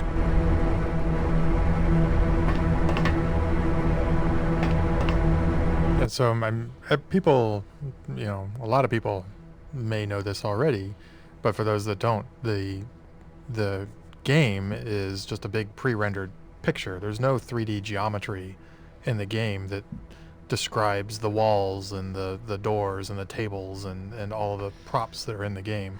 That's just a picture, a painting that's drawn in the background.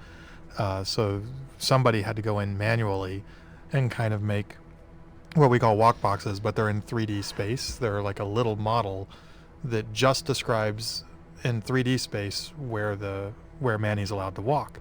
And if you turn the background off, they just look like they're floating in space. There's nothing there, and there's boxes for walking, there's boxes for shadows, there's boxes for triggers that trigger like footstep sounds and things like that.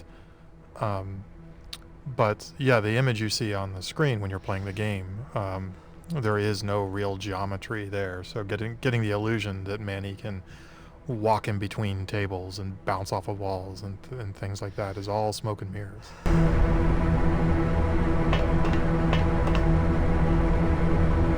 It's locked.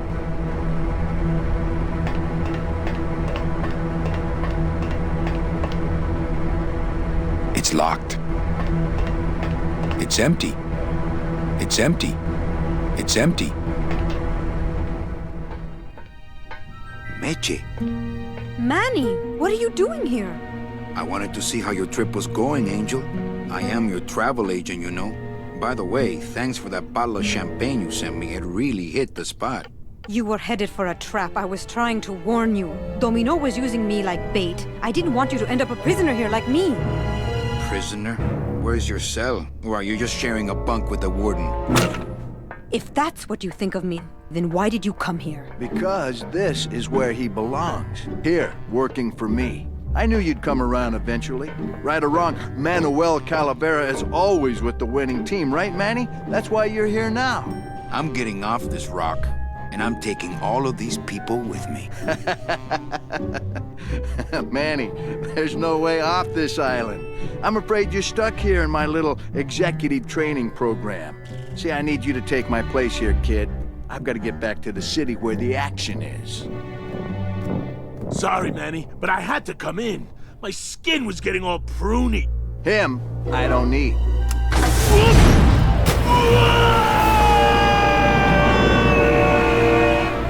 I'm gonna grind you to powder for that, cabrón. Maybe later. But for now, let me just show you your new office. Careful, BB. The new boss is waking up.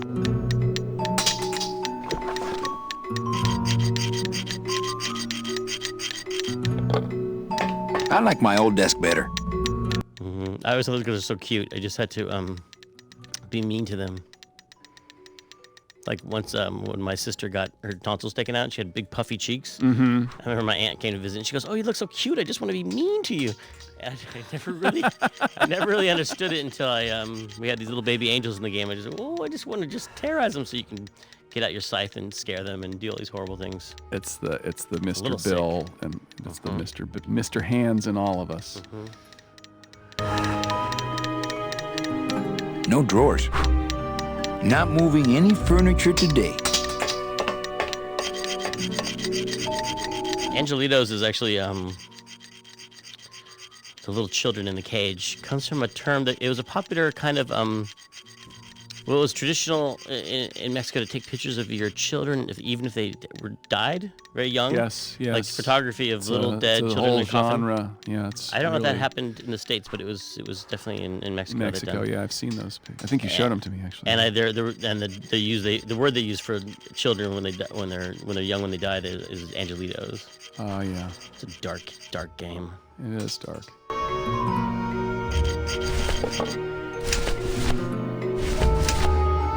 Not here.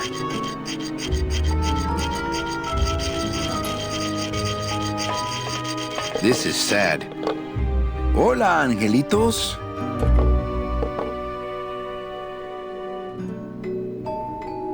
I'll bite you, I swear to God! Please don't bite anyone else, Pugsy. That's why they put us in the cage in the first place. Why do you want to bite me? You're the mean new boss. Mr. Hurley said you were meaner than him. He said you had a bone saw. You bite me and I'll sue your parents. Our parents? Hey,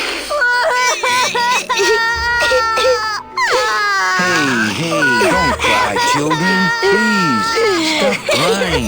Why am I so bad at this? My name is Manny Calavera. What's yours? Mr. Hurley told us about you. You're the one who tricked Meche. Poor Meche. I didn't trick anybody. Mr. Hurley said he was supposed to take care of Meche, but you stole her case from him. Is that true? Let me see if I can explain this whole thing to you. You see, I had this job, selling travel packages to immigrant souls. If I sold enough of them, I got to leave the land of the dead. Now, I was in a slump, and I really needed a fat commission, so... You're a bad man. Go away, bad man. Yeah, go away. Meche's my friend. You can ask her. She talked about you before. Every time she says your name, she looks so sad. I don't know what you did to her, but you're gonna be sorry. What are you two doing in this cage? Making light bulbs. Look, we're working as hard as we can. Why don't you leave us alone? I'm here to help you get out of this cage. You can't do that. We have to stay here and take care of Meche. She'd be so sad here all alone. Sometimes we hear her crying, you know. I'm the one who's gonna take Meche out of here. What? You can't do that. Who's gonna take care of us? We'll be all alone. Listen, children, I'm here to help. There's really not much more room in here. Your hands are too big to make light bulbs. I'm here to help you get out of this cage. You can't do that. We have to stay here and take... She'd be so... Sometimes we hear her cry. My hands are not too big to make light bulbs. Then why don't you help?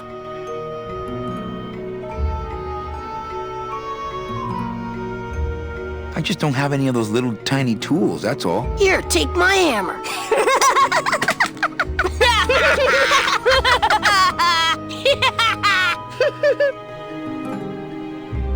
You're two bad little children. I'm glad you're in a cage. Very bad.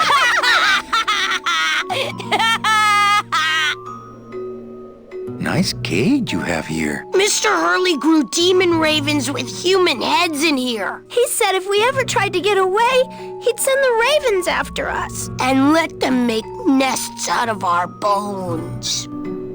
You know, I really do want to help. Then why don't you? I'm in the Maritime Union. We can't do factory work. I don't know what those words mean. It means he doesn't want to help us because he's mean.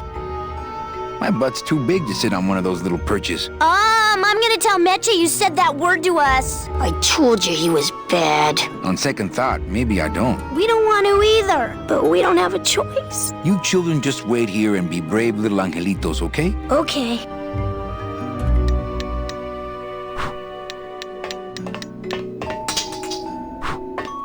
This is the tiniest little hammer I've ever seen.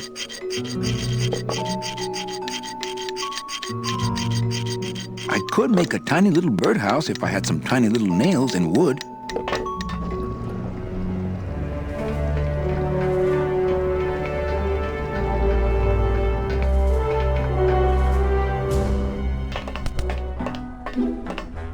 Oh, look, it's my Prince Charming. Are you back here just to insult me some more, or do you just want some ice for your head?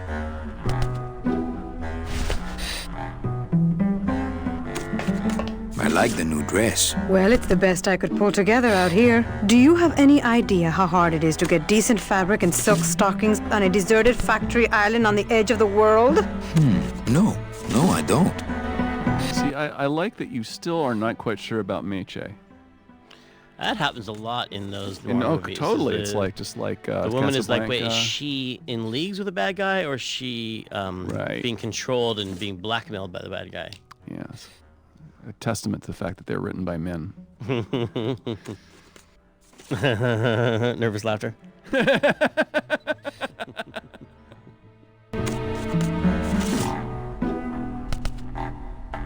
I think we need to talk. Start talking. You're the salesman. I have a lot of explaining to do. Save your breath. Domino's explained it all to me already. You have a lot of explaining to do. Me? About what? Why did you take me out with that champagne bottle? I told you to stop you from falling into Domino's trap. If you had made it on that ship, then you would have ended up... Here? Yes. Why are you working for Domino? I do what he asks only to protect the children. Why are those children locked up in a cage? With the wings those angelitos have, they're the only things on this island Domino can't control. Hey, if they can fly, Let's set the kids free to go get help. They can't fly that far, Manny. But they can fly circles around Domino, and they can bite pretty hard. So why did you run out of my office? I felt so embarrassed, and you looked so disappointed in me. I couldn't stand it anymore. Then what were you doing that whole year I was in Rubacava? I was lost. What did you... I don't want to talk about that year, please. Has Domino hurt you in any way? Not as much as I've hurt him. Boy, can that guy take a punch. Okay, I'll lay off the questions. Great. Now if we could get you to just lay off the cologne. Hey, I'm a sailor now. We have to wear this stuff. Come on, we're getting out of here. Trying to steal my commission from Domino again. Manny, don't you ever give up? I'm not after any commission. I just want to get us both out of here. Then why don't you just ask your boss for the day off? Can't believe you think he's my boss. He's my arch enemy. I think he's your boss. You think he's my boyfriend. We don't seem to have a good foundation of trust in our relationship, do we?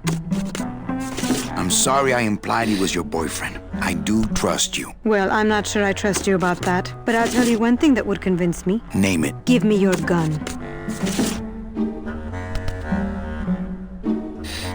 Sure. Here it is. Okay, look. The problem is, I just don't have one. Oh, please, Manuel. You work for the most heavily armed organization in the land of the dead. Don't try to tell me they didn't issue you a gun. I don't work for the most heavily armed organization anywhere. You know, you're right. There are those rumors of that revolutionary army that's been stockpiling weapons. Actually, them, I work for. Manny, why don't you come back when you're willing to deal straight with me, okay? Hey, about that gun. Ready to hand over your heater? I would if I had one. Right. I'm gonna go see about getting us a boat. Ooh, remember to get a fast one so we can water ski, all right? Hey, about... Ready to... I would... Right. They didn't issue me a gun. What, are you on probation? I'm not buying this, Manuel. Manny, what? Sir, do you have an appointment? I'm going in there to tell Domino my demands. I don't think you fully understand the chain of command around here. Pugsy and BB work for you. You and I work for Domino, who works for Hector Le Mans, crime boss of El Mato. Well, I think it's time for a little corporate restructuring.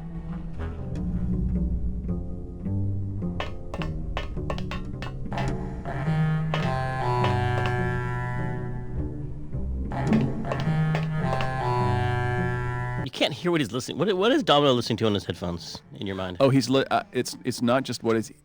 We can actually hear have like him a little listening. He's listening to his own theme, and it's done as a headphone. We didn't mixed it so it would sound like headphones. It's very quiet, but he's listening to his own music. He seems completely unaware of how close I am to escape.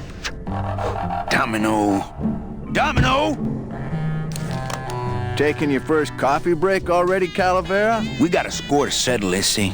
You know, if I ever spoke to my boss Hector that way. I was going to say about the music where he reveals the whole big conspiracy theory. That was a jam between the cello player and the contrabass clarinet player. Oh yeah. Basically, the idea was that since it's a whole complicated conspiracy, that they would just jam and jam forever on the same theme, kind of weaving it out. Mm-hmm. You killed my best friend. The demon? Manny, you can use a demon as a driver. Let him carry your messages, let him serve you food. But you can't ever start thinking of them as friends. It's just not natural. What are you doing out here on the edge of the world? Oh, I know. I ask myself that every day. But I'm going to train you, Manny, to take my place here running this 2-bit light bulb factory. How can you keep little children in a cage? Trust me, it's easier than keeping big kids in a cage. Why don't you just sprout me like you tried at Puerto Zapato? That wasn't me. That was Hector. He's so unimaginative. Just wants to tie up the loose ends, you know? But I believe, however, that you can be rehabilitated through honest work. What makes you think I'm gonna work for you? Well, there's not much to do on this island if you don't work, take it from me. And think about it. Once I'm gone, it will be just you and Meche alone on this deserted island. Don't tell me that prospect doesn't appeal to you. I don't plan to be on this island for very long. Manny, I have all the guns. I have all the transportation, and I have all the brains. What are you gonna do? You and Hector set up a secret hideout to make light bulbs? Oh, no, that's just a side benefit. The real purpose is to have a place we can lock up all those old clients of mine. Can't have good people wandering loose in the land of the dead, telling everybody how we stole their double-in tickets, now can we? You stole all these people's tickets? Okay, how much of this haven't you figured out, Calavera? Capal would route all the good clients to me after he switched over their tickets to a secret holding fund. I'd cover up the paper trail, and we'd make sure that the pigeon jumped overboard at the Pearl. I knew it! You were getting all the good clients. I handled them all, except for Mercedes, who you hijacked from me in that ridiculous hot rod, which I saw, by the way, last time I was in Rubacava. I tell you, Manny, hot rods like that just don't look safe to me. So it wasn't my fault Meche didn't get a ticket. You stole it. Well, it's your fault she ended up in the forest instead of coming here right away, but I fixed that. I'm taking Meche out of this dungeon. Manny, before I found her, she spent a year out there in the petrified forest alone because of you. By comparison, I'd say I'm keeping her pretty comfortable here in my dungeon. Wouldn't you say?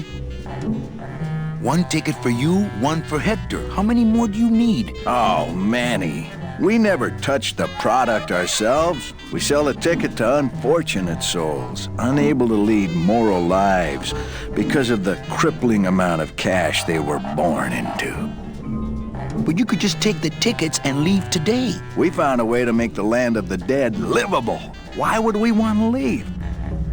Nice island you got here. Yeah, the previous owners didn't know what they had here. Let us pick it up for a song. They scooped out all the coral they could reach with their crane and then abandoned the plant. But we knew we had what it would take to go the extra distance to the big reef. Are you about to lecture me about the winning attitude again? No! Slave labor, Manny. That's the real ticket to success. Well, I gotta get back to trying to escape. Hey, you do that, kid. Knock yourself out.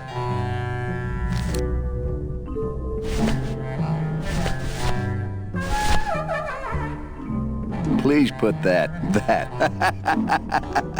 Okay, you can take out the tiny hammer if you want. No, I don't think I could take his laughter a second time.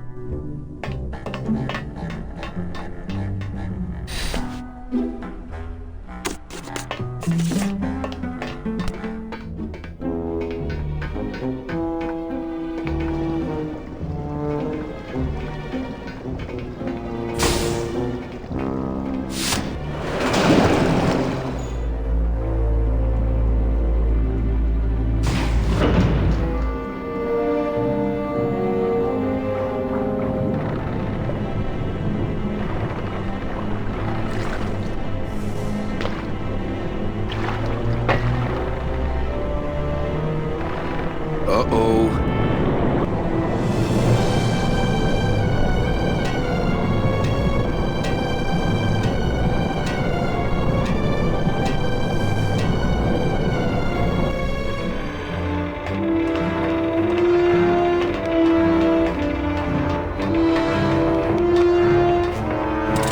I remember being really, see how their hands kind of clip through their sleeves? I remember being really annoyed by that as an animator.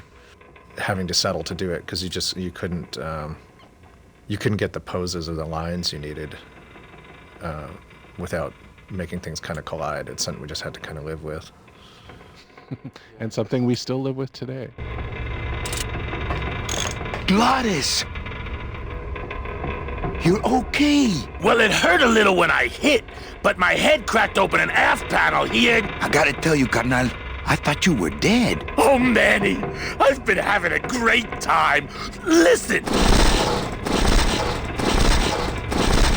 I ask you, is there an engine that can resist the love that's in these hands? Apparently not. I think this baby's our ticket out of here. Oh, yeah, good point. I was just wrenching it for fun, but your idea's good, too. I think. Oh yeah, I was...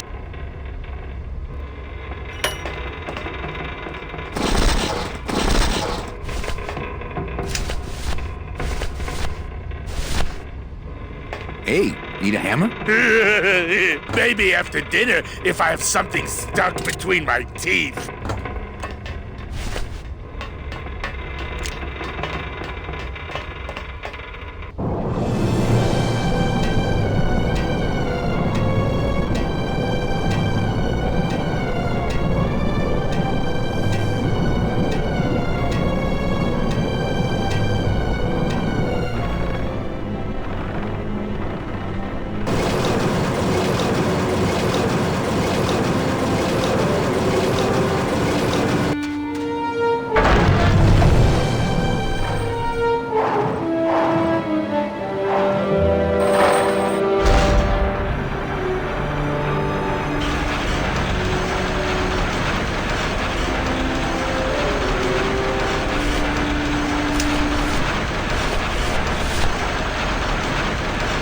I don't really want to do that.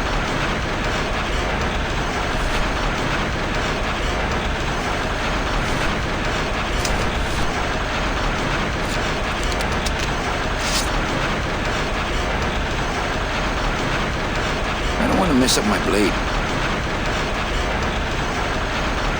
My scythe. I like to keep it next to where my heart used to be.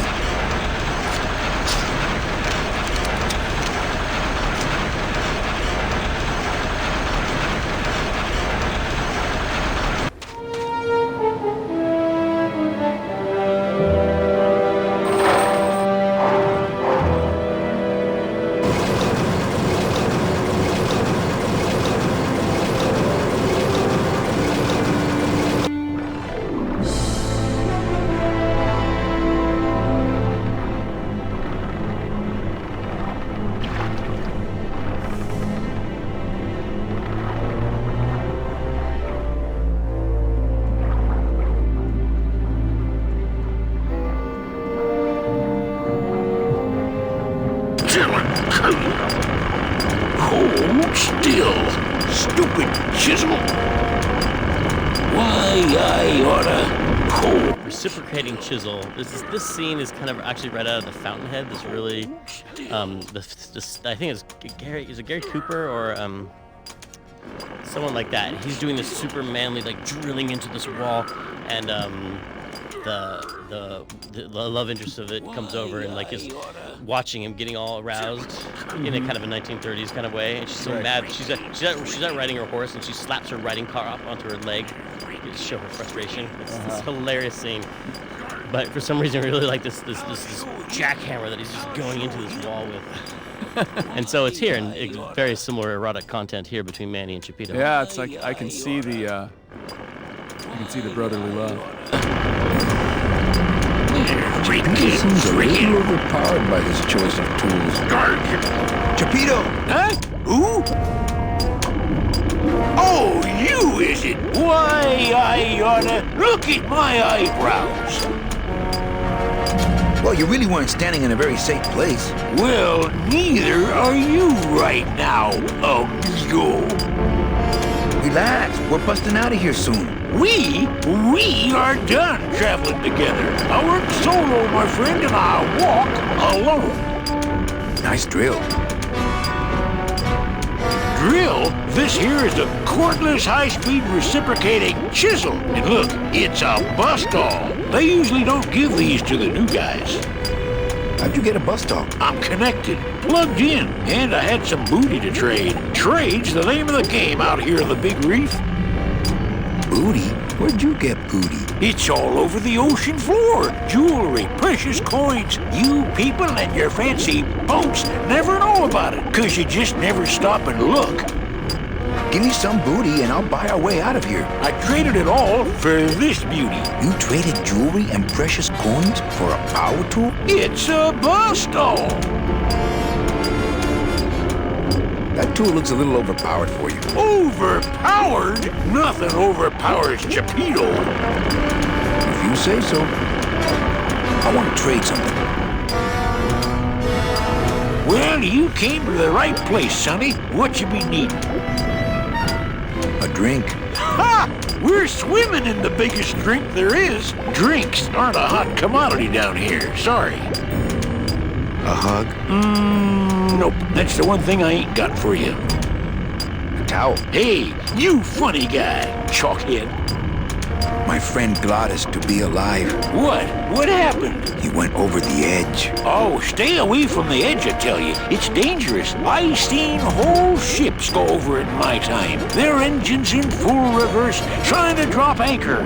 But the current, you can't fight her. So stay back. A gun. Ooh, that's gonna cost some. What do you got on you? My scythe. You'd be willing to part with that? No. When you got something worth trading, come see old Chapito. He'll do you right. Stupid chisel. Chapito! Huh? Who? What? Well, I got a long day. Please, bust away. Chapito! Huh? Who? What? Well, I got a long day. Guard! Hold still. Guard! Yo, Pito! Have you ever seen an authentic little chipper? A little chipper? No, I haven't. But I'd sure love to give it a test drive. Say, little chipper, you're okay.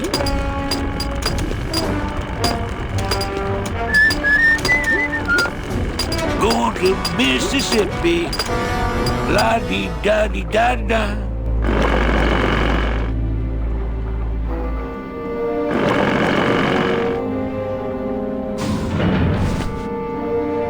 I don't want to bust all that.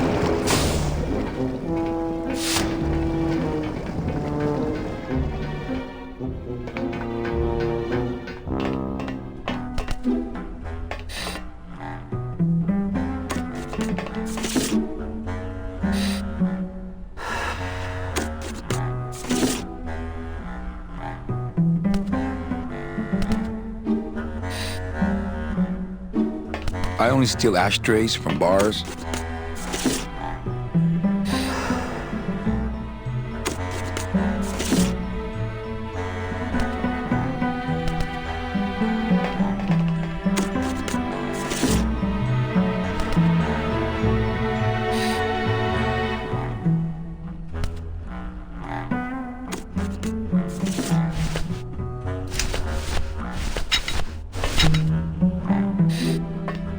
I think I'd try couples counseling first. Sir, do you have an... I'd pug you and... What? Please put that away. Thank you.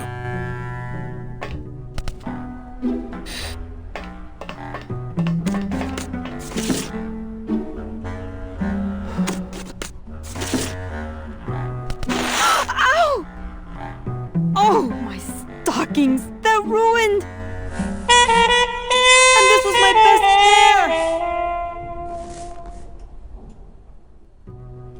pair! You try to have one nice thing on this cruel island.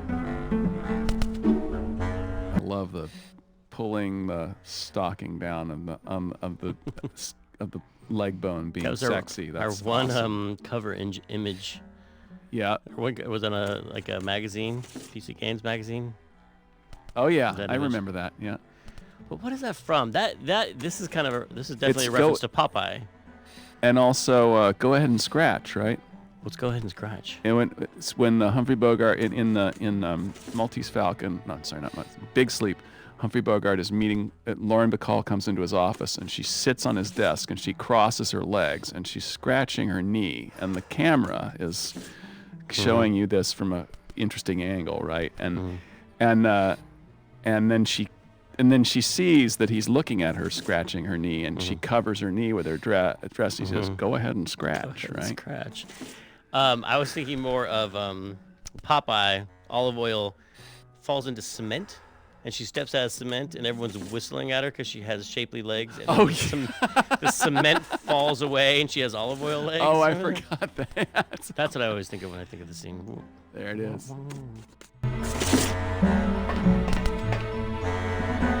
Good enough for me. What is... The speed at which you're working. That's nice, Manny, but you're not my boss, so really I couldn't care less. Good. Excellent. Carry on.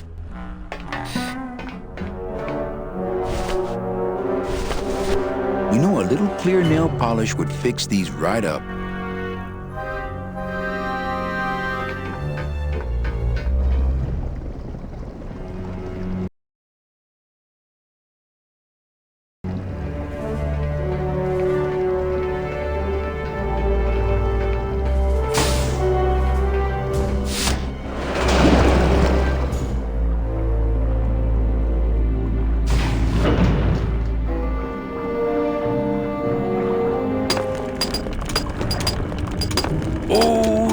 Da-da-da. Ah, sweet Mary. Gonna see Miss Liza. Hey, Cheppy, check out the hosiery. Say, these are real silk. Where'd you find them? I've been wearing them the whole time. You too? Well then, here's your new best friend. Ah, my first Sproutella gun. Is it loaded? No. Hey, bullets are hard to get. It's really not much use without bullets. Ah, sweet Mary. Uh-oh.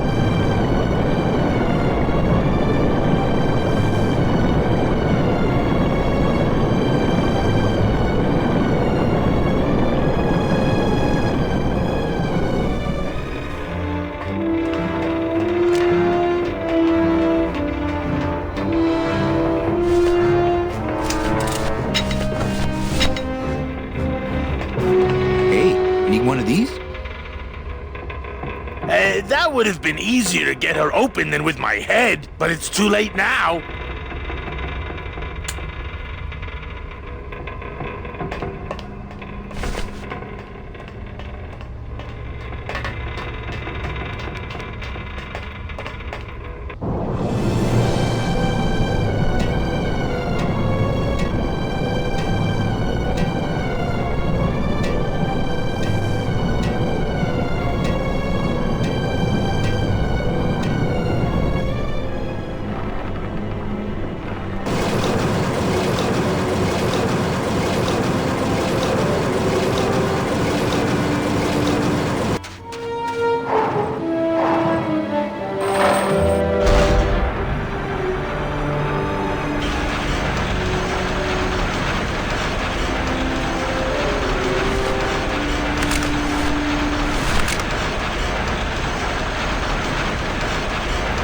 Really not much use without bullets.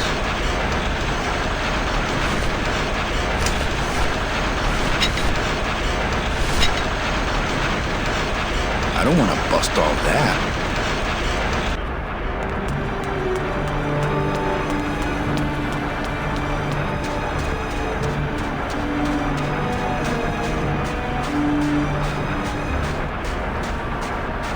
I don't want to bust all that.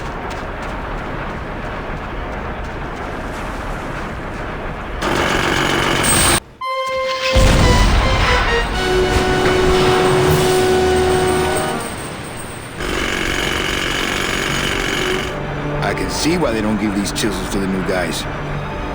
I don't want to bust all that. This scoop looks heavier than my last ship. It's not a handheld device.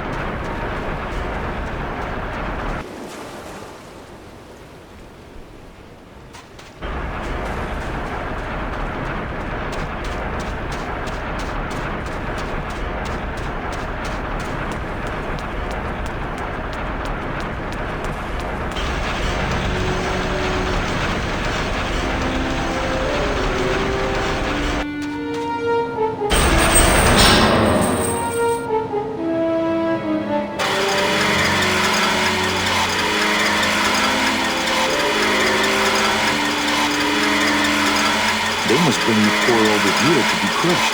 Either that or these are the biggest, meanest looking hair colors I've ever seen.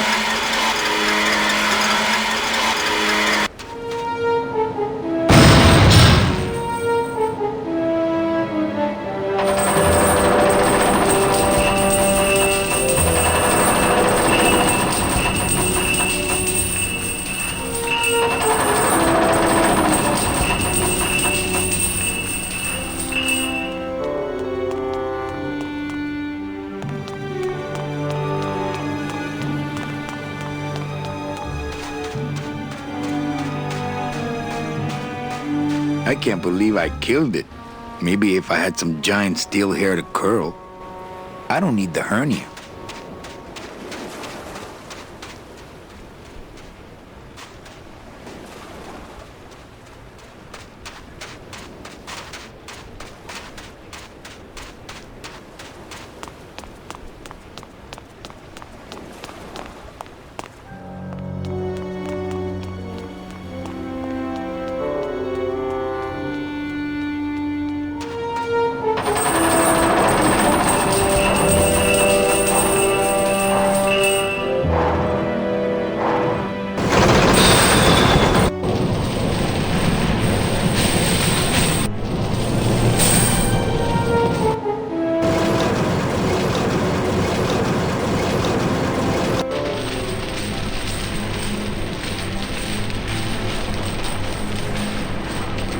Uh-oh.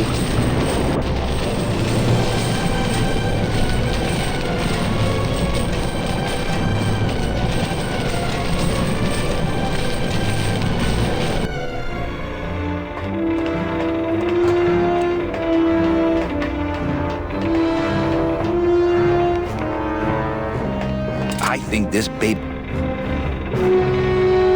Oh yeah, good. I was...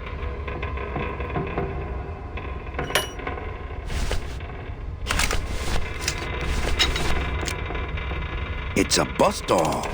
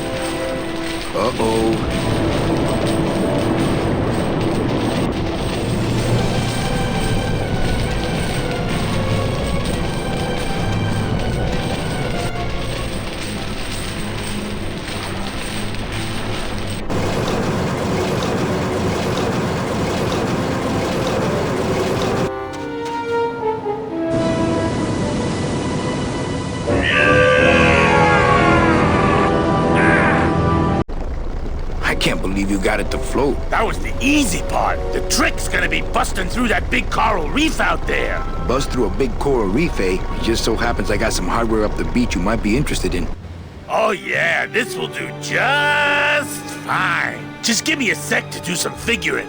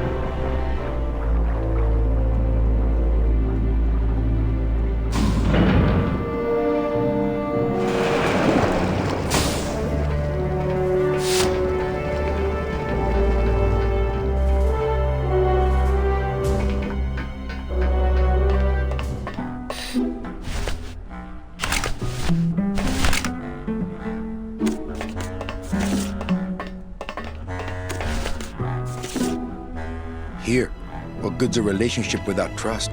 True, a relationship without trust is about as empty as a gun without bullets. Guess you didn't realize a smart girl always keeps an extra round in her hat for mad days. Come on, let's go. Mitchie, you don't know what you're... I know exactly what I'm doing. Now move! Would you just listen to my escape plan first? Trouble in paradise, kids? You're letting us go right now, or your boy Friday here gets it. Well, I hate to see you go, Manny, but the lady seems to have made up her mind. I'm serious. I'll shoot him. Fine. He really doesn't work for me anyway. But I thought I'll shoot you then. No, you won't. You're too good, remember? I'm not good anymore. You've taken that out of me, keeping me a prisoner here. I'm gonna crack you open like a fake bing bars. I'm gonna... Kid's all right. She's a firecracker, but a night in the cooler usually dampens her fuse.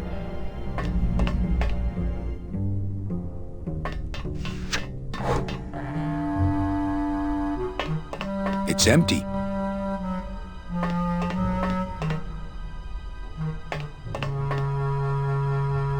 I promise I won't pull guns on anyone anymore! I promise I won't pull guns Must be on a combination anyone lock, but there are no anymore! numbers on it. Poor Don was never good with Domino, numbers. you'd better let me out of here!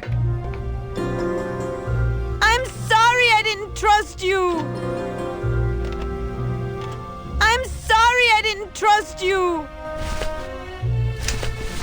Anybody!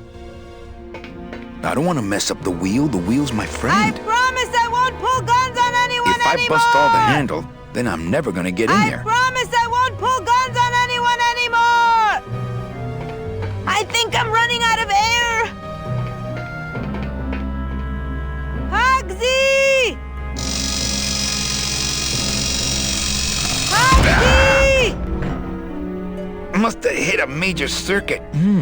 But it looks like I've exposed the guts here. Those are the tumblers of the combination lock. I can't move those by hand. I need this wheel.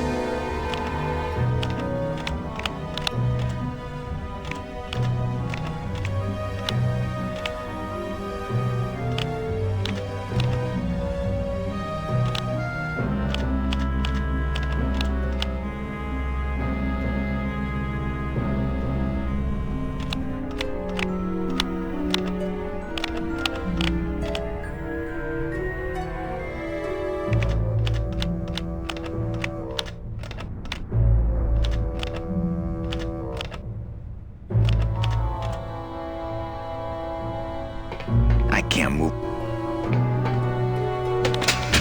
What? Oh, and I had them so nicely lined up and everything.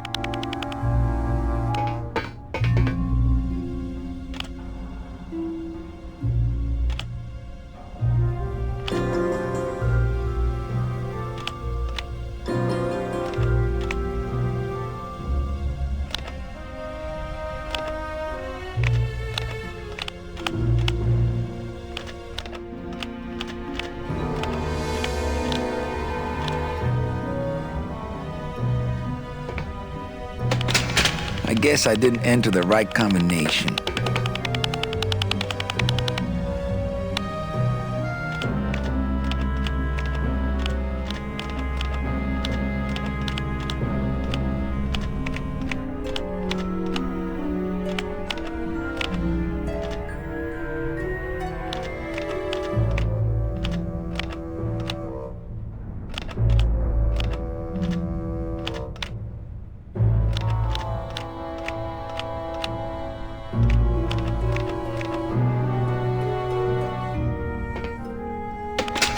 I guess I didn't enter the right combination.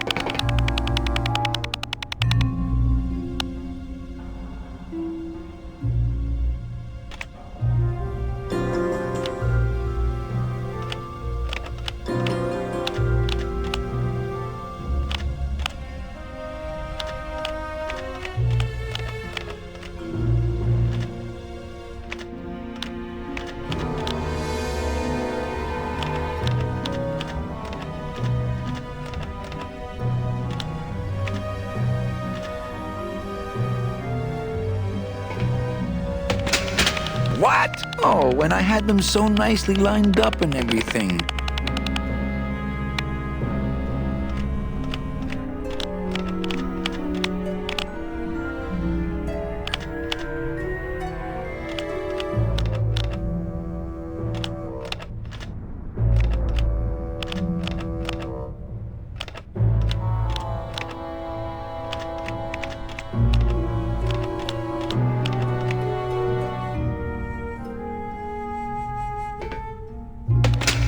I guess I didn't enter the right combination.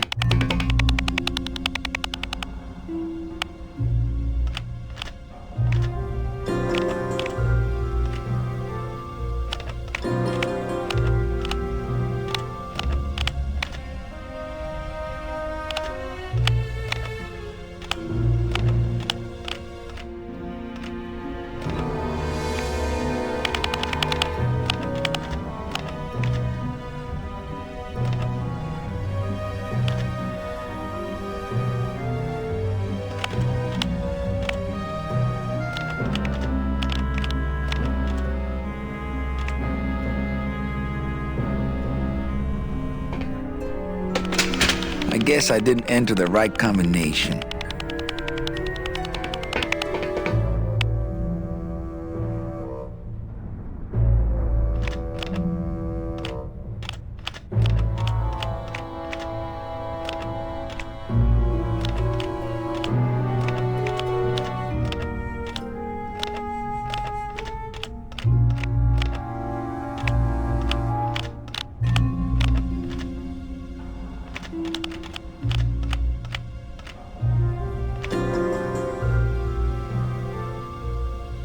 It's attached pretty well. What? Oh, when I had them so nicely lined up and everything.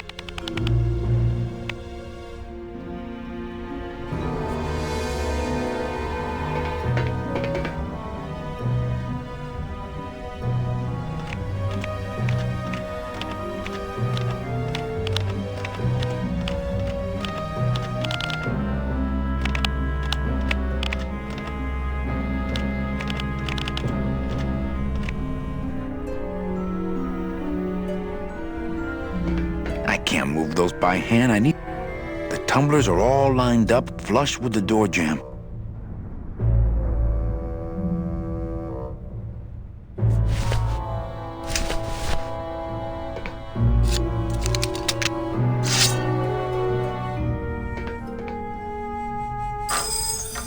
Stay.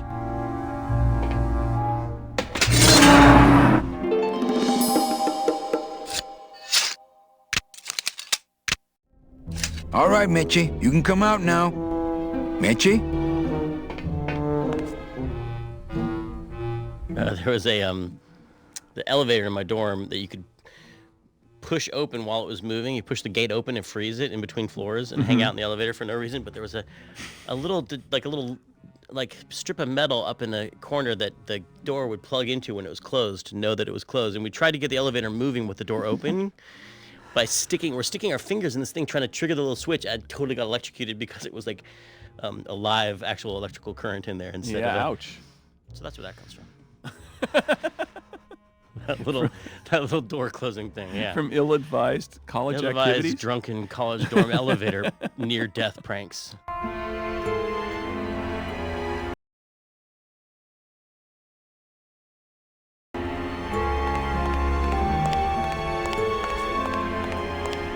Looks like years and years of coral harvest reports. This can't be what this secret safe is meant to hold. They're all locked up. These must be very, very sensitive coral harvest reports. They're all locked up. These must be very, very sensitive coral harvest reports. This must be the big chipper.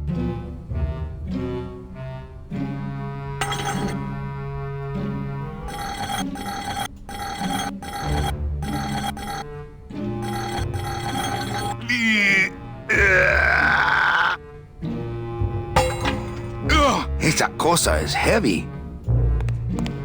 Man, people in the old days were huge.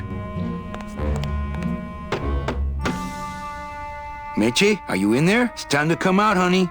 No time for hide and seek. Doesn't look like he'd enjoy a piggyback ride.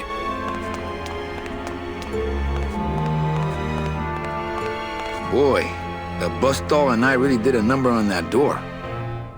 Not picking that up. Uh-oh. Oh, Raul. I am so sorry.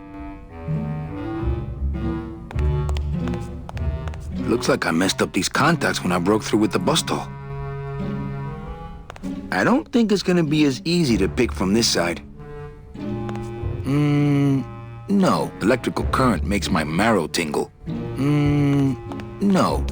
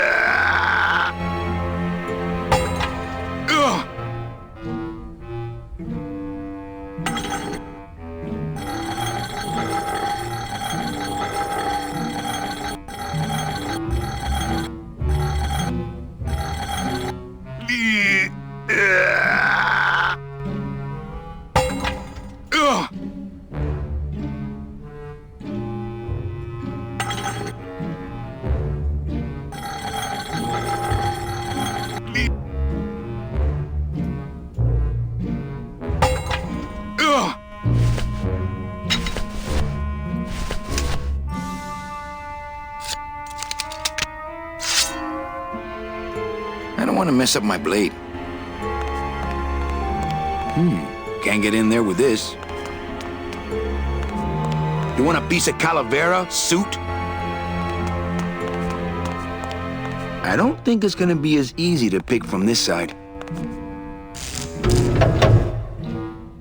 Manny, I knew you would. Why is that door closed?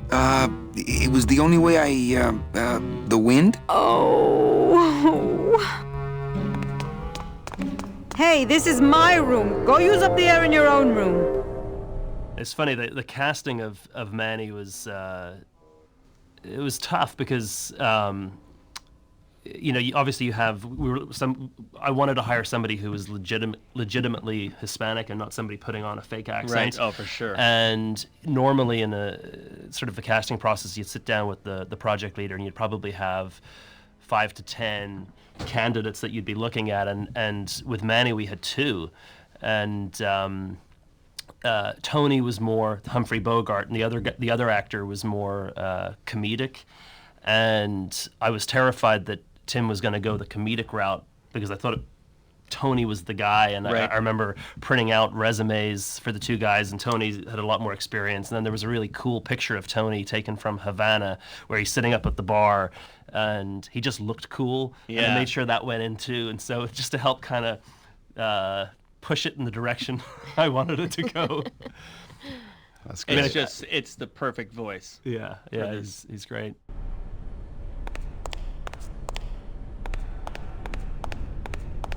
I don't want to mess up my blade.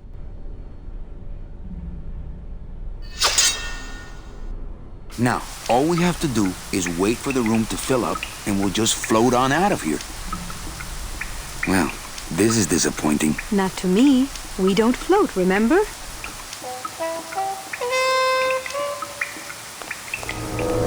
Our relationship has moved beyond that. Our relationship is my scythe. I like to keep it next to where my heart used to be. Thanks for not shooting me. Look, I'm sorry. I should have trusted you. It's just that the past 2 years have been pretty tough, you know? What's in these cases? Take a look. It's all the double-end tickets Hector and Dom have stolen over the years. Each one stolen from a good soul, and now they just sit there. That's it. What? They just sit there. That's what's been bothering me. In the days when I was a hot salesman, I used to see double-end tickets all the time, and they move. What do you mean they move? They become agitated around human souls, and the ticket that belongs to you will actually fly into your hand. But these tickets, and the tickets in that suitcase of Charlie's, it's like they're dead. Why would Hector and Domino be hoarding cases of counterfeit double-end tickets? Why would Hector and Domino be hoarding cases of counterfeit double-end tickets? Warning, fire system, do not touch. Thank you. Not picking that up. Oh, not again.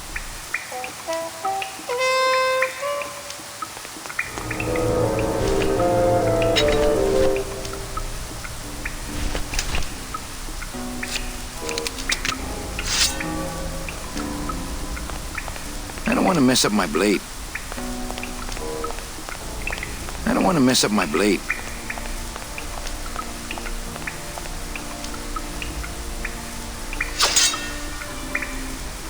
Oh, not again. I don't want to mess up my blade.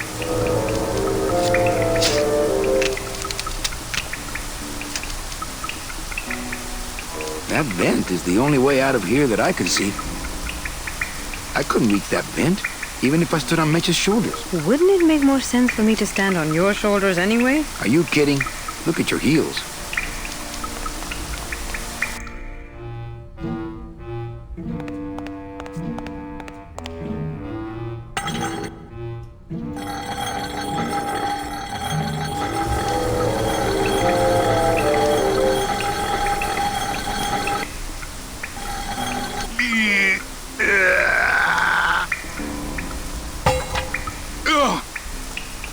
This must be the big chipper.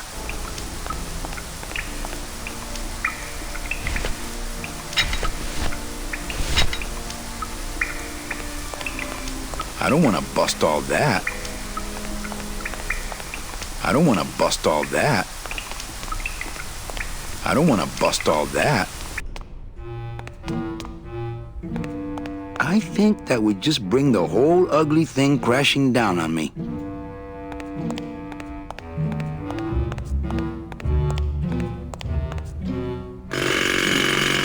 Ha! Bust all my ass.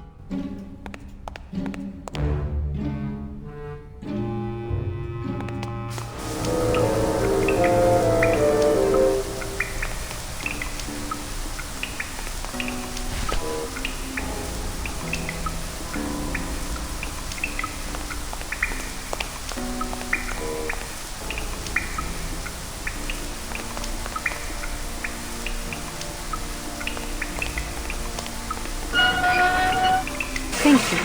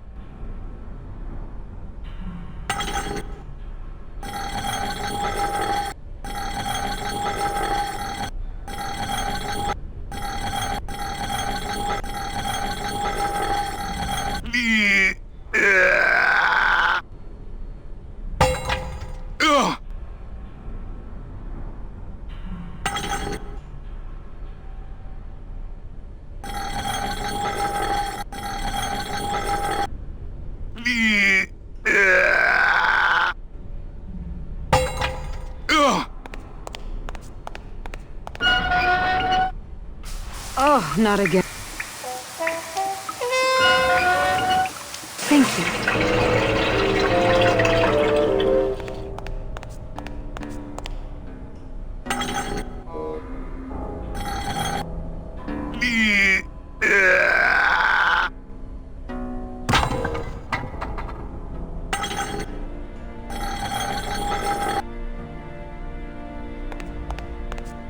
After you. What about the suitcases? Forget them. They're counterfeit. They wouldn't fit through this hole anyway. Let's go.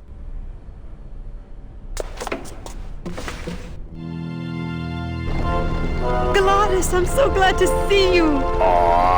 Is the boat already? Yeah, come on. Let's go eat some reef. Looks like crazy.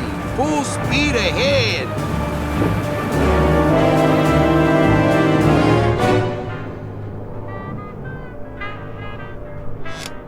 What? Oh. So are you really going to bring me back and try to get your old job again? There's no job for me now except to bring you and everyone else here to the end of the road. But if you aren't going to use me to get your job back, why did you spend all this time trying to find me? Meche, I needed to find you.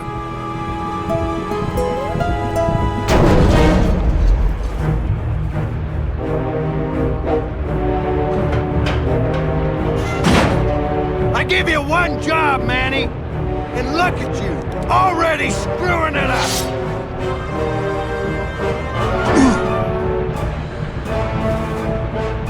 I suppose you realize that this is gonna go down on your permanent record. So, once in a while, if there was a solo part that we could get to be recorded by a real person, we would do that. But I don't know if you remember, we were kind of under a lot of schedule pressure with that. I do remember some. And people were like one late night or two. There was a late night or two. And then there was like, you're spending $13,000 on live musicians? Are you crazy? So we were lucky we could do what we could do at all, but. And look, where are those guys today? I don't even remember their names. And here we are. Here we are talking about Grimm. Exactly. Those guys are all dead. I'm sorry. I mean, I hope they're dead. I hope they're happy spending time with their families and no longer working on games. Which I think actually is true.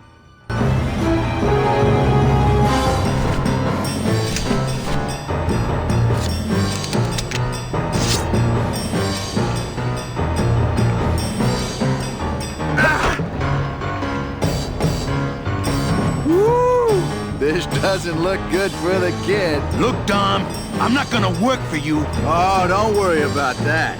You're fired. Just consider this your severance.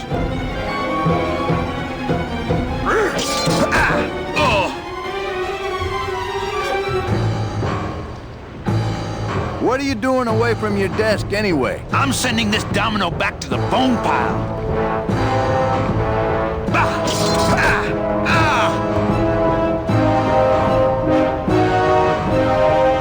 Smart strategy, always let your boss win. You know, your name is Domino, but you're really just a pawn. Please, save the comic book one-liners for when you're winning.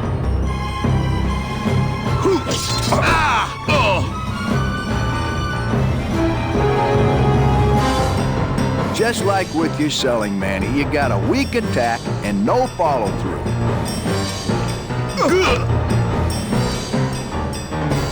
Hey, I'll stop anytime you get tired.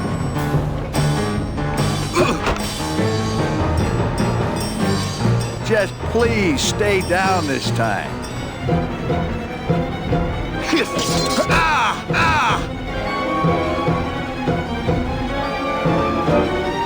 At least at the Christmas party, you passed out before you really got hurt.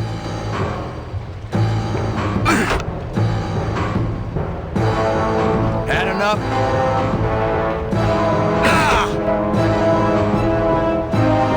Oh, please, Manny, stop showing off for the girl.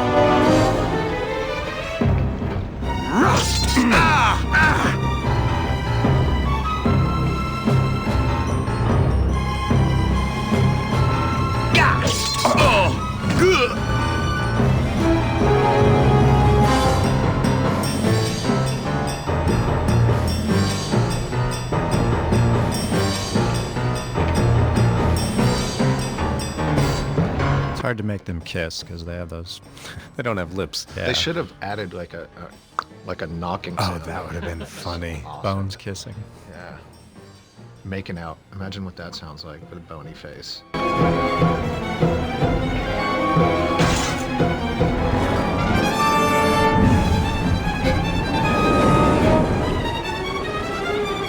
believe you, Calavera. You're losing a fight, so you pick on one of my pets?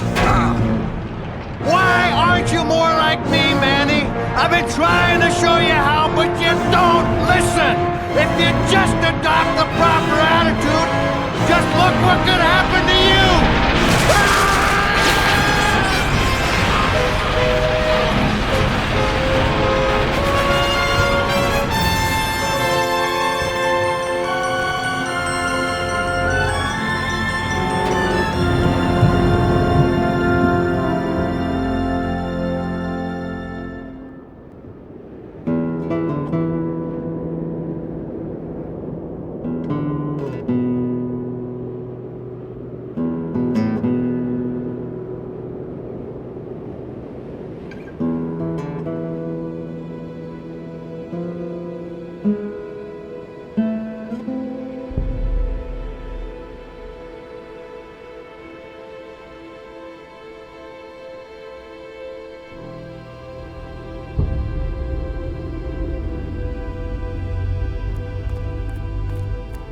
Name?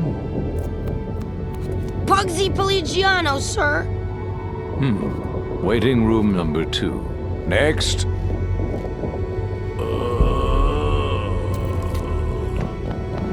Flores! Flores! ¿Estás bien?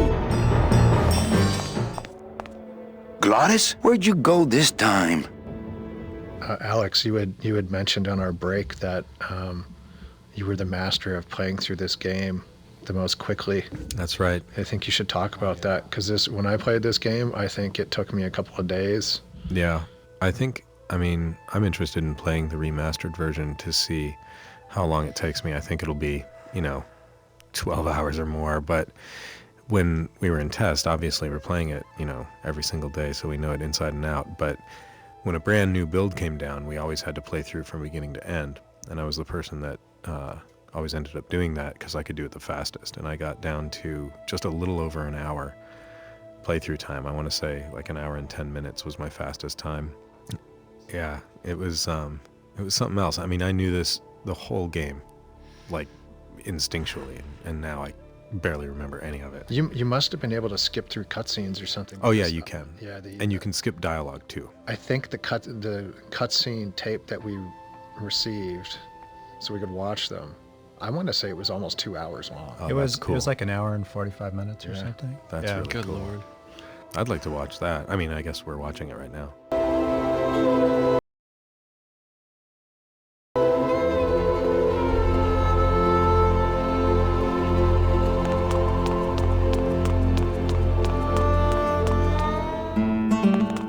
Oh, Glottis would love these.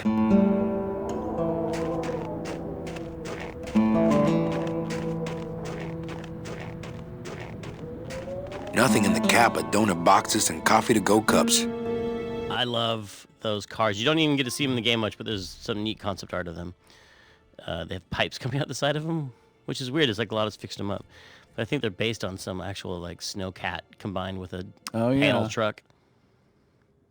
That's because we'd have this list of things that are going to be in the game, and nothing was just like made a truck, make a truck. It was like, no, let's get Peter Chan design what a cool snowcat truck would look like in the 30s, but also kind of Mayan in a weird way. And yeah, it is kind of Mayan. That's funny. Like everything would get designed. Locked, probably to keep out the Yeti. Not picking that up. Same as the other cab. Locked, probably to keep out the Yeti. Not picking that up. It's funny because Pete was always great at knowing. Not only would he know it was going to slip, he would always say, no, and then he'd spew out a date, and he was always within weeks. He always, and sometimes that date was way past where we were being told the date was. In fact, it always was. But he was always right, and I don't know if it was just a sixth sense or if it was Well, I putting it together. remember specifically what you're talking about. I'm not going to be completely correct, but early in the year, I predicted that it would be June. Yeah. Which was about 2 months past our deadline, and I felt very bold Yeah. doing that. Totally. But I felt pretty on solid ground doing that. Of course, this was internal, just within the Sound group. Yeah, we never wouldn't would share say that this to you. with other people. And Pete immediately fired back, Day of the Dead. We all said, what? Day of the Dead. What is that, November 4th? Yeah, like 4th or Yeah. 5th. Yeah. November 5th. And so, you know what? He was within, we'd have to look at Wikipedia. Yeah. Do you remember the release date? I don't Oh, remember. it was October 20. He Oh, was- man. he it was, was, he was it was within October. a couple of weeks. Yeah. He was within a couple of weeks, and that was about March that he did that. Oh, and wow. it's quite amazing Yeah. that he was able to see that distance. I don't know how he did it, but he said it with conviction too. That's the funniest thing of all, and he ended up being right. Looks like standard DOD issue. Bruno Martinez? You were the guy who packed me in there. You could have at least given me a magazine. 4 years with nothing to read but this damn mug. What are you doing here? And if you were headed this way, why didn't you offer me a lift? Ah! Wait, I'm getting out of here. This world's for suckers.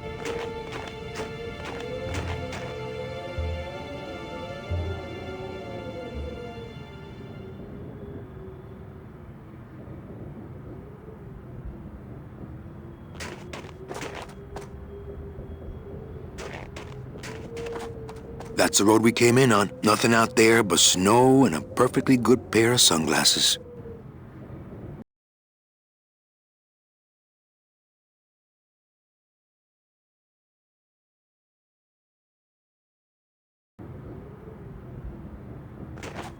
I drink it, but I don't want to get a packing foam mustache. Manny! What's wrong? Go up there and see! Hey, where is everybody? Waiting area 2. How long do they have to wait in there? Until they have tickets. They were issued tickets on the number 9, and they don't have them now. The punishment for selling double-end tickets is very severe. But they didn't sell their tickets. Their tickets were stolen. By who? Hector Le Mans stole them to sell to rich people who don't deserve them. That might be them now. Let's see just what they deserve.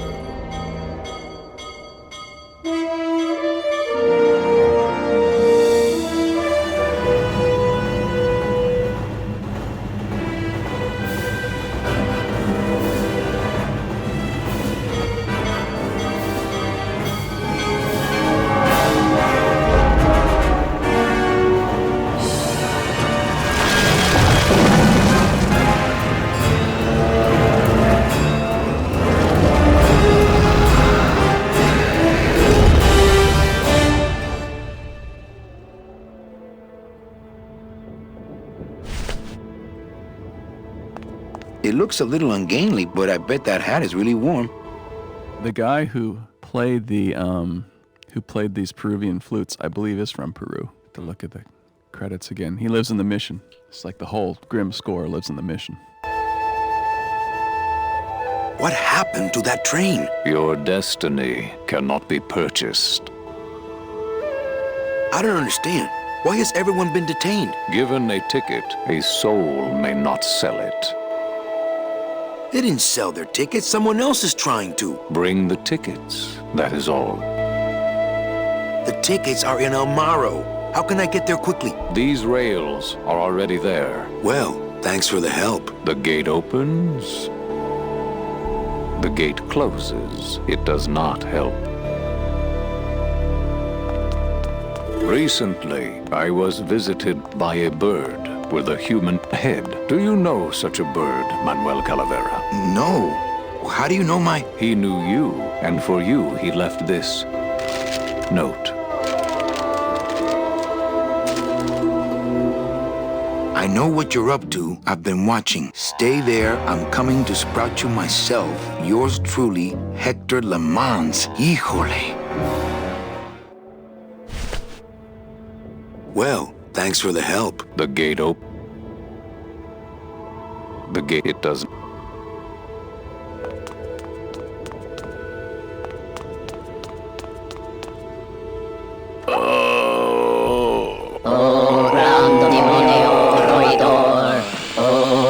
demonio roedor. Glottis. Hear the name of the Great One. Glottis. What's happening? How many days has this grand demon gone without driving? Well, we've been hiking for months. Months? Oh, then the noble one will surely die. But... You know, Leslie, I remember how you worked to keep everyone together and to help the team snuff out bugs and get this thing finished up. And I have to confess something after all these years, that that as we would observe bugs in the game, that translated merely to us as, okay, fellas, we have more time. Let's get back to work. Yeah. Let's make this stuff even better. And so we'd see someone's head float off their body and just exit the screen while their body continued to remain on screen. We'd say, that's at least another month. So that's how you got more time. We knew what the schedule was by just simply playing the game. Gondolas? I knew we should have checked this side of the mountain before we walked up. Hey, how about a gondola ride, Gremlins? He's too big. The gondola is too slow. I'd feel too self-conscious carrying that around. I wonder if she blames me. Meche, we have to get back to Amaro for the tickets. Oh, Glottis.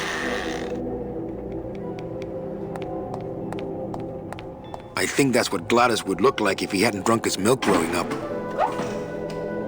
What's wrong with him? Do you not know the one purpose, the one skill, the one desire of this humble spirit? Yes, but we've been so far away from cars and civilization for so long. Why did he ever leave his home? I got him fired, and then I needed a ride. Oh, Glottis, what have I done to you? Can you cure him? His spirit has fallen so low, normal driving would not cure him in time. He needs to go faster. Faster!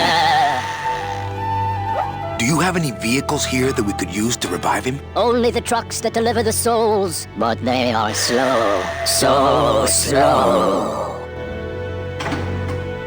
Who are you guys? We are mechanics, same as he. But we have never before seen one of our kind so large. I've got to go see what I can do. Come back quickly, for his time here is not long.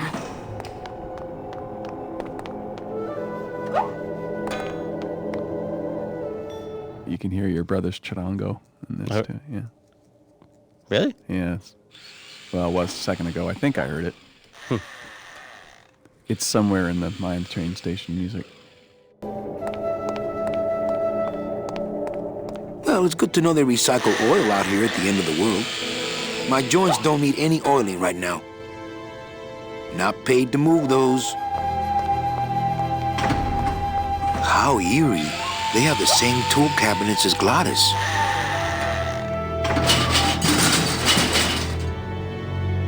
How eerie. They lock up their tools just like Glottis. Not picking that up.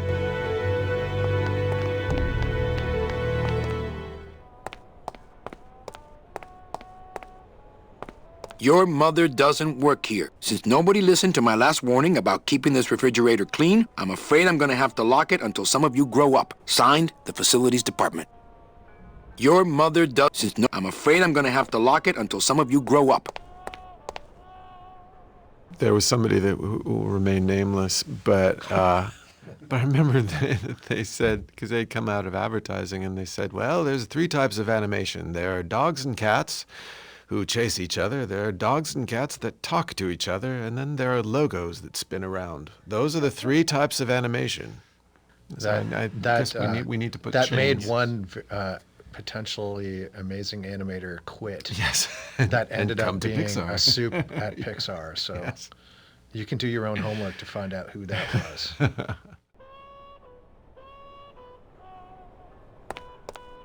There's a note next to this toaster. To avoid further mishaps, please butter your English muffins after you toast them. Facilities. But then what would the little mechanics toast their tiny English muffins in? It's the mug rack at the end of the world.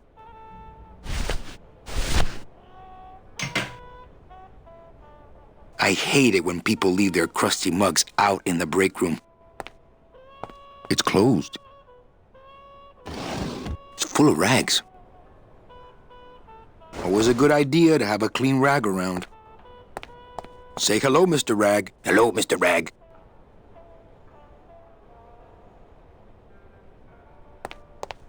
I'm not in the mood to dust. I already have a rag I don't know what to do with. I already have a rag I don't know what to do with.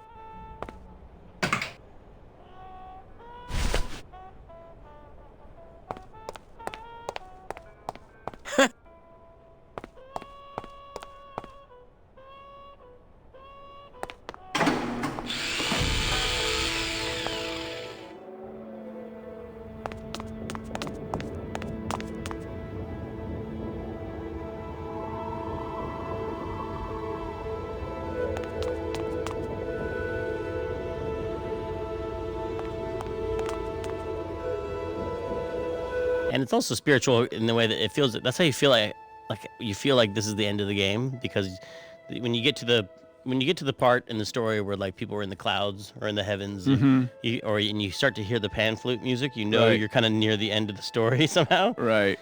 But then you go back and there's a whole nother year, which creates a feeling of the game being super long. Like I'm playing Mario right now, and there's more and more levels. After the end of the story, there's more and more, which makes it feels really long. But if it ends at level 5, and then there's 2 more levels. But if you had 7 levels, people wouldn't appreciate it. But if you ended at 5, and then you have there's more levels, it feels really long. It's the encore effect. Was it you that made that switch point straight down? The living train does what it does.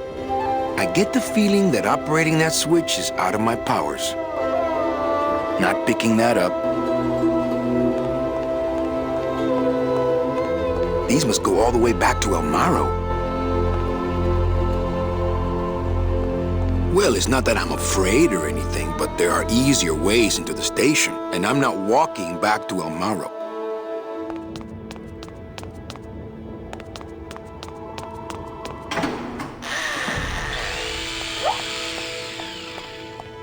How did I not notice this was happening to Gladys? Gladys, I'm sorry. Manny. Why didn't you tell me you were sick? Couldn't stop. Have to save everyone.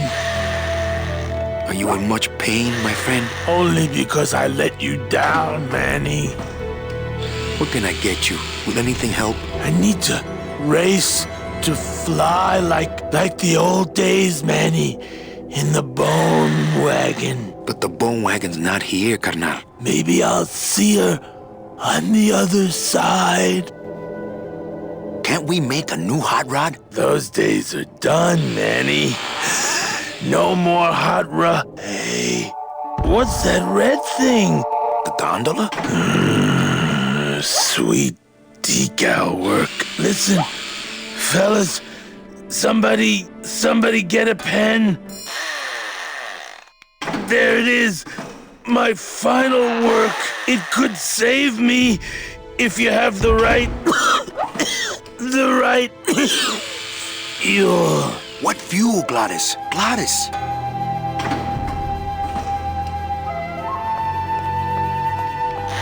Meche, we have to get... Oh, Gladys. It looks like blueprints for a rocket sled. They're brilliant. It looks like blueprints for a rocket sled. They're brilliant.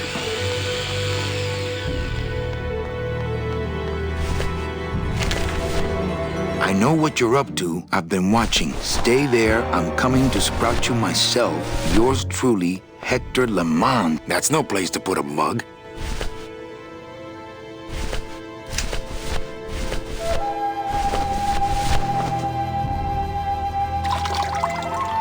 This better not stain my pocket.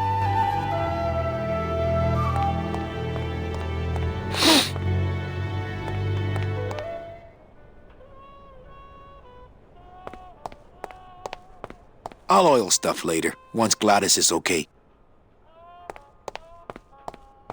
I'll oil stuff later, once Gladys is okay.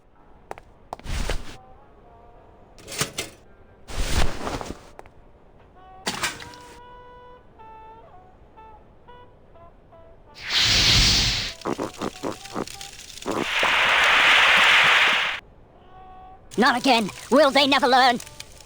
It was the little guy. I saw him. Ah, and he denied it the last time.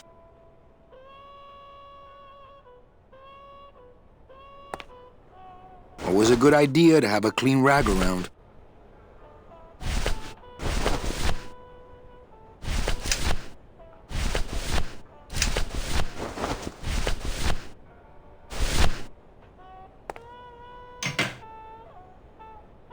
I hate it when people leave their crusty mugs out in the break room.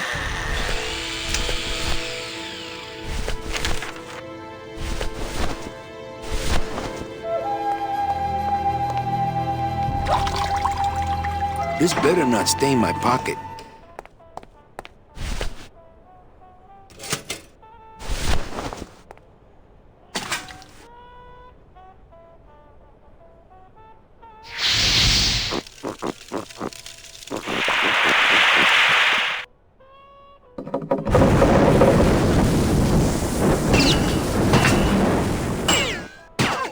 What was in that mug?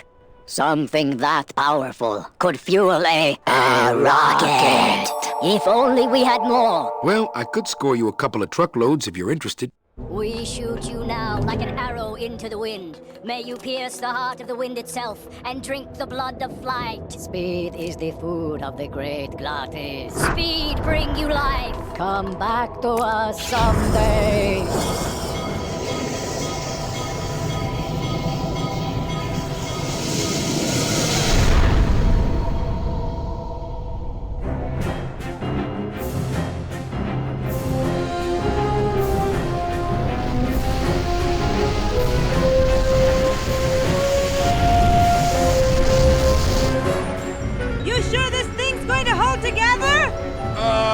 At least most of the way. Hey, look! We're already to Rubacava. Manny? Manny? Manny, where are you? Manny, I'm frightened!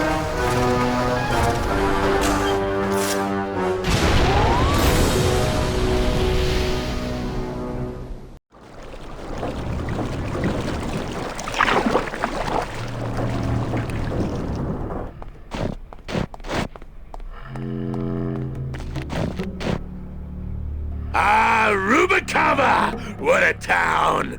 Remember the glory days, Manny? Long gone, my friend. There's nothing here for us now. Except maybe our old car. Dios mío! She's been booby-trapped. By who? Who?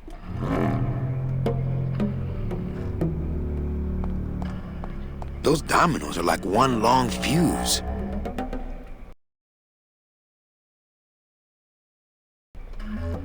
I'm not setting foot down there. The slightest bump could start those dominoes tumbling. I don't think my hands are steady enough for that.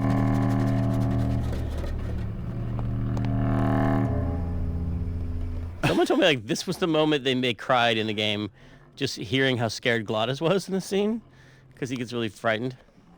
And it's actually a reference to a claim that a babysitter made about me when they were babysitting me. They'd said, "Oh, gee, you were so scared when your parents." You would sit there and you'd say, "Mother, mother, I'm frightened." And I was like, "No, okay. First of all, I never said that. I never said mother." Yeah, that's suspicious right there. But it got to be this family joke. "Mother, I'm frightened. I'm frightened, mother." And so that line actually got in the game. Poor guy, so nervous. I think he's gonna be sick. Don't panic. What a trooper. Looks like Domino left his calling card. But how? I saw him torn to shreds. He must have done this on his last trip through town.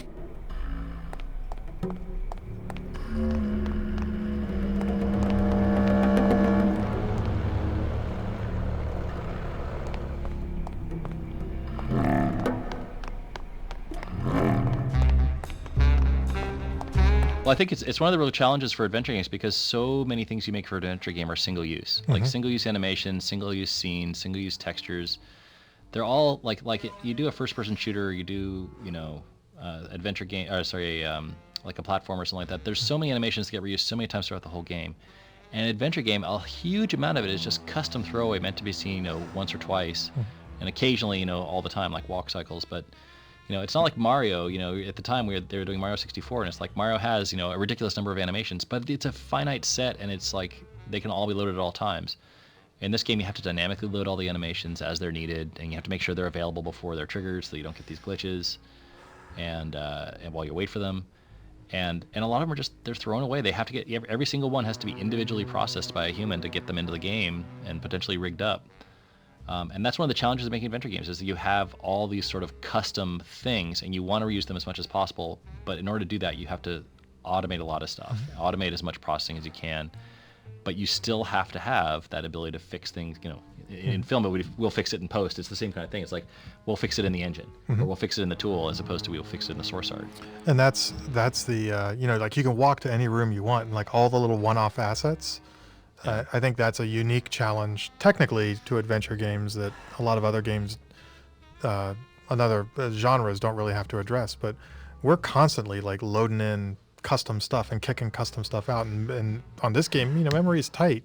You walk into this room and we need 16-bit flipbooks of doors opening and closing, and one-off animations of you may go and play the piano, you may not go and play the piano, and there's all this technical kind of tomfoolery going on of trying to get the content that may be that somebody might be used, might not be used. You might just be running through this room to some other room, place, yeah. And it's not like loading up a level in a first-person shooter where you're like, okay, I know what's going to be in front of the user at any one point in time, and we're going to use the same bad guy 50 times over. So I just need to get the stuff to run the bad guy in memory. This was this constant dance of like just-in-time loading and management of stuff, because you could walk into this room and spend 10 minutes in this room and explore every bit of content that this room could offer you, or you could just be running through on your way to somewhere else. Back to this other puzzle. Yep.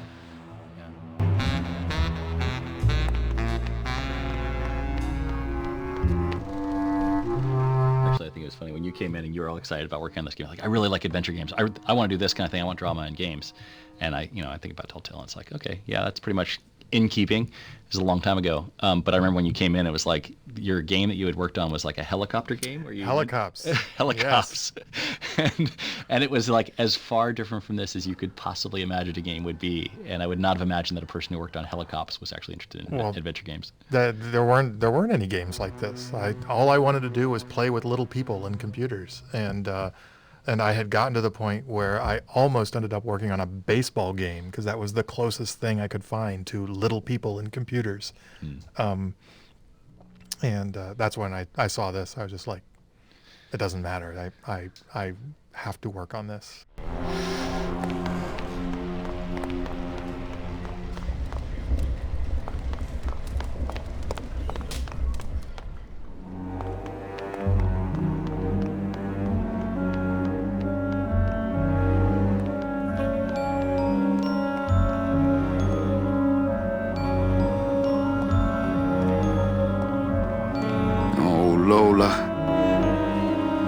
Yeah, the sprouting was came later. It was like a solution to a problem we were having narratively with the game, which is like, how do you make anything matter in the Land of the Dead? Right. Like, if you're going up against mobsters in a movie, usually you're afraid they're going to kill you or someone you love, right? Or break your thumbs. And Land of the Dead, who cares? You're dead, right? So we're like, how do you kill people in the Land of the Dead? And so we wanted to have it be that you were essentially brought back to life. Like, it went the other direction. You were returned to flowers. And then flowers become the symbol of death in a weird way in the Land of the Dead. But flowers are such a huge part of the Day of the Dead, like the marigolds that you use in the Day of the Dead celebration, and the smell of marigolds are like a big part of the ceremony. So it was nice to have them be part of the game too. And then at the end of the game, we wanted to have this thing called the meadow, which was just full of flowers, which hopefully by that time would just look like death to you.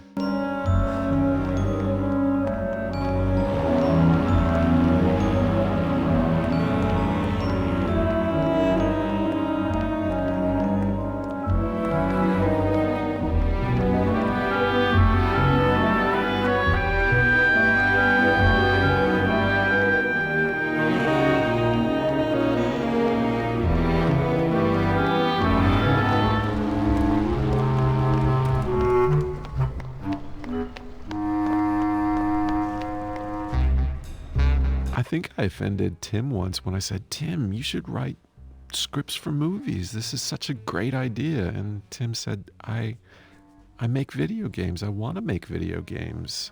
Why are you telling me to do something different? And I felt bad. You cried that time? No, I only cry at night, late at night.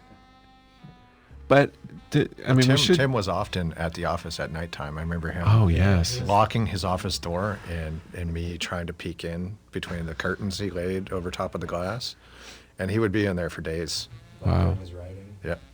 Yes. When he finally got down to doing the dialogue stuff, I remember that it was always like a pressure valve that blew on him at one time or another, and he would just lock himself in and churn out this amazing dialogue. No, I mean, I think Tim was a very intimidating person. To try and be funny around Tim was hard because he was so funny, and I never felt like I kind of rose to. I relied on my funny Canadianness, right, and my looks. That was enough. I think it was, yes, your biting wit. I think I bested him one time with a facial expression that was not intentional. What was the expression? Can you do it for the people on the commentary? You'll see it in the game if you look hard enough. Good Lord. Amazing.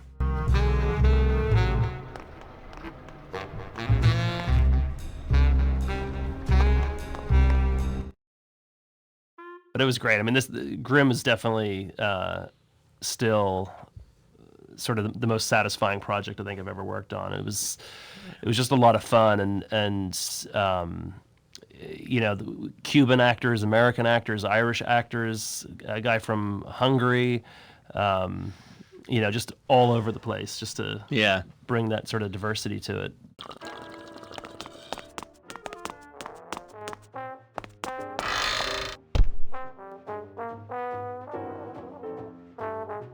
I remember some trickle-down drama from upstairs in the test pit towards the end where things didn't seem to be getting done as fast as whomever wanted them to be getting done, And I just remember, there was some question as to whether or not we'd have to cut a bunch of scenes or even a whole year from the game, or something, because stuff wasn't coming in. That was terrifying. Yeah.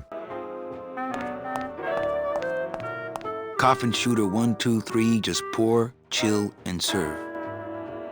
I would, but I hate sucking gelatin straight from the tap. I don't need the hernia.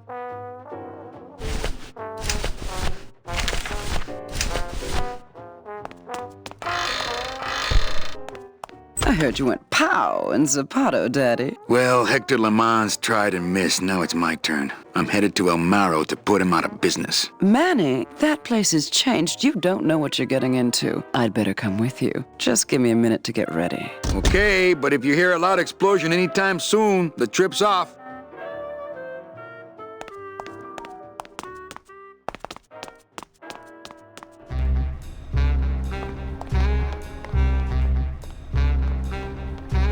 It's locked.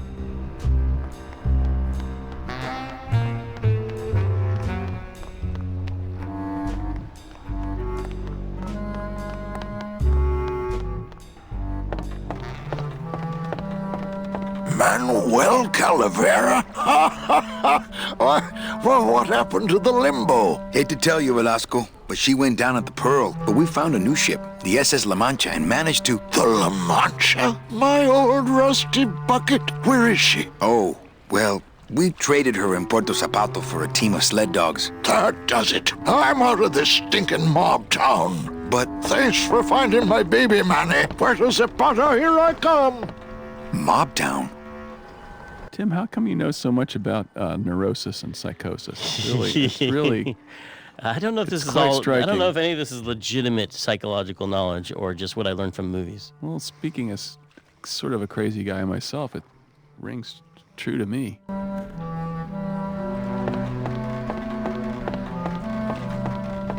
It's locked. It's locked.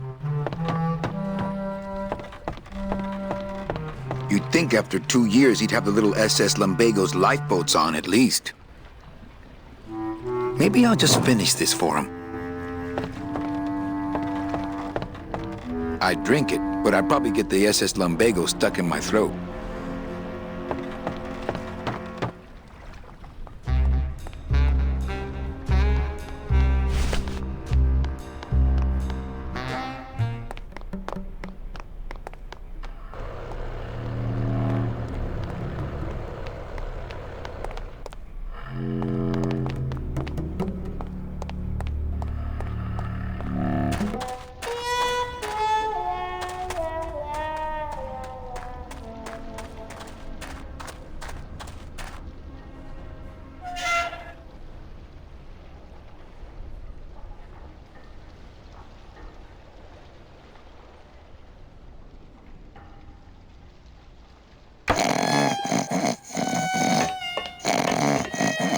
I have to say, coming out of school, I felt super lucky to, first of all, be hired by LucasArts by some colleagues of mine who went to the same school, and to walk into this building and see all the concept art for this game on the walls.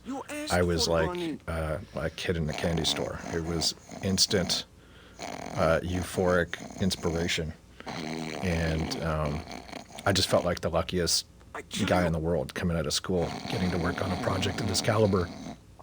It was beautiful. I wonder if Inez has cooled off yet. Hello, operator? Yeah, it's me, Manny. I was just passing through town and... Wow, still mad. You asked for Bunny.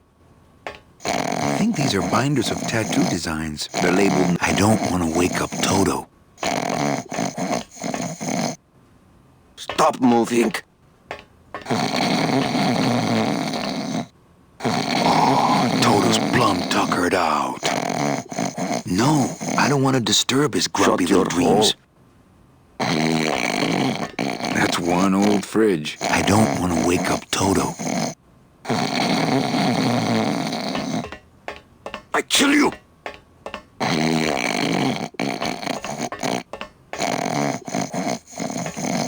It's a little cabinet. Hold still!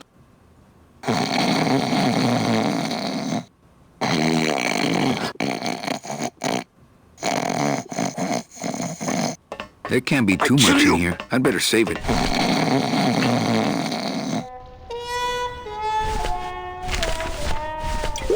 You'd think after 2 years he'd have the little SS Lumbago's lifeboats on at least. Liquid nitrogen, not to be used on bone.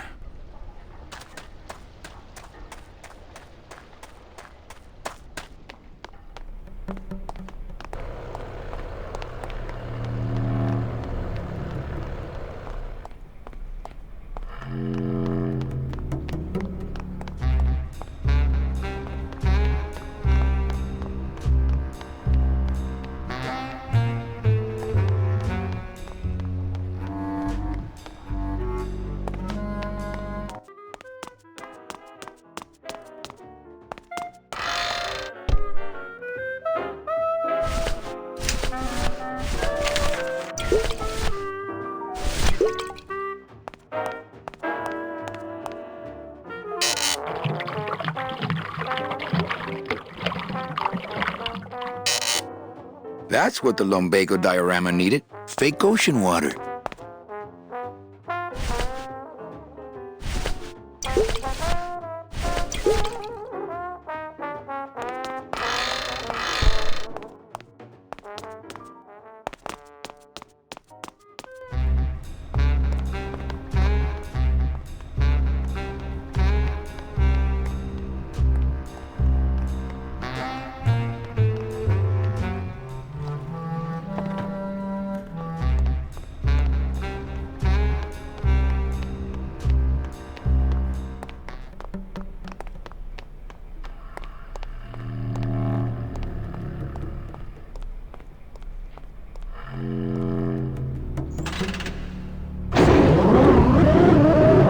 Maintenance has gotten pretty lax around here, apparently.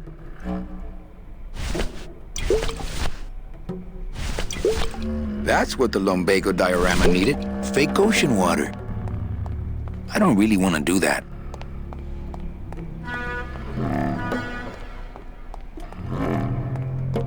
What's that? It's, lumbago lemonade. Try it.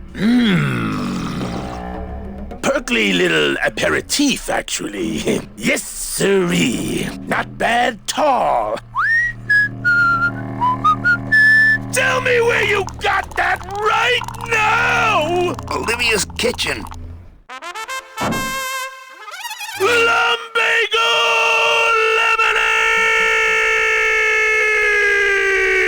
lemonade! Manny, aren't we in a hurry? Don't worry, this won't take long. Oh, my stomach don't stretch like it used to. Oh, Glottis.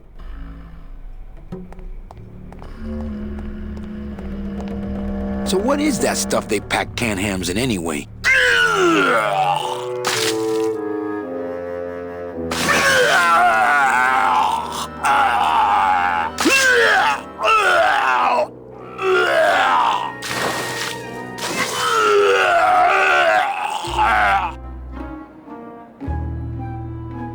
Good show, my friend. You wouldn't happen to have a breath mint on you, I suppose? Make a gel. Hey, I made it spill. The rest is up to you. You really should get back in case it blows. I'm with you guys till the end. You know that. It's not gelling. It can't gel now. It got all nice and warm in my belly. I'm really not sticking my hand in there now. Liquid nitrogen, not to be used on bone.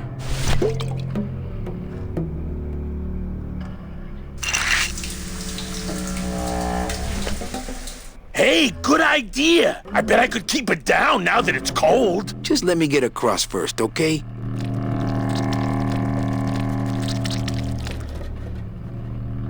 I don't know if people agree with me. That was my idea of, what do they call something that makes you barf? Something you take, drink that makes you... No, not expectorant. No, it's like Epicac. Epicac. That's the like syrup. A verbal Epicac. Yeah. Manny talks about the stuff they pack canned hams in because it's always grossed me out, that weird gelatin. Everyone would have a different thing that they'd bring up that would make them barf. Right. What's yours? Yeah. Ipecac. Oh, look at that. It sounds like what you do when you eat it. Ipecac. Yeah. I don't know how players are supposed to figure out this puzzle, that you have to fill the floor with regurgitated gelatin. It's not the first thing that jumps into people's minds. Where the hell did you get that? I forgot there was I thought there was I forgot there was a regurgitated gelatin puzzle in the game. That's a standard thing, right? Mm-hmm.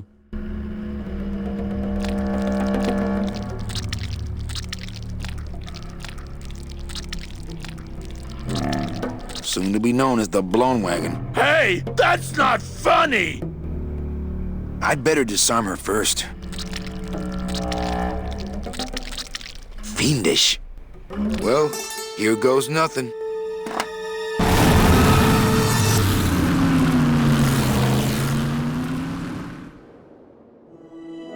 Looks like Hector's taking over the whole town. He hasn't had much resistance. There's only one small group who oppose him, and they live out on the fringes of the city.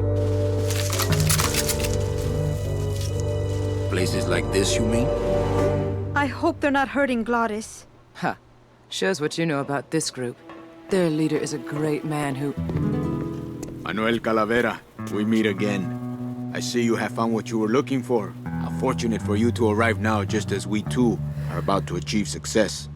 Our army has grown, and right now our top agents are in Hector's weapons lab, about to close in on the enemy in his own den. I couldn't have done it without you, Manuel.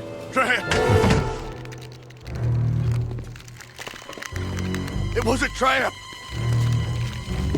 Stand back. There's only one thing to do.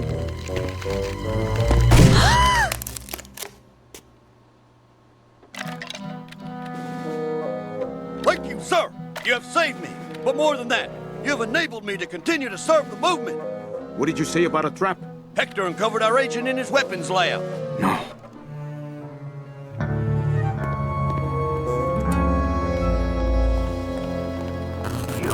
idiot, Bowsley. Your new lab assistant is a spy. Haven't you ever heard of a background check?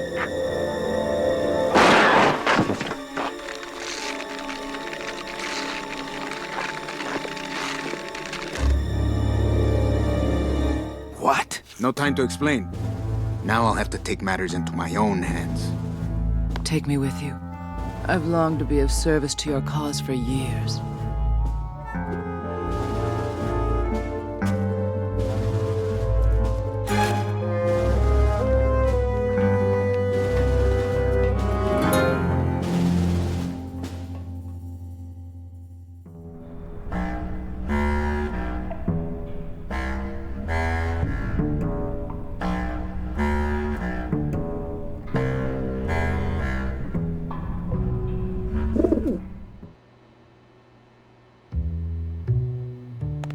I take Mecha to all the best places.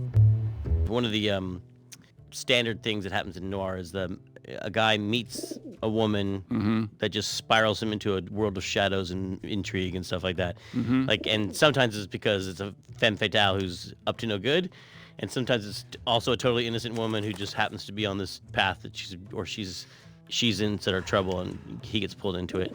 So you meet Meche in this world, and it spins Manny off into this whole different path. But it's really, for some reason, it was important to me that Manny was actually partially to blame, or feel like he was partially to blame. Right. Like he thought he had caused her to be lost.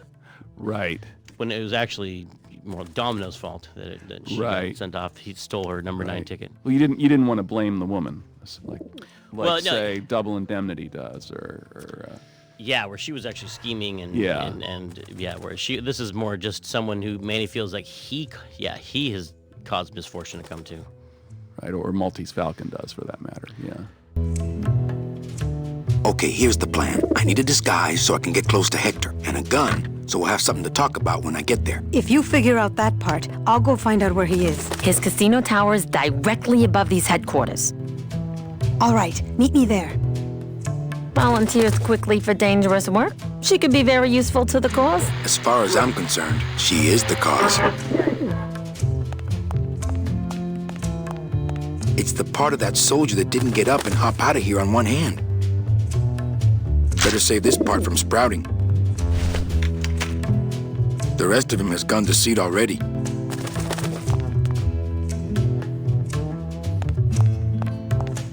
It's my ex-boss's ex-secretary, Ava. You're never gonna let me forget the secretary thing, are you? We haven't done it in too many games, but having a year transition between things and changing the location and letting you pick up friends and travel, like, just allows you to have so much character development where Manny and Glottis have now been through a lot of stuff together, and they're in different clothes, which is, they're in different jobs, and they've moved from town to town together, and just starts to build this real friendship between them, which is nice. And I think I realized I'm going to put 4-year transitions in all games from now on, just so we can have that kind of relationship building. Any messages for me? Nope. Calls stopped coming for you the day you left. They're still sending you that lingerie catalog, though. Memo to all agents. Priority urgent. In light of the recent disappearances, all agents are ordered to avoid travel in unlit areas until further notice. Nah.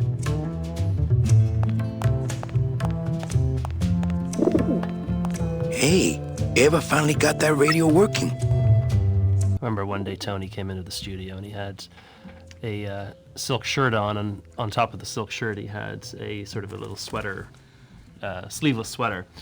And we were recording, and it was like, God, what are we hearing? What are we hearing? And the engineer's like, oh, I think it's a sweater. And we're like, hey, Tony, can you take your sweater off? Takes the sweater off. Back to rolling again. Sound's still there. So he took his sweater off and went back to rolling, and turned out it was a shirt that was making the noise. And we were like, Tony, it's the shirt. It's a silk shirt. And so he's like, it's okay. I got a t-shirt on underneath. So he was down, just stripping down. He was stripping down into his t-shirt, and did the rest of the session in his t-shirt. But that was the thing with Tony, is he just loved, he loved working. And for part of the production, he was shooting at night on a movie, and there were a couple of days where he came in and he only had like a couple hours of, a few hours of sleep, and I remember saying like we can reschedule this session, and he's like, no, let's do it, and he always was Nailed there it. to give it his all.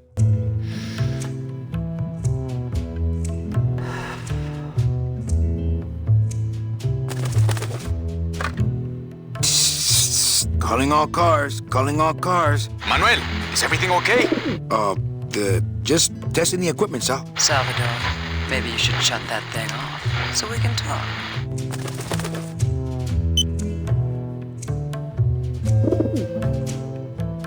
That would probably get me court-martialed. I bet the agent in this photo is the poor guy that Hector just shot. I just took it from there.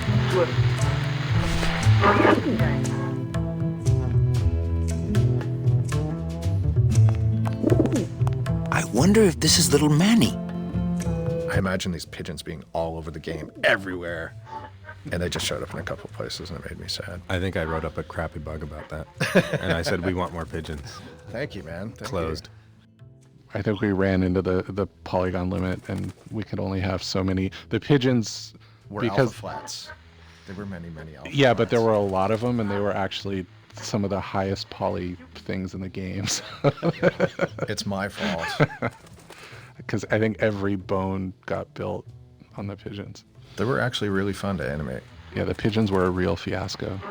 It's kind of Sorry, hard. Alex. It was my first experience. I appreciate this. Finally brings some closure to the pigeon situation. I think I'm answering your bug right now. Right now. I'm gonna Let's go close back this and bug check out. this off. That was also my first experience animating something and not knowing how it was going to be used. So that was kind of like a different mental shift for me.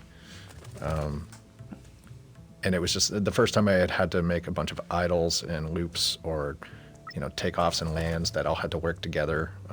It was pretty interesting. I remember swearing. Come here, little Manny. Ow! Hey, must be little Meche. Already got some. This camera's showing nothing but flowers. Must be another fallen agent. Yeah, I remember having to get extensions. That was like my favorite. Oh, yeah. Ugh. No, I would have to go in because I'd be the same thing. Because I always advocate for the artist, and I did. I mean, that's why I loved working with Tim. He's so creative. And so we would talk and collaborate, and then when I'm like, no, look, this is the date, because I'm trying to say the date, and then he did the, the ship story. And so then we had to go get more time. And I was like, well, how are we going to do that? And then he was like, here's my technique. I go into Jack's office and I stay in there and I threaten to light myself on fire and I just scream and I stay in there until he extends the date. And I'm like, that's a great strategy. Yeah, it worked. I know. It worked. Threaten to light myself on fire. Well, That's see, one we of would my never favorites. try that in the sound department because Jack would just say, go ahead. Yeah. Nothing to see but flowers. It's attached pretty well. Who's the plant nut? That nut is Hector LeMans' personal munitions expert, Bowsley, a.k.a. the florist. That was his job in the old world, but here he is a botanical weapons expert. This has left him fairly conflicted. Why does he make Sproutella for Hector instead of our side? We've been trying to recruit him for years, but his lab is in Hector's tower. He's untouchable. Bet if I could get that plant lover out of there, I could talk him into making a gun for me instead. It's attached pretty well. This scammer sprouted as well. That's 3 LSA casualties in one night. Nothing to see but flowers. It's attached pretty well. High-tech surveillance equipment they have here in the sewer. Hector, I almost have that new bouquet of tulips ready for you. Listen to me once and for all, Bowsley. You are not a florist. You are a manufacturer of weapons. But It's attached pretty well.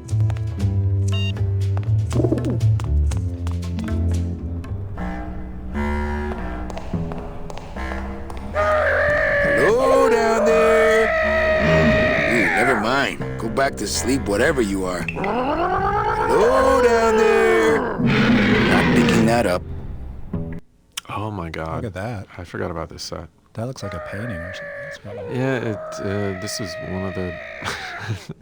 Yeah, when you get a Peter Chan drawing, this one was a Widowmaker as well, where you just thought, how does that pipe go into that? Things didn't quite line up. You know, I was going to say that environment with the pipes in it, it almost had like a Day of the Tentacle or Sam and Max feel to it. There's a lot of distortion in the pipes and felt a little more wacky than what we see in the rest of the environments. No, definitely.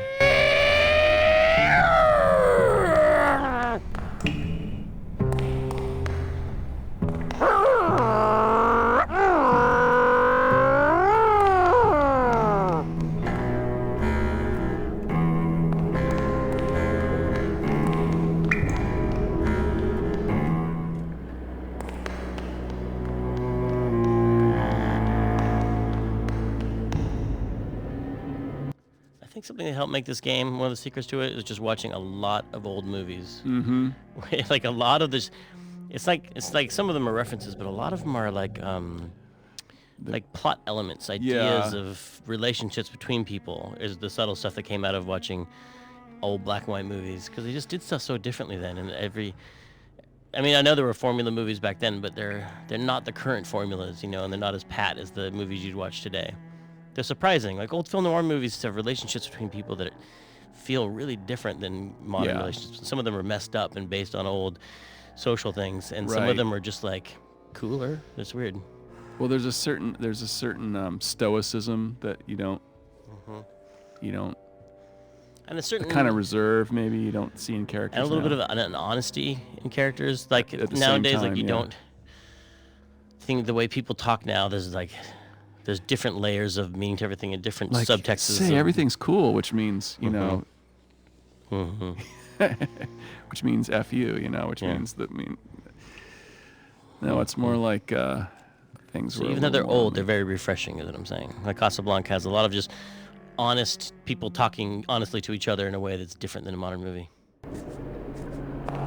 How about this one? Anyone down here?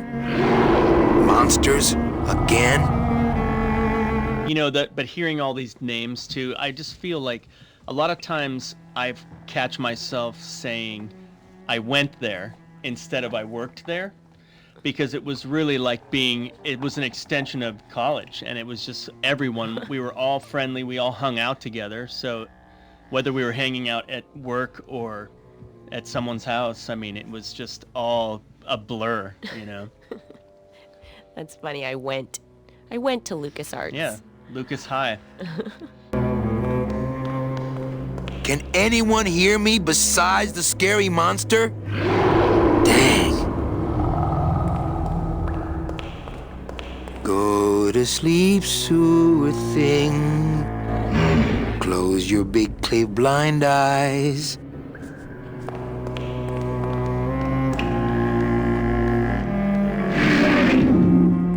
Okay, I don't know what's down there, but I have issues with it.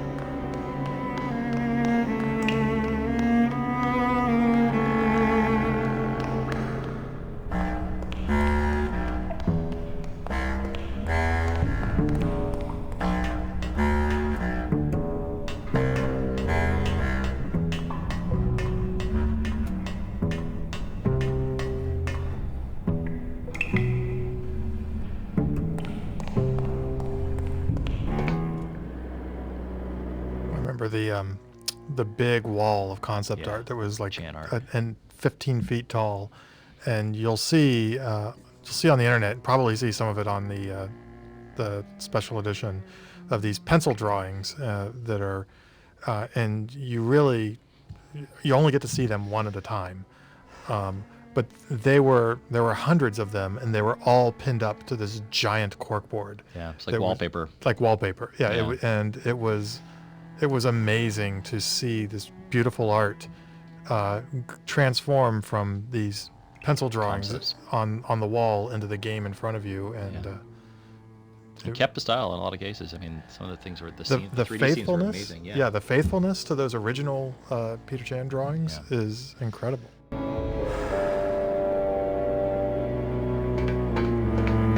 Shoot! That didn't work. Salvador? Olivia? Oh no. Salvador? Not picking that up. Got to figure out some way to disguise this pretty face before I hit the streets.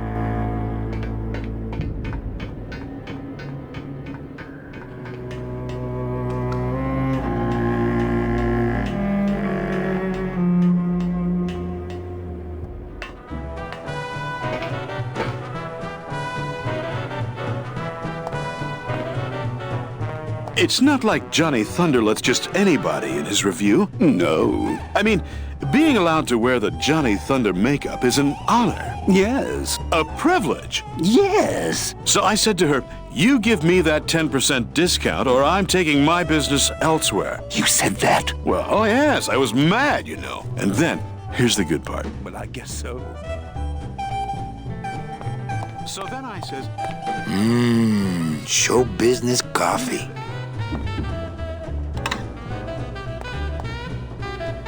A little too hot for my pockets, thank you.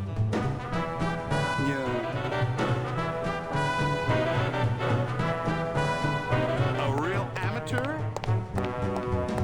Oh, coffee, great.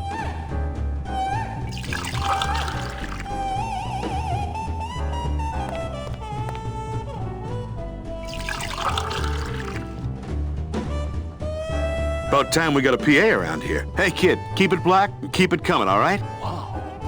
One of the cool things about this game too is that there's a few characters that actually went through costume changes throughout the game, which was a nice detail. No, and it really gives you a sense of time, time passing.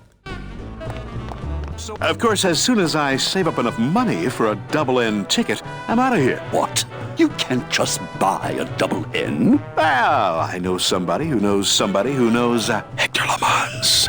Wow, you know everybody. No kidding. Oh, coffee. Thanks. I am a busy man. Oh, coffee.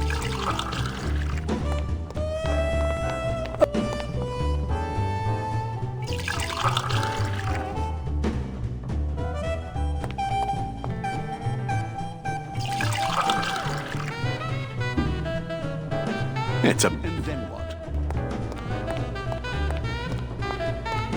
I am not kidding. Hey, out of the dressing room. We got all the Thunder Boys we need. And the director says... Oh, are you here for the Thunder Boy tryouts? Yes, I am. Oh, that's too bad. Because we just got the last 2 parts. Maybe next season. So what did you... So I says... This snowmaker is huge, but the grinder part looks handheld. Aha, it's a handheld grinder. Yeah. There is no... This is a really boring fact. I'm going to share it anyway. There's no inventory combinations in Grim Fandango. You can't use an object with another object in your inventory. Oh, that's right. So if you want to put the bone in the bone grinder, you have to put them in this receptacle in the room. Another weird mechanical contrivance from my own head. A handheld snow grinder that would plug into a giant snow grinder. I'm sure they have those, right? Wait, what's a snow grinder? It's like a fake, like to make fake snow for the show. And this is what I'm talking about. You can't use the hand with the snow grinder. Oh. So you put the snow grinder down and then put the hand in it and then pick it up. And that's how you combine. This is a one object combination puzzle we have. I don't know why the lid on it closes. That was like really important technically.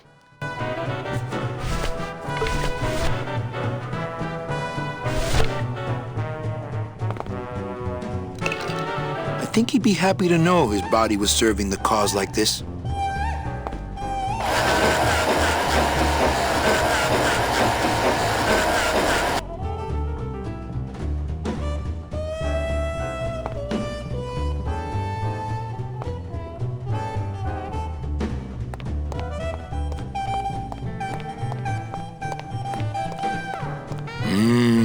Show business coffee.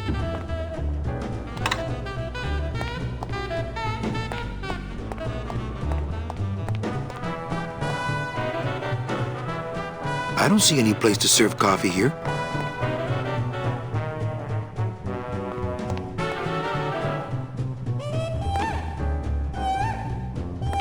This coffee's already ground.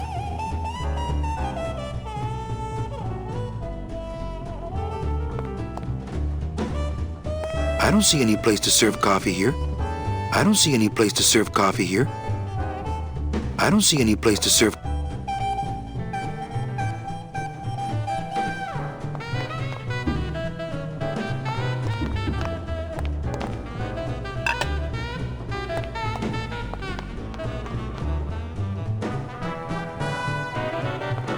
This lever is attached to the fake snow supply. I would, but it's full.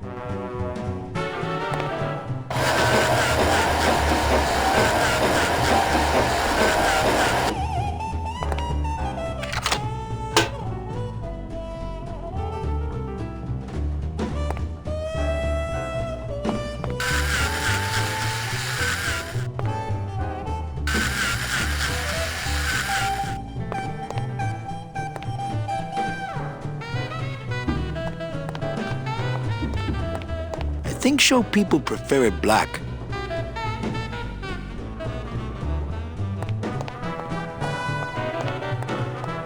Hey, get lost, pal. No autographs. Hey, out of the dressing room. We got all the Thunder Boys we need.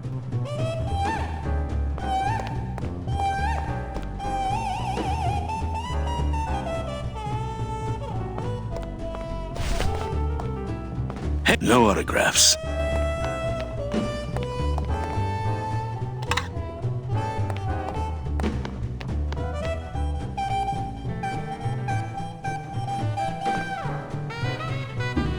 This coffee's already ground. I don't see any place to serve coffee here. Ah! Oh, what did you do that for? I didn't. You melted my makeup. I can't go on like this. I took you under my wing, and this is how you pay me back. No, it's not like that.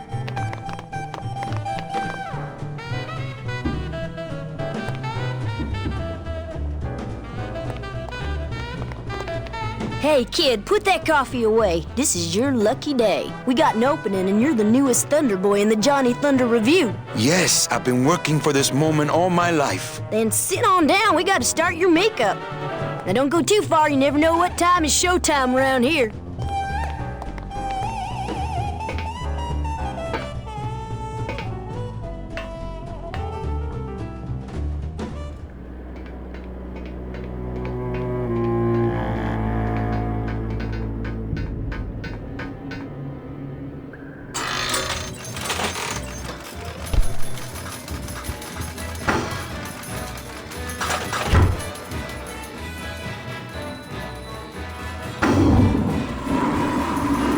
Ay, que alivio. I can't remember the last time I had access to a men's room.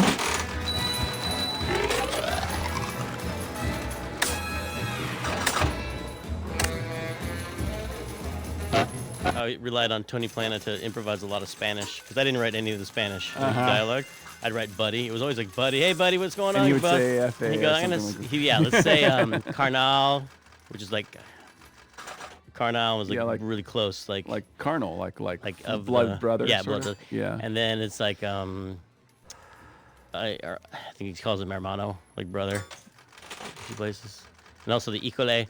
And then there's a really bad word for goat, which he's like, oh, in Cuba, he's a Cuban actor, and he's like, it's not that bad in Cuban. In Mexico, that's a swear word. But I mean, here, so there's some Spanish in here that might be not for children. Need a rating? Yeah, I need a rating only in Spanish. I think this is his good side.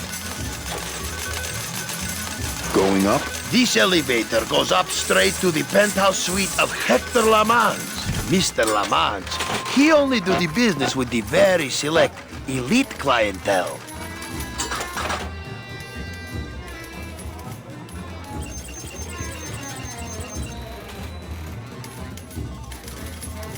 I think he's doing Army. I think that's his deal. He's doing like Right. Yeah, no, I get Boy. it. Yeah, it's like Gomer Pyle. Yeah.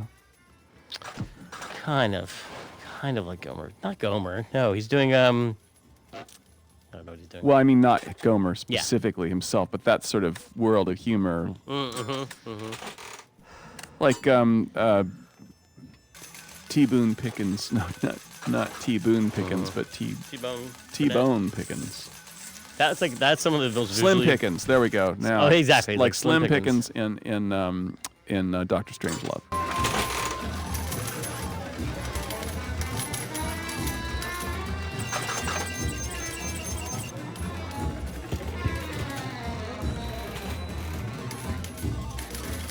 Clint, I want to bounce off like what you were saying before about the passion that everybody had, because it is. I remember us all just, it was no big deal to stay the night sometimes, especially towards the end, because we were all just trying to fix whatever bugs there were and just make it better and polished. And I remember some of the conversations that you and I would have about just organization and making sure that, you know, the creative process was supported. And all of that, and it just was nice that we all cared about our areas so much, you know. Absolutely, Leslie. I think that was really what I was trying to say earlier, is that the goals that everyone set were so high, and then they became internalized as the bare minimum. Right. So even though they were beyond necessarily the Call of Duty, if you will, they were still viewed as must-achieves. Oh, yeah. And I think that's like a given on a Tim game, though, right? Yeah. Because his creative, like, bar is so extremely high. And you see him working so much that you just can't, you can't help it. And especially when you see the game and the story that you're working on, and you want to make sure it's the best. That's right. And you can, every little nuance, I mean, just the music, and like you said, the attention to detail, just those bird, the flapping, you know, it's just amazing. Something strange is going on under that raincoat. Hey, what's going on under that raincoat? I don't know what's going on under that makeup. Agent Calavera? You? Didn't Salvador chop you in half early this evening? Yes, which has given me this glorious opportunity to serve the cause by gathering funds for the LSA while stealing from our arch enemy at the same time. What's Chowchilla Charlie doing here in Hector's casino? I knew that suitcase full of counterfeit tickets wasn't his. I wonder if she's intrigued by my new jaw. This game was so long and complex and had new characters in like the last act and stuff. Right. And I was like, how do we make so much complexity in in 3 years? I know it sounds like a long time to people who don't. A lot of it was that it was double through. It was like 6 years because we also worked all night for 3 years. That's true. We worked all day and all night for 3 years. True. It's like a 6-year project. And for the good of the games industry, we try not to do that anymore. And people thought when the game was going late, like it took longer than it was supposed to take like a year, not like 3 years. Yes. And people wanted to do it episodically. They're like, let's just release it episodically. But who knows what would happen if we had done that? Because it might not have made Act 2 or Act 3. Mm-hmm. Because of the way things are changing at the company. Buenos dias. Back off, sleazeball, or my husband here will bust your jaw. Hola. No drinks for me, thanks.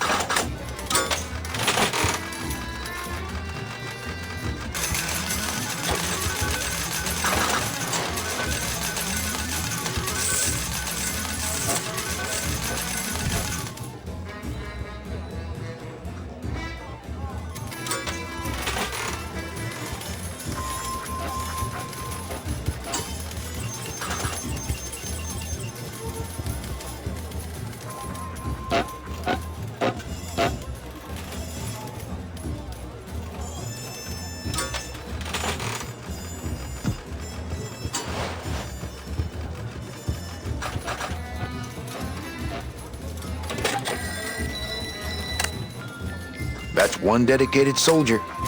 What exactly are you doing with these slot machines?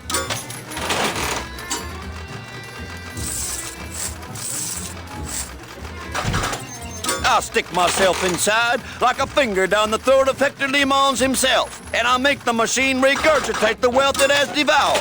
Yeah. Can you crack any machine? None of these unholy temples is safe from the LSA. Mira!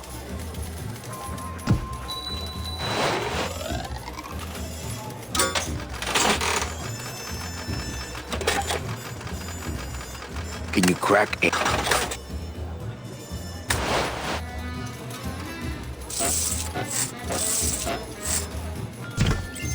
None of these unholy temples is safe from the LSA. Mira! Hola. No drinks for me, thanks.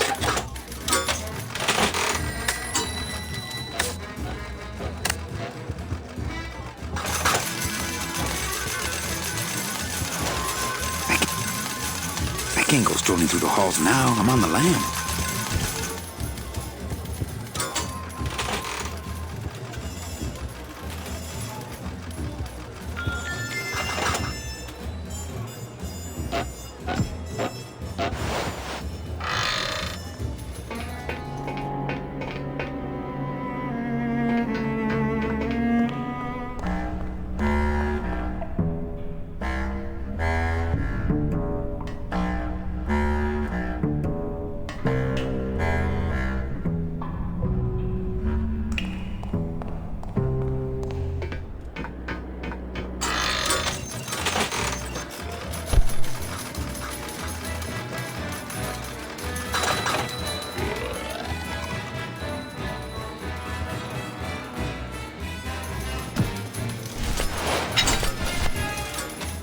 It's a bone chipper now.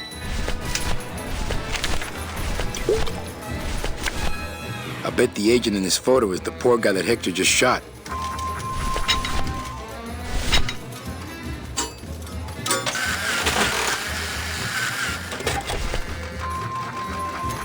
Can you crack any machine?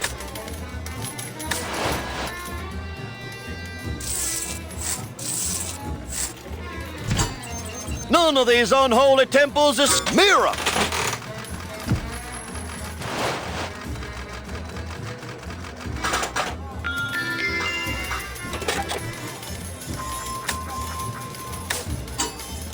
This is where Hector rips off the people too poor to go upstairs.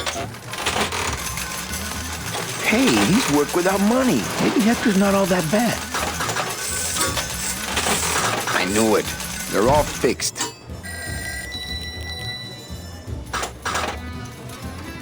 Can you crack? None of these Mira!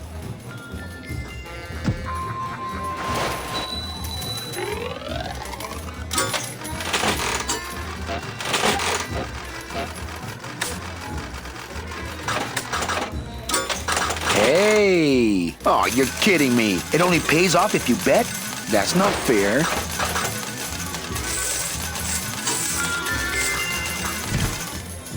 You always did love the slots. Hola! No drink. Can you crack?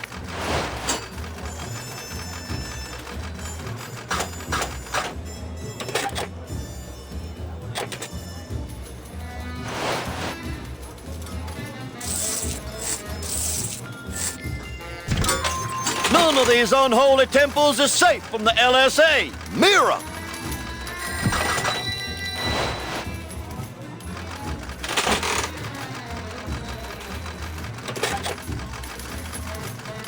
Hey! That's one dedicated soldier. That's one dedicated soldier. Can you crack any? None of the Mira!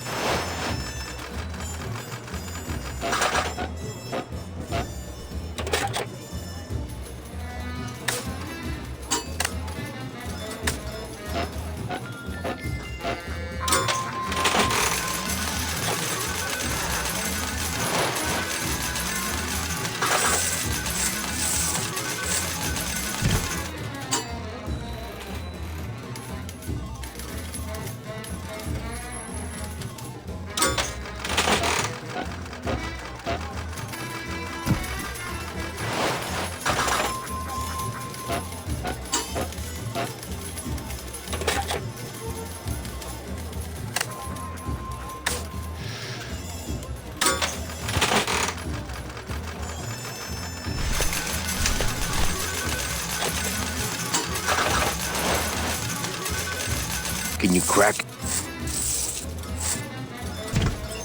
None of these unholy temples is safe from the LSA. Mira!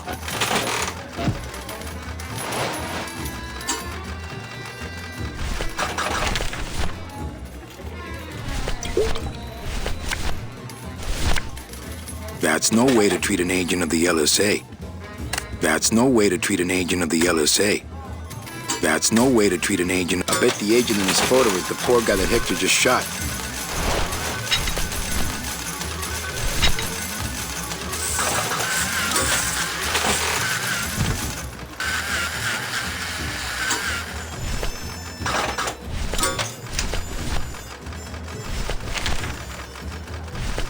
No.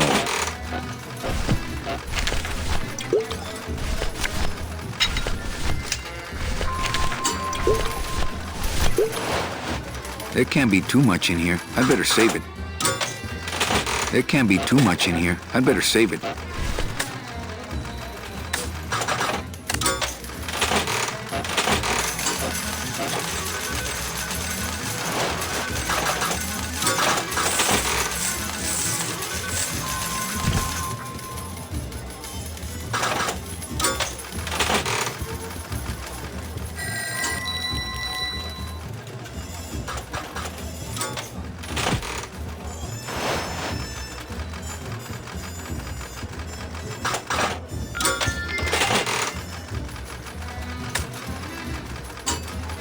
Can you crack?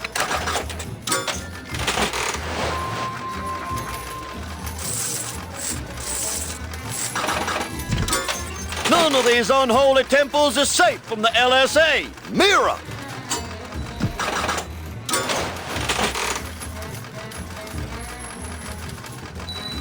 Meche, it's me. Manny? That's some costume. Here, help me get Mr. High Roller here into this sheet so we can get out of here.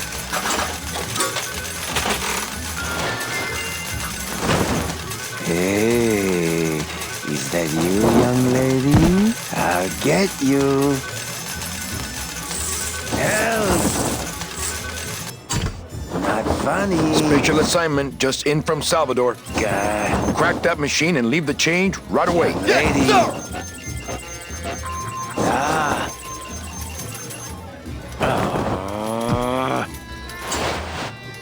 Oh, for crying out loud.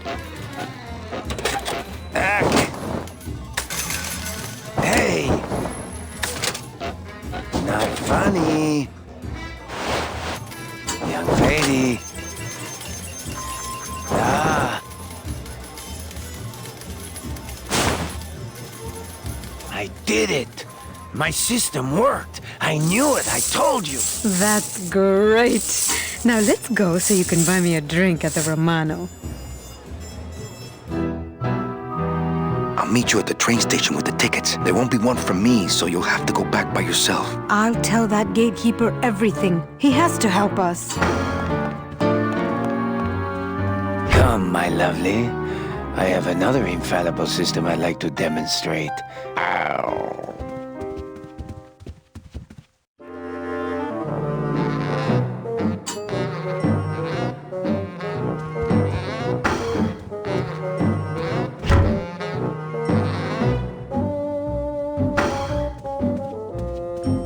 Tight in the shoulders, but at least it doesn't reek of sled dog.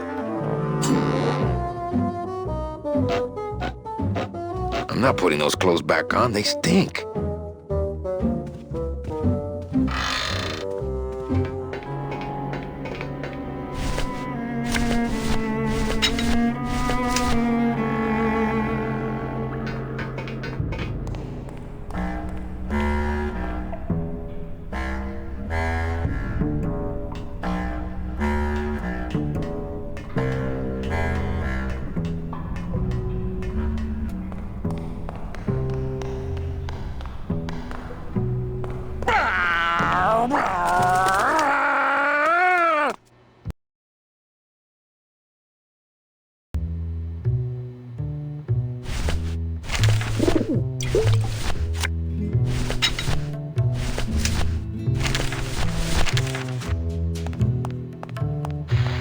Okay, don't bite. This is a note. You like notes, remember? Already got some. Already got some. This pigeon's got my scary note from Hector.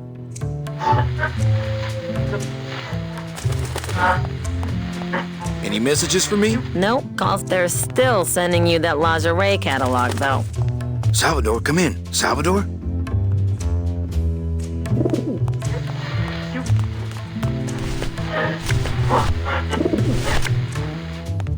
So sad to think that his body is still up in that evil tower.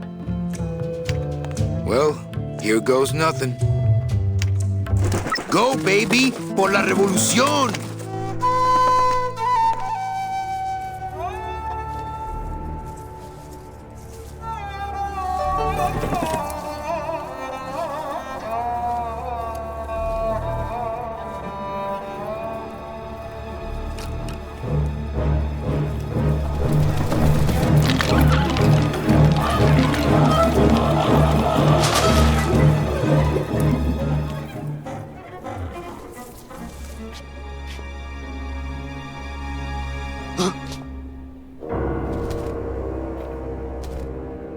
One of Hector's messengers. With a message for me? I know what you're up to. I've been watching. I'm coming to sprout you myself.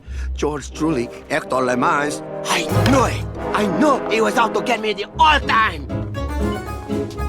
You'll never find my secret hideout, Hector. You're going to have to find yourself another Flores!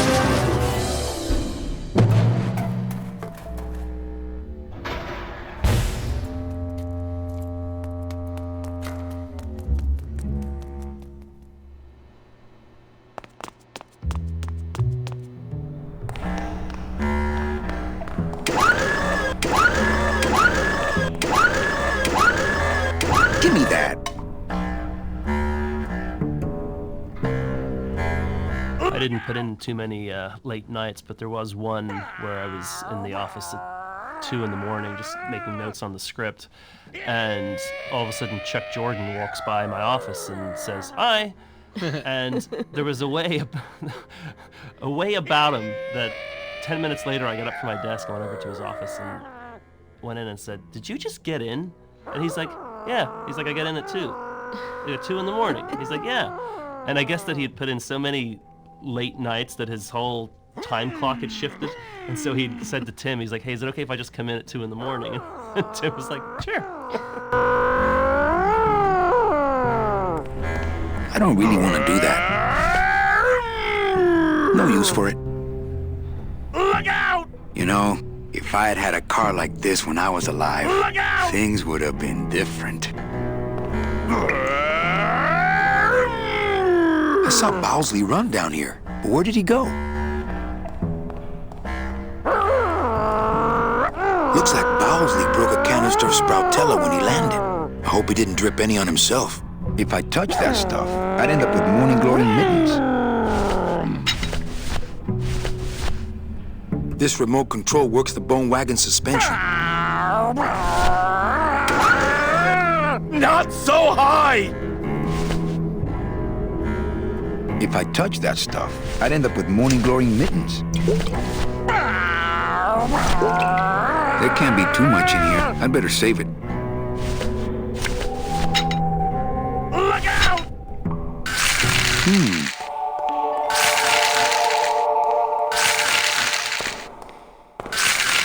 The flakes of bone are sprouting when they hit the puddle and turning into baby tears.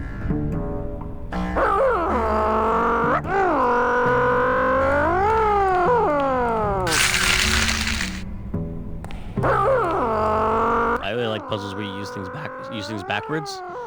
Like you use the instead of using a metal detector to find something metal, you use something metal to find a metal detector in the kitty litter, and then here you're instead of shooting Sproutella into a bones, you're using bone flakes to expose a Sproutella chain. I love this room. It looks almost exactly like the concept art. It looks like so painted. Or to open a door, you lock it.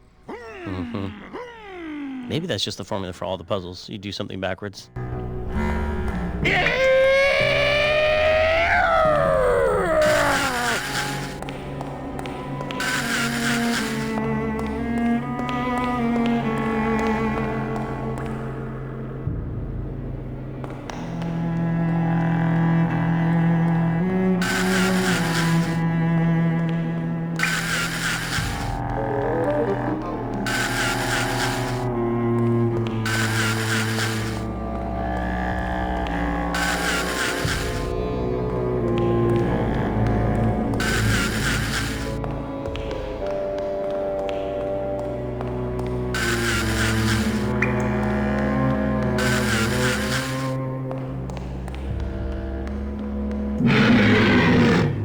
Bowsley's probably in that maze, but I'd never be able to find him without, well, without something really helpful.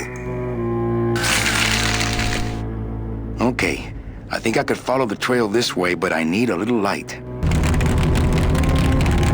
Hey, what's that? That must be the Flores hideout. No, not that. The thing coming at us!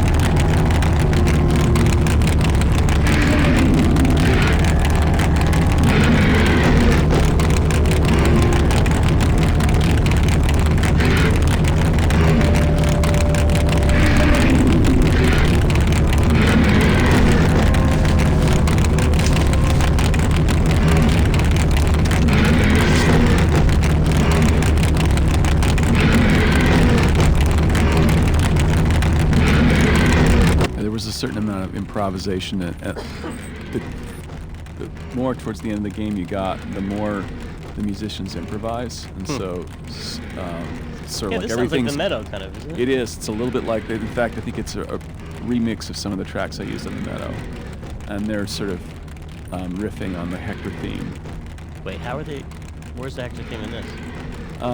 The da da da is part of. Dun, dun, dun, dun, dun. Oh my God!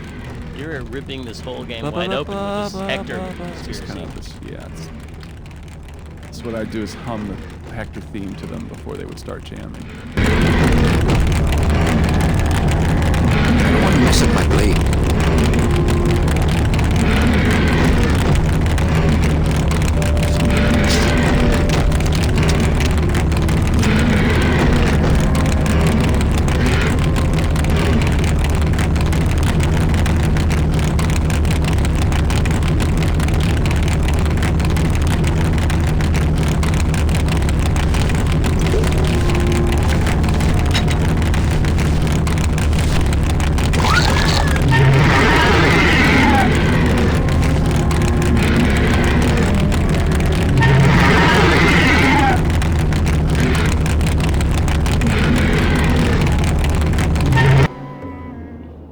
I really didn't like early 3D, Yeah. like 90s 3D, because Right. I always thought it looked like cardboard boxes that were taped together and that someone had dragged nylons over, you know? And that implies a lot more smooth skinning than actually existed. It was really like, it was really, and then everything was painted on the outside, even things that should be modeled as an interior space, like ribs on a skeleton or something. Everything was painted on the outside. Right. And it looked ridiculous. So it looked like everybody was wearing a Halloween costume anyway. Yeah, and then I saw those papier-mâché skeletons where they painted the ribs on the outside, and I was like, this is perfect. This kind of folk art would actually look really good in 3D. There was a lot of pressure to get into 3D back then because it was seen as the future. I mean, obviously it was, because a lot of everything turned into 3D, but 2D is still a big money-making thing in games too. It's amazing how a little touch of human remains can brighten up a place. No. No. No. No. It's amazing how a little touch of human remains can brighten up a place. Hector? Hector, is that you? You better back off, man!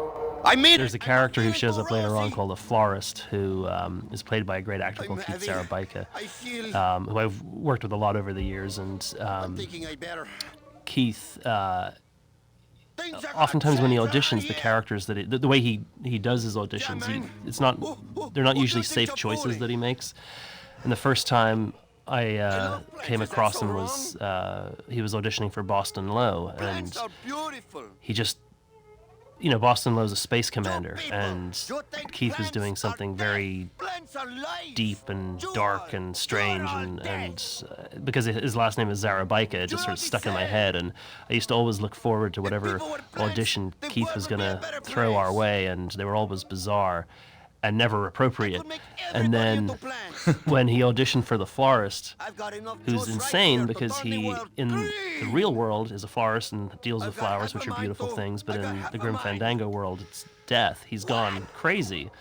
And he's deranged, and Keith just nailed the part and was just brilliant. And it was at that moment that I realized, oh, he's actually a normal dude, and he can do all sorts of other things, but it's just his audition choices are different and unusual. What you haven't seen the meadow. That's the most gruesome window display I've ever seen. I'm not touching any of these human remains. That's the most gruesome window. I'm not touching any of these human remains. These human remains? Sin! You better back off, man! I mean it! I'm not feeling too rosy!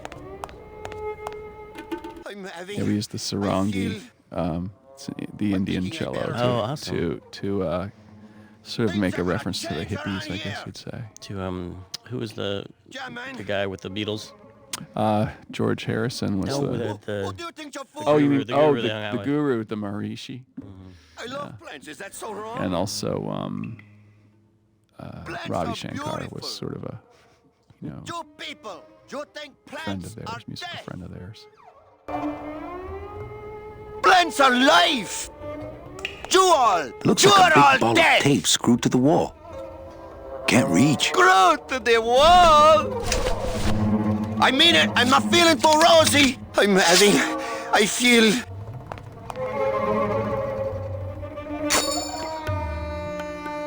Hey! Do you know what you just did? You just opened Pandora's box! You get out of here right now or I'll let you have it!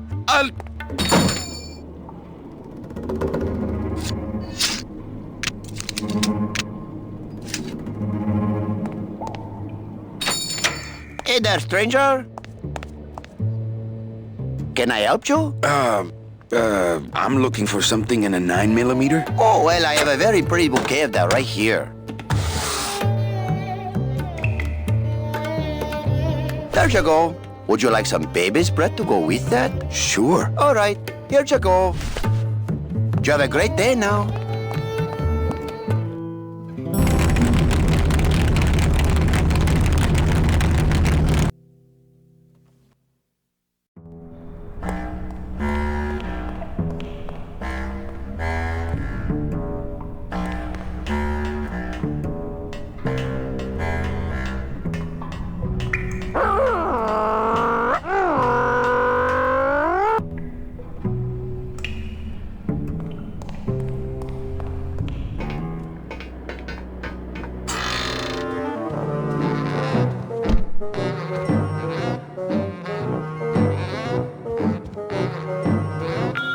here to conduct business with Hector Lamans. I just spoke with him on the phone, and he's expecting me. You know Hector Lamans, eh? Okie dokie. Then answer me this one simple question. Okay. If Hector Lamans were driving a car 50 miles an hour, then what number am I thinking of right now?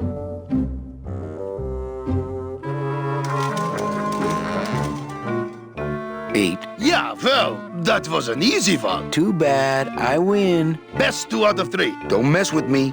I know Hector Lamans.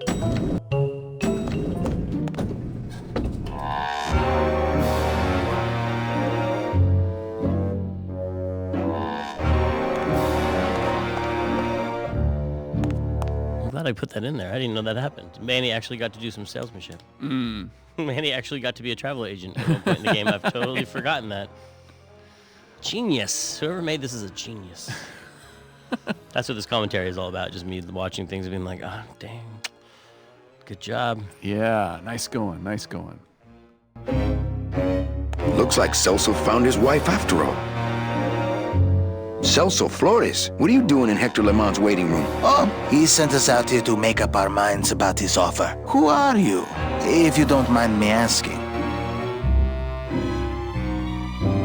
Is this your wife, Celso? Yes, we've just returned from a lovely cruise. Well, it became lovely once I caught up with you, my little tamale. I'm your travel agent. Oh, I have a travel agent already, but he's miles away mopping floors in an automat, so I suppose the position is open. Actually, I work for Hector. He sent me to answer your questions. I'll handle this, my sweet one. What can you tell me about these double N tickets? This price seems much more than double.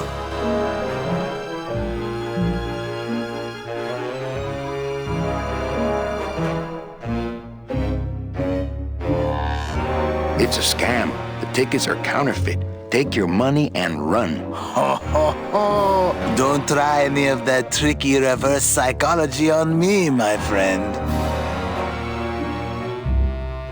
The real question is, don't you feel you're worth it? I know we're worth it, but are the tickets worth it? What exactly are you saving your money for? A rainy day? Because let me tell you, you're dead. Every day is rainy from now on. Yes, but there's no reason not to be careful with your money. Well, they cost a mint because they save you a mint. Well, I don't have a mint, so what do I care? Well, enough about you guys. Let me tell you about my problems. Actually, we have a lot of talking we need to do, so... This makeup breathes about as much as vulcanized rubber. Yes, but it brings out your strong jaw. I can't raise my arms in this suit. Well, let's just hope no one pulls a gun on you tonight, huh? I just got back from the worst vacation I've ever had. Actually, I just got back from quite an adventure myself, so... Well, I'm sure you've seen flying spiders and flaming beavers, but trust me, it gets worse. You see, I've been to the edge of the world and back.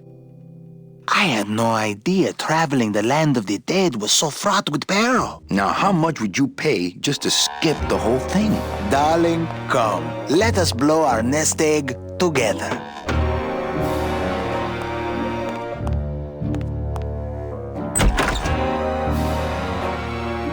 Mr. Lamans, we've decided to take you up on your generous offer. Excellent. Excellent. The little lady changed your mind, eh? No, actually, it was your agent over there. Of course. He's one of my best. Well, come on in. Let's chat, shall we? Ah, still got it.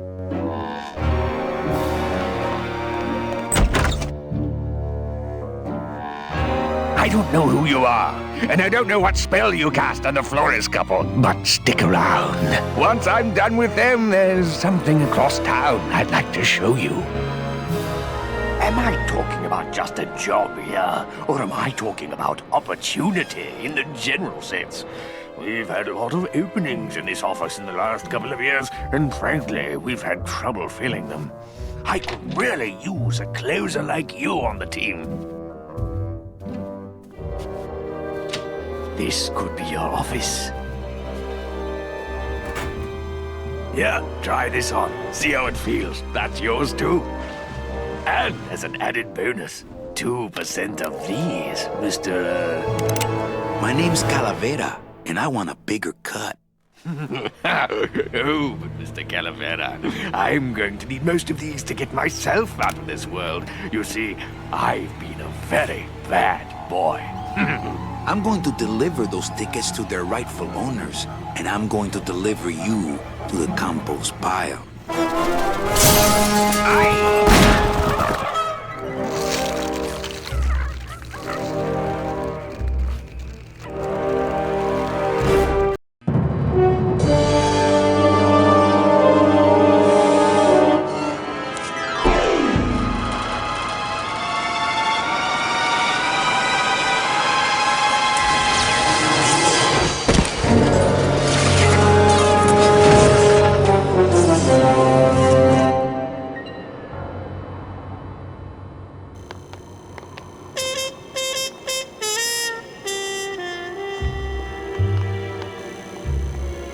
Hello?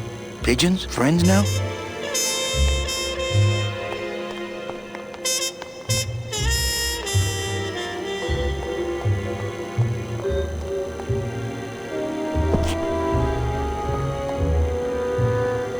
I think using that old gargle as a structural support for Glamour Girl here was a bad idea.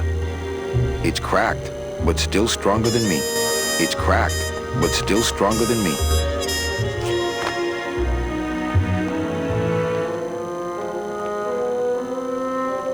It's a ladder. I bet I could get over to the other roof on the leg of this sign, but the leg's pointed too far down and it looks like Hector blew the motor. Not picking that up.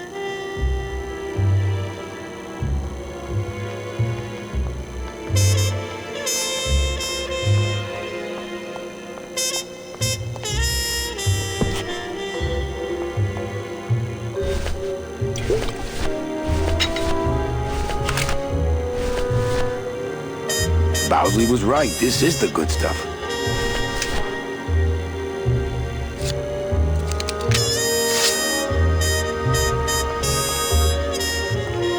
I don't want to mess up my blade.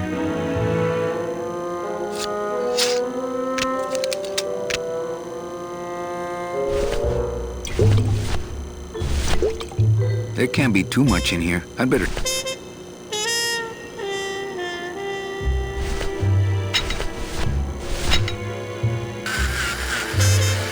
Well, so much for my third arm.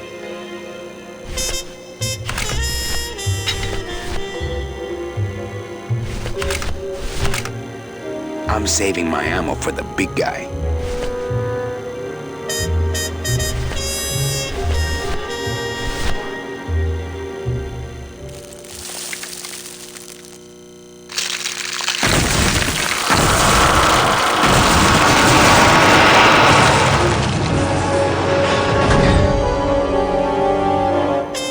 Well, it was gonna happen eventually.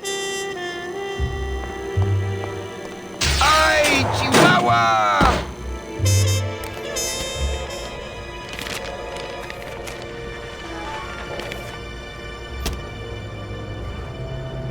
That one must be yours. Don't forget to send for help.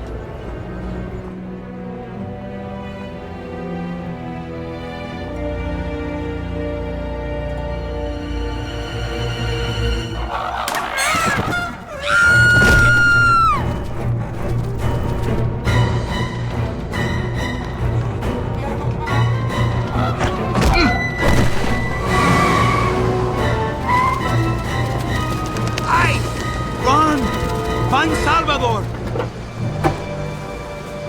Get in, quick! We were supposed to have coverage back there. Where are all of Salvador's men? I don't know. He hasn't told me yet. Hola, Manuel.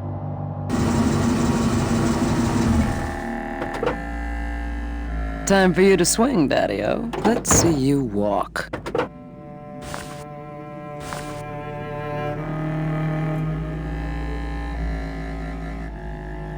These flowers?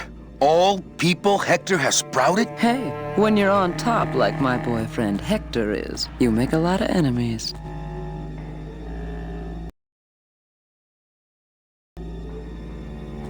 What? You know, you really have bad taste in men. No, I have a taste for really bad men. There's a difference. I thought I told you to scat, man.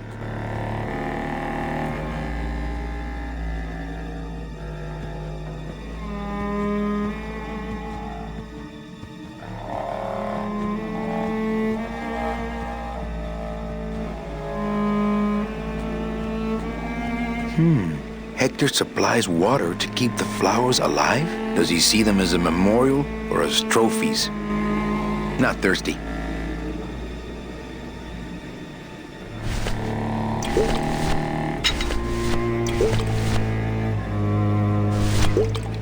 There can't be too much in here. I'd better save it.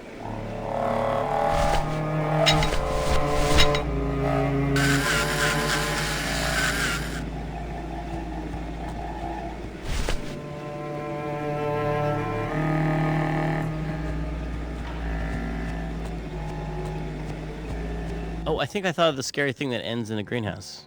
It's Frosty the Snowman. Remember?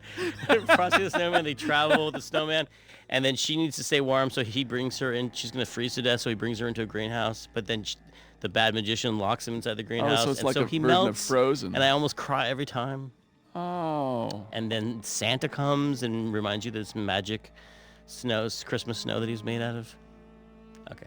That's Oh enough my about Frosty goodness, the I Snowman. missed out on that. So this is obviously a reference to Frosty the Snowman. Yeah, that's a famous noir for sure. Mm-hmm. Modern noir. Yeah. Its themes are subtle.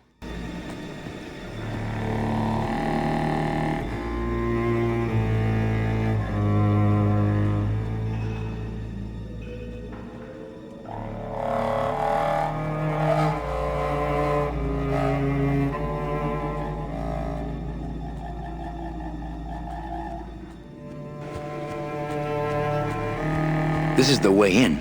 I just hope there's a way out.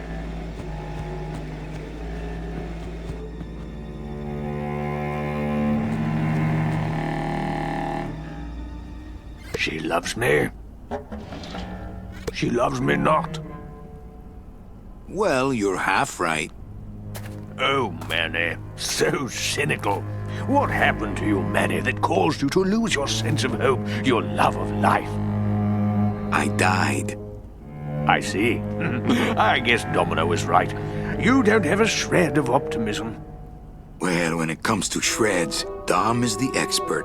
And by that same logic, Manny, you're about to become an expert in botany. Is this where you tell me all about your secret plan, Hector? How you stole double-end tickets from innocent souls, pretended to sell them, but really hoarded them all for yourself in a desperate attempt to get out of the land of the dead? No.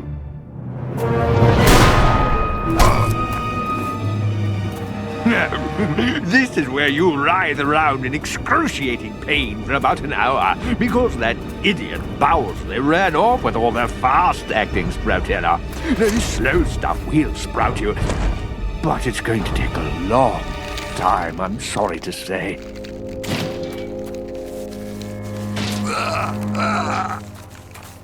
Manny, where are you going? You've got some time, you know, before you have to leave. Get it? Leave!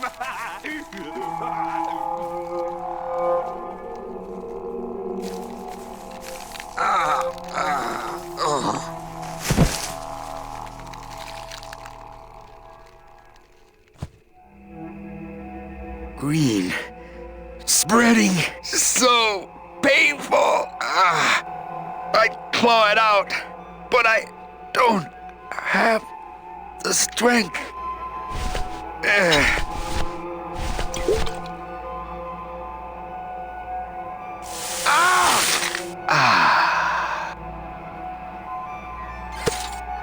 Gracias, Toto Santos.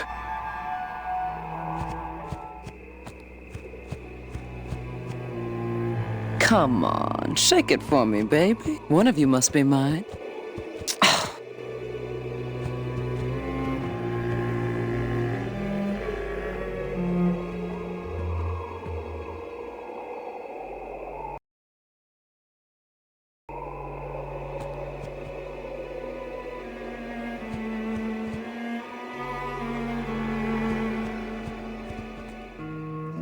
He truly gave his body to the cause.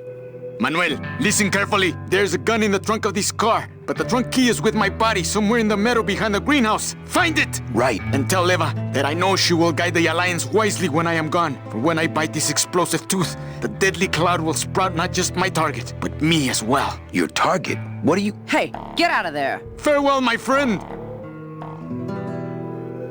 What were you talking about with the head of the LSA in there? Huh, Sal? Got something you want to share with the class? Only this. Viva la revolución! Ah!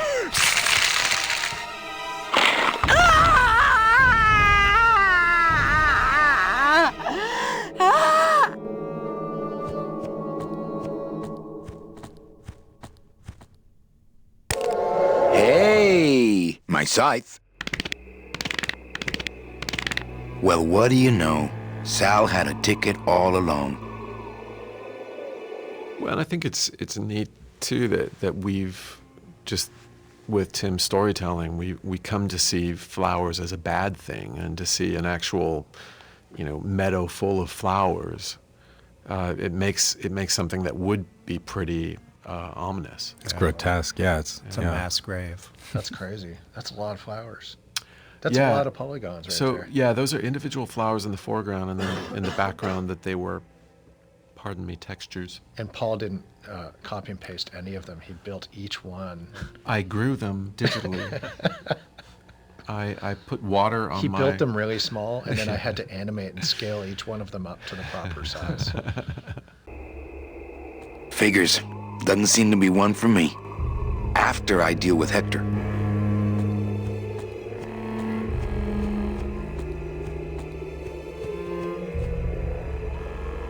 It's amazing how Salvador's ticket is still drawn to him.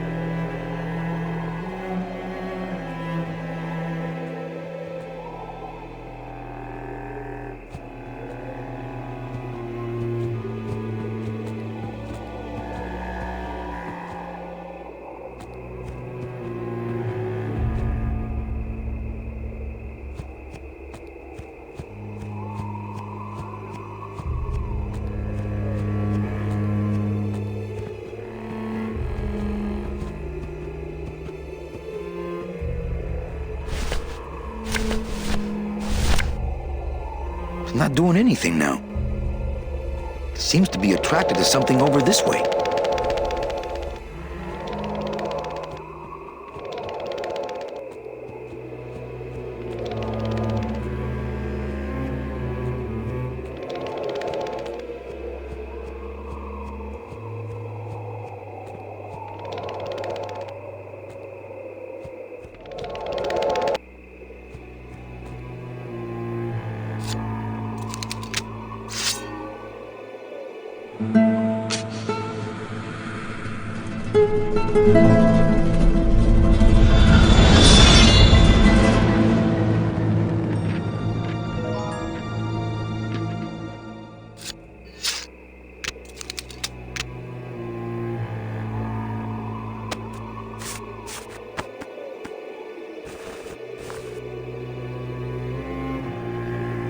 This must be the key to Salvador's trunk.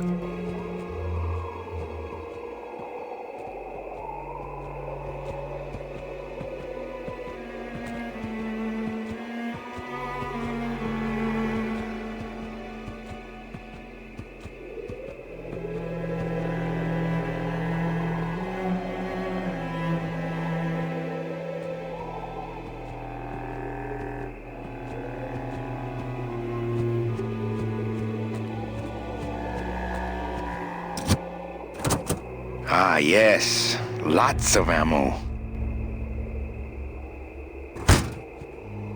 Freeze, Hector. Yeah, you heard me.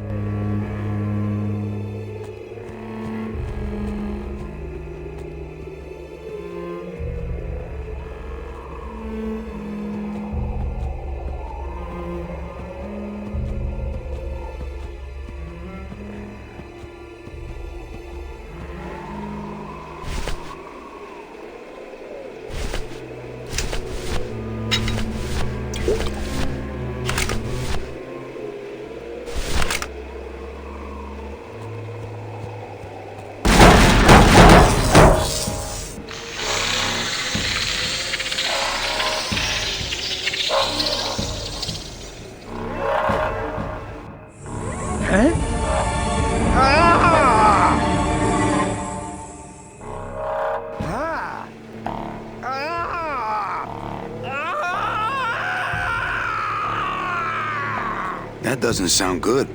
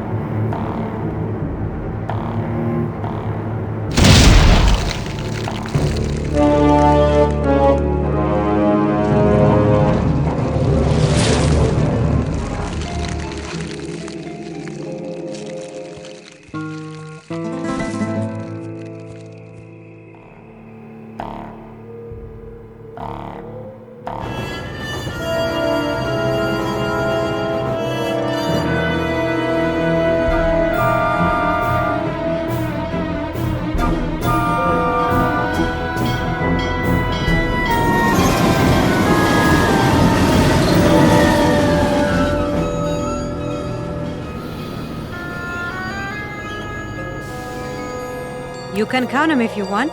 They're all here. How about yours? The company gave me one on the other end. Sort of a retirement present. And, demons ride free, right? Aw, Manny, you know I can't go with you. I'm a spirit of the land and all that. I can't ever leave this world. I guess I got so wrapped up in saving people, I just assumed I'd be able to save you too. Yeah, but I don't need to be saved. I like it here. I'm not all alone in that basement anymore, thanks to you. I got a new job and all these new friends. I'm a big demon success story. So, I guess this is it then. Come here, give me a hug. Oof. You were the best boss I ever had. Bye.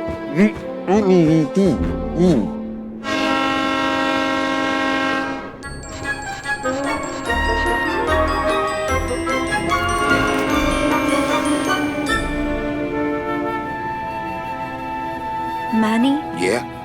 when we get to the next world, What is it, Angel? are we going to be together? You know, sweetheart, if there's one thing I've learned, it's this. Nobody knows what's gonna happen at the end of the line. So you might as well enjoy the trip.